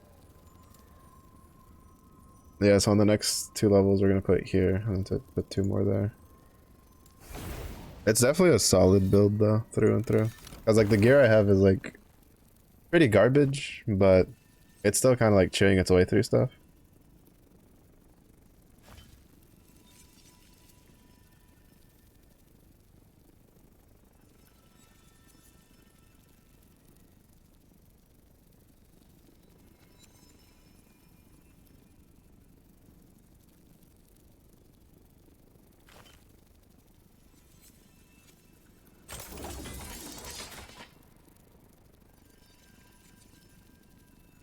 Yes.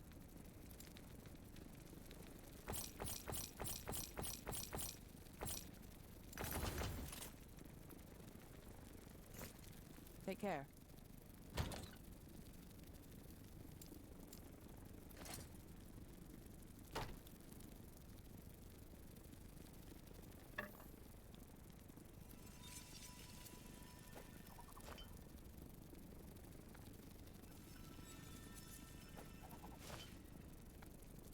This one's not too.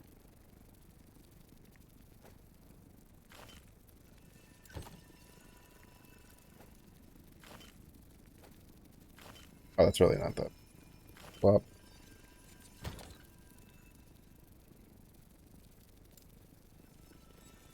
we lose like 22%, but then we gain like an extra slot that we can put something in. Just put that in for now. That'll be there. Hold on to that in case we do a lightning shaman build.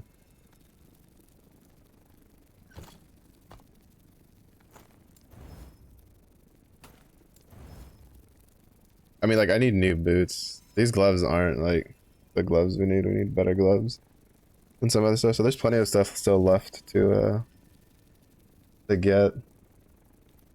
I've had this necklace since like level 4. Like, like I've just been neglecting using stuff. Oh, I could. Oh no, actually, I was gonna say I could use this, but no. The base is fine, but basically the damage on it is, you know, the top 2 are kind of shit.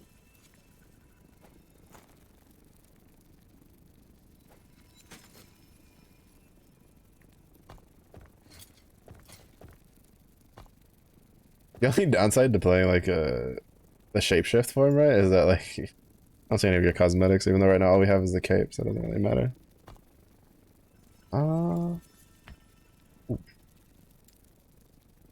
Yeah, so like I need to at least make sure I always have like a minimum of 6 stacks up for this, and I think this, yeah. Like basically like all of our buffs are up at 6 stacks. I need to be diving like basically almost on cooldown. And then do that. It's too bad that we can't get this to like D6.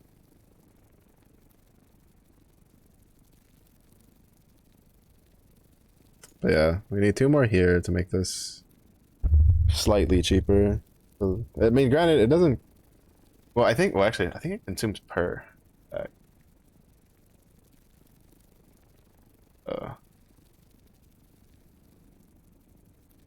Water Strider can kind of stay up there.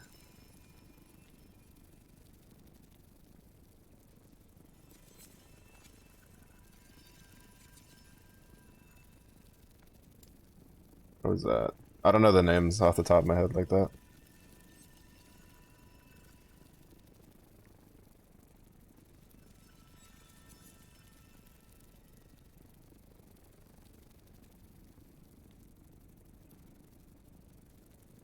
Oh, actually, yeah, you're right, because it's like 6.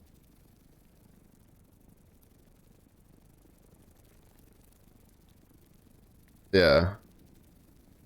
Why does he want it capped out though?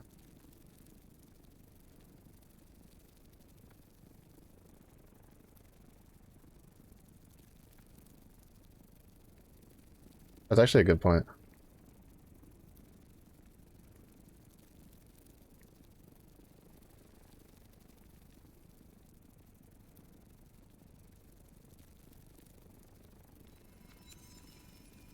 Oh, Swarmblade enjoy? Yeah, I wanted to do Swarmblade for a while, but I decided like I saw a build for it that seemed to be doing well, so I was like, you know what, we're gonna try it this cycle and see how it goes. I just got it like I think 2 levels ago, so we're chilling. But there's Zach Tyler, welcome in. Hope your cycle's been going good. Yeah, I'm trying to figure out like why he. I guess maybe it's like he had nowhere else better to put it. Because he has 22 points in Swarmblade, which I don't have. We take that one back out. For now. Because it'll definitely be better to have points in this and this. That way we have more tornadoes. And then this until we get further into the tree. One of the crits. Well, because like I'm following a build for this Swarmblade, and he has 4 in here, and so I'm wondering like why he has 4 since like we were mentioning you only need 6 for all the Maelstrom stacks, and like the only thing I can assume is that he kind of just goes, you don't really need it in anything else, so he just does this just to have the extra stack damage, I guess. I don't know. Any tornado procs is possible. Yeah, the storm tornado tree. Yeah, I think this build is going something similar. Because we have that too. That's what we're doing with this one. I'm just playing it very poorly.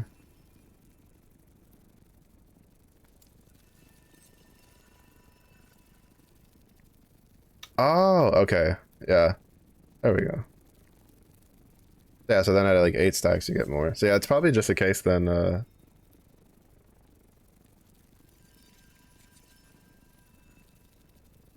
I'm assuming that maybe that has to be like 2 of the points. Yeah, yeah. Like that makes sense. Because like since he has 2 extra levels, I'm assuming 1 point goes to cap that out. And then where do you put the last point? Because we kind of need at least like 1 point in this. Well, probably 2. Until we get, I think, another.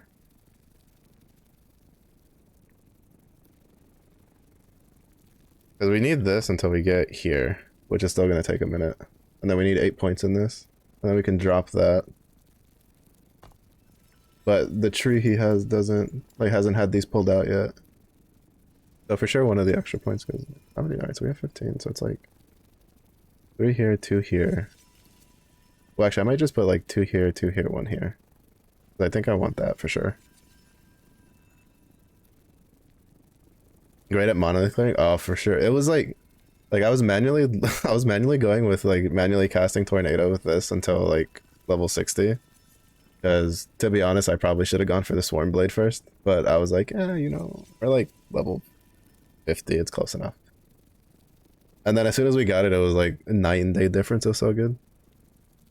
No, that's what I've been trying to get. I've been focusing on the idle ones because I've been trying to get that. Because that's something I'd really like to get. We haven't had any luck with that yet. And I don't have access to the factions yet because I came to do monolith instead of doing Lagon since I wanted to get to 60 to get the Swarmblade.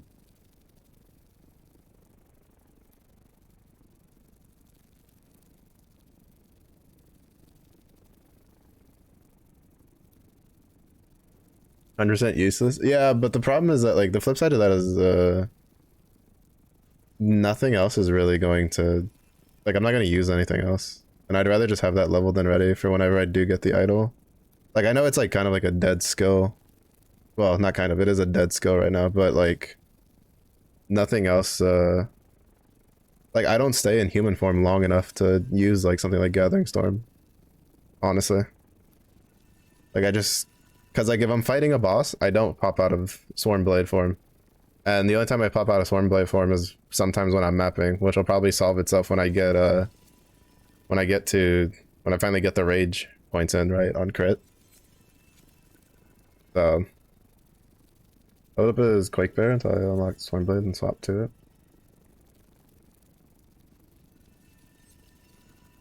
Those nodes. Yeah, I'm actually been curious about that because I don't think I haven't seen any build that uses those nodes, right? The swap ones.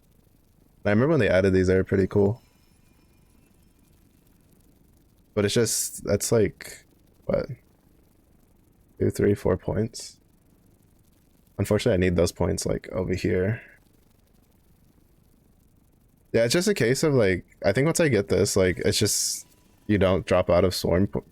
Like you won't drop out of Swarm Blade like much of often. Like to be honest, right now I don't drop out of Swarm Blade all that much, right? I think the only time I've dropped out of Swarm Blade is because I don't like drop Swarm Blade when I go in between missions. So I like go into a mission with like no rage.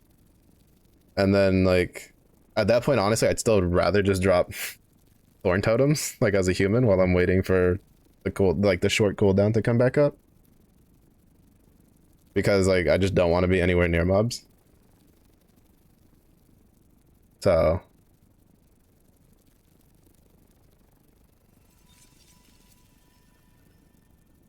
yeah, I use that well I use the one for where it's like the spirit thorns.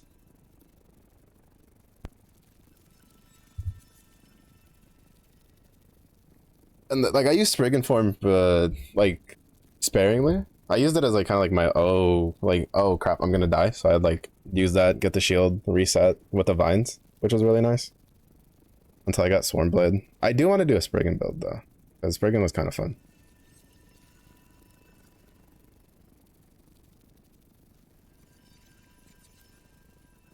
Boots and amulets? No, the items for this character are garbage. Like that's a level 4 amulet.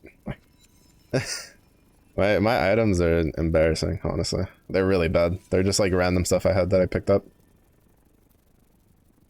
It worked though. This is actually probably what's been carrying me a decent amount. I got this pretty early. Oh, that's where I was getting this Primal Serpent was. I was wondering how I was getting Primal Serpents without having it noted in. Did more poison stacking do? One on the other side of the tree. Yeah, this build it's kind of like he's playing a bit around with the attack speed and then more into like the poison from just like built into the tree because he maxes out this point, right, for the bleed chance, and then he's with the serpent strike, he just builds it off of the serpent strike, and I think I have like a chance to poison idle at the moment somewhere. That's kind of like how I'm getting my poison a little bit more. And it's been, I think for right now, it's like not bad. Like it's acceptable.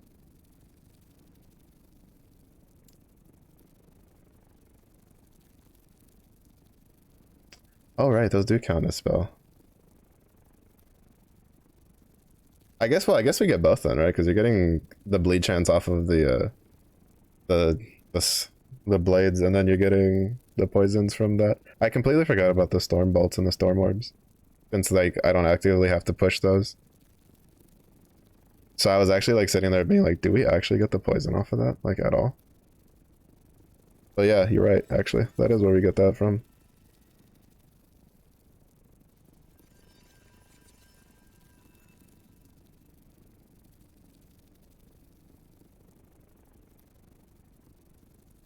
I guess we'll just keep going. Go this way.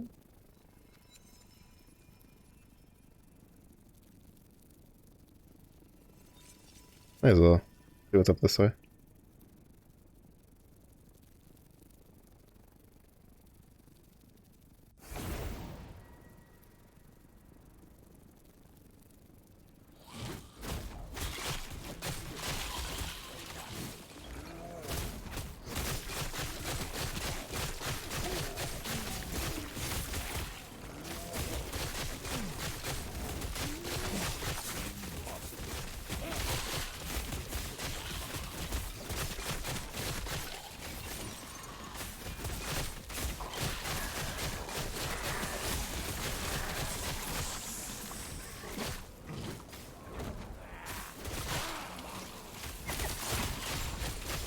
It's taking a little bit to get like in the groove because it's so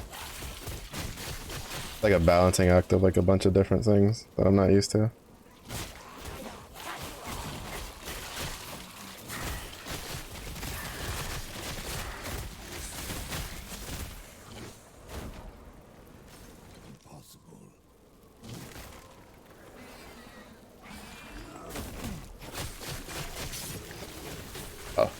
That was like a regular one.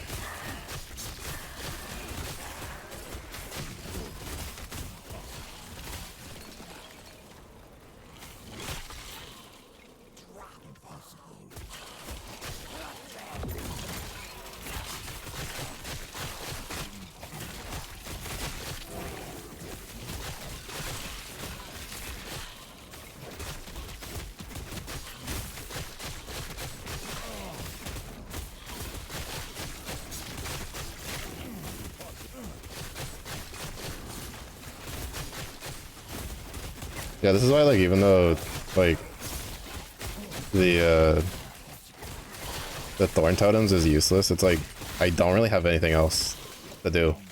Like, I rarely drop out of, Thornblade as long as I have things to kill and things to fight. So that's why I've kind of just been like, I might as well just have it, like, gaining XP while I wait for, I probably should have empowered that, that's fine.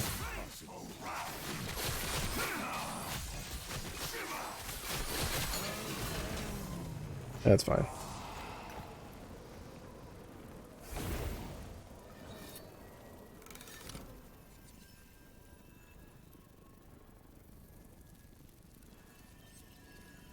Oh yeah. Well, I was mostly, yeah, I kind of, well, that was mostly just for the, I was honestly planning on, like, swapping games. That's the only reason I didn't, like, push through the story stuff, because I just finished getting Swarmblade.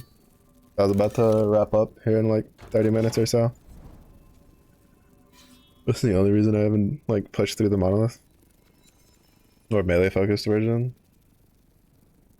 Didn't touch spell damage or anything for spell. Oh, interesting. Didn't use the serpent's milk amulet. Yeah, he calls for, like, I don't know if he's still testing stuff out. Like, I haven't, like, I'm just using what I have. Like, I don't have, like, anything, like, special. Like, none of the uniques I have are for this aside from the belt and the ring. And even then, the belt's, like, not in the build. The rest of these are just uniques I had that, like, would fit the build and usable.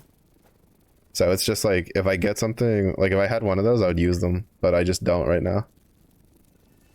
And then, but it feels really good. It's, like, I feel like that kind of just shows it, though. It's just, like, is Thorn Totems, like, kind of, like, useless? Yeah.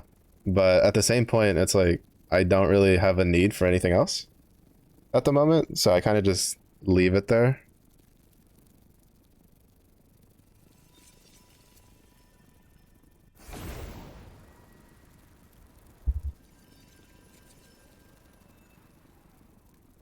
% the way for bosses. About the minion poison damage, just to count. Fair, fair. Yeah, I'll definitely have to, like, revise the gear more.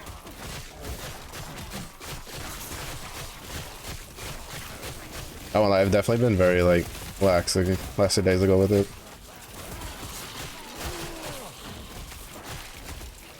Because, like, this is, like, the third respec I've done. I tried to do 2 different Warbear builds, and then one I changed because the playstyle wasn't something I wanted. And then the other one, like, was kind of like the Aftershock one, but I didn't have, like, any of the idols. And, like, it was fine, but it was still a little, like, I guess, like, samey, because I did Warbear before, like, the official release. So I kind of, like, left it alone. And then I'd wanted to do a Swarmblade one for a while, and so I was like, you know what, I'm gonna, like, since it was at a spot that I could redo it, I just did this. I just went for the Swarmblade. And I can say I don't regret it at all whatsoever. Yeah, you bums.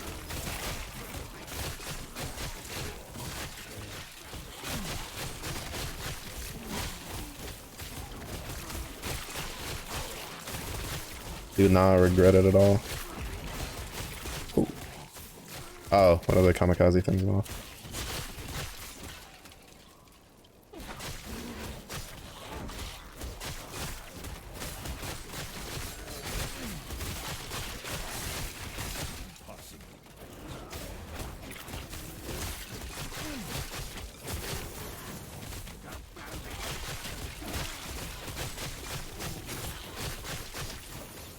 I'd appreciate it if it didn't, like, explode anymore. I'm kind of bad with managing my, like, hives.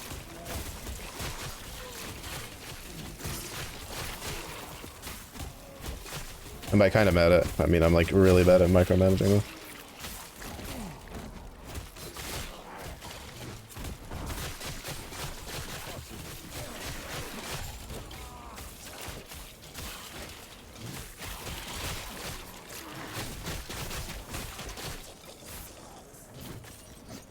Third respect to started wolves, then squirrels. I haven't been able to try the squirrels yet. I've actually wanted to try those. Then raptors and crows. Like I said, clearing. Have you been able to get? I saw there was someone who wanted to try what is it? There's the new dagger for raptors, the unique dagger for it.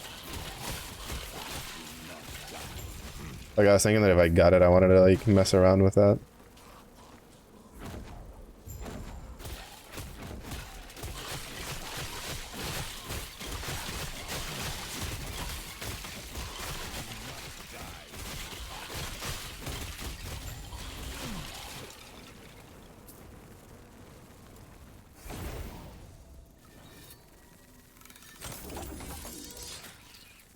There's a couple like interesting. I've seen a couple of like people like theory crafting some builds for it.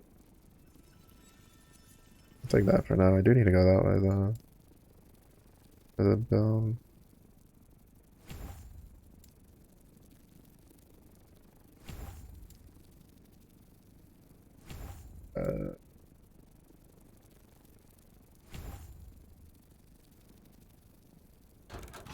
Alright, we'll do this one, and then I think I'll wrap it up for the night, because it's like 1:30 in the morning.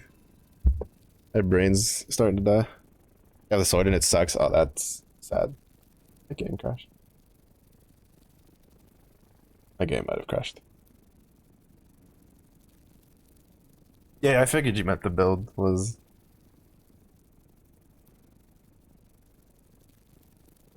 I think my game crashed. I think it's a sign. It was a sign that I line up.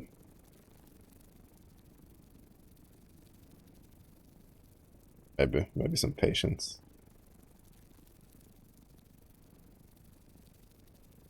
Yeah, I'll fight the same mob, so the clear is abysmal. Oh, that's fair, yeah.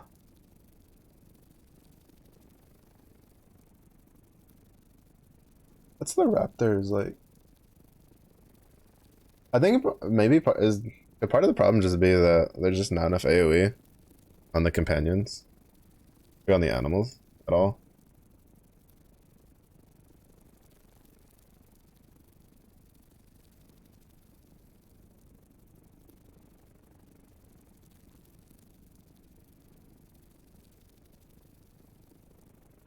All right, so last epoch crashed. And my brain is dying. So I think I'm going to take that as a sign for calling it for the night. Ugh. Yo, less ain't no way, bro. Squirrels, 2 stonks. Maybe that's why we don't have any more raptors on Earth, because they weren't as good as the squirrels. So they just died out. Honestly, makes sense. Makes sense. I can see it. I believe it. Oh, but yeah, we're gonna call it. It's the I can probably just restart it, and I'll probably start it real quick, but I think I'll just take this as my sign to go lay down. Heat's killing me. I hope it's been not too hot for y'all. But yeah, thank you everybody for watching.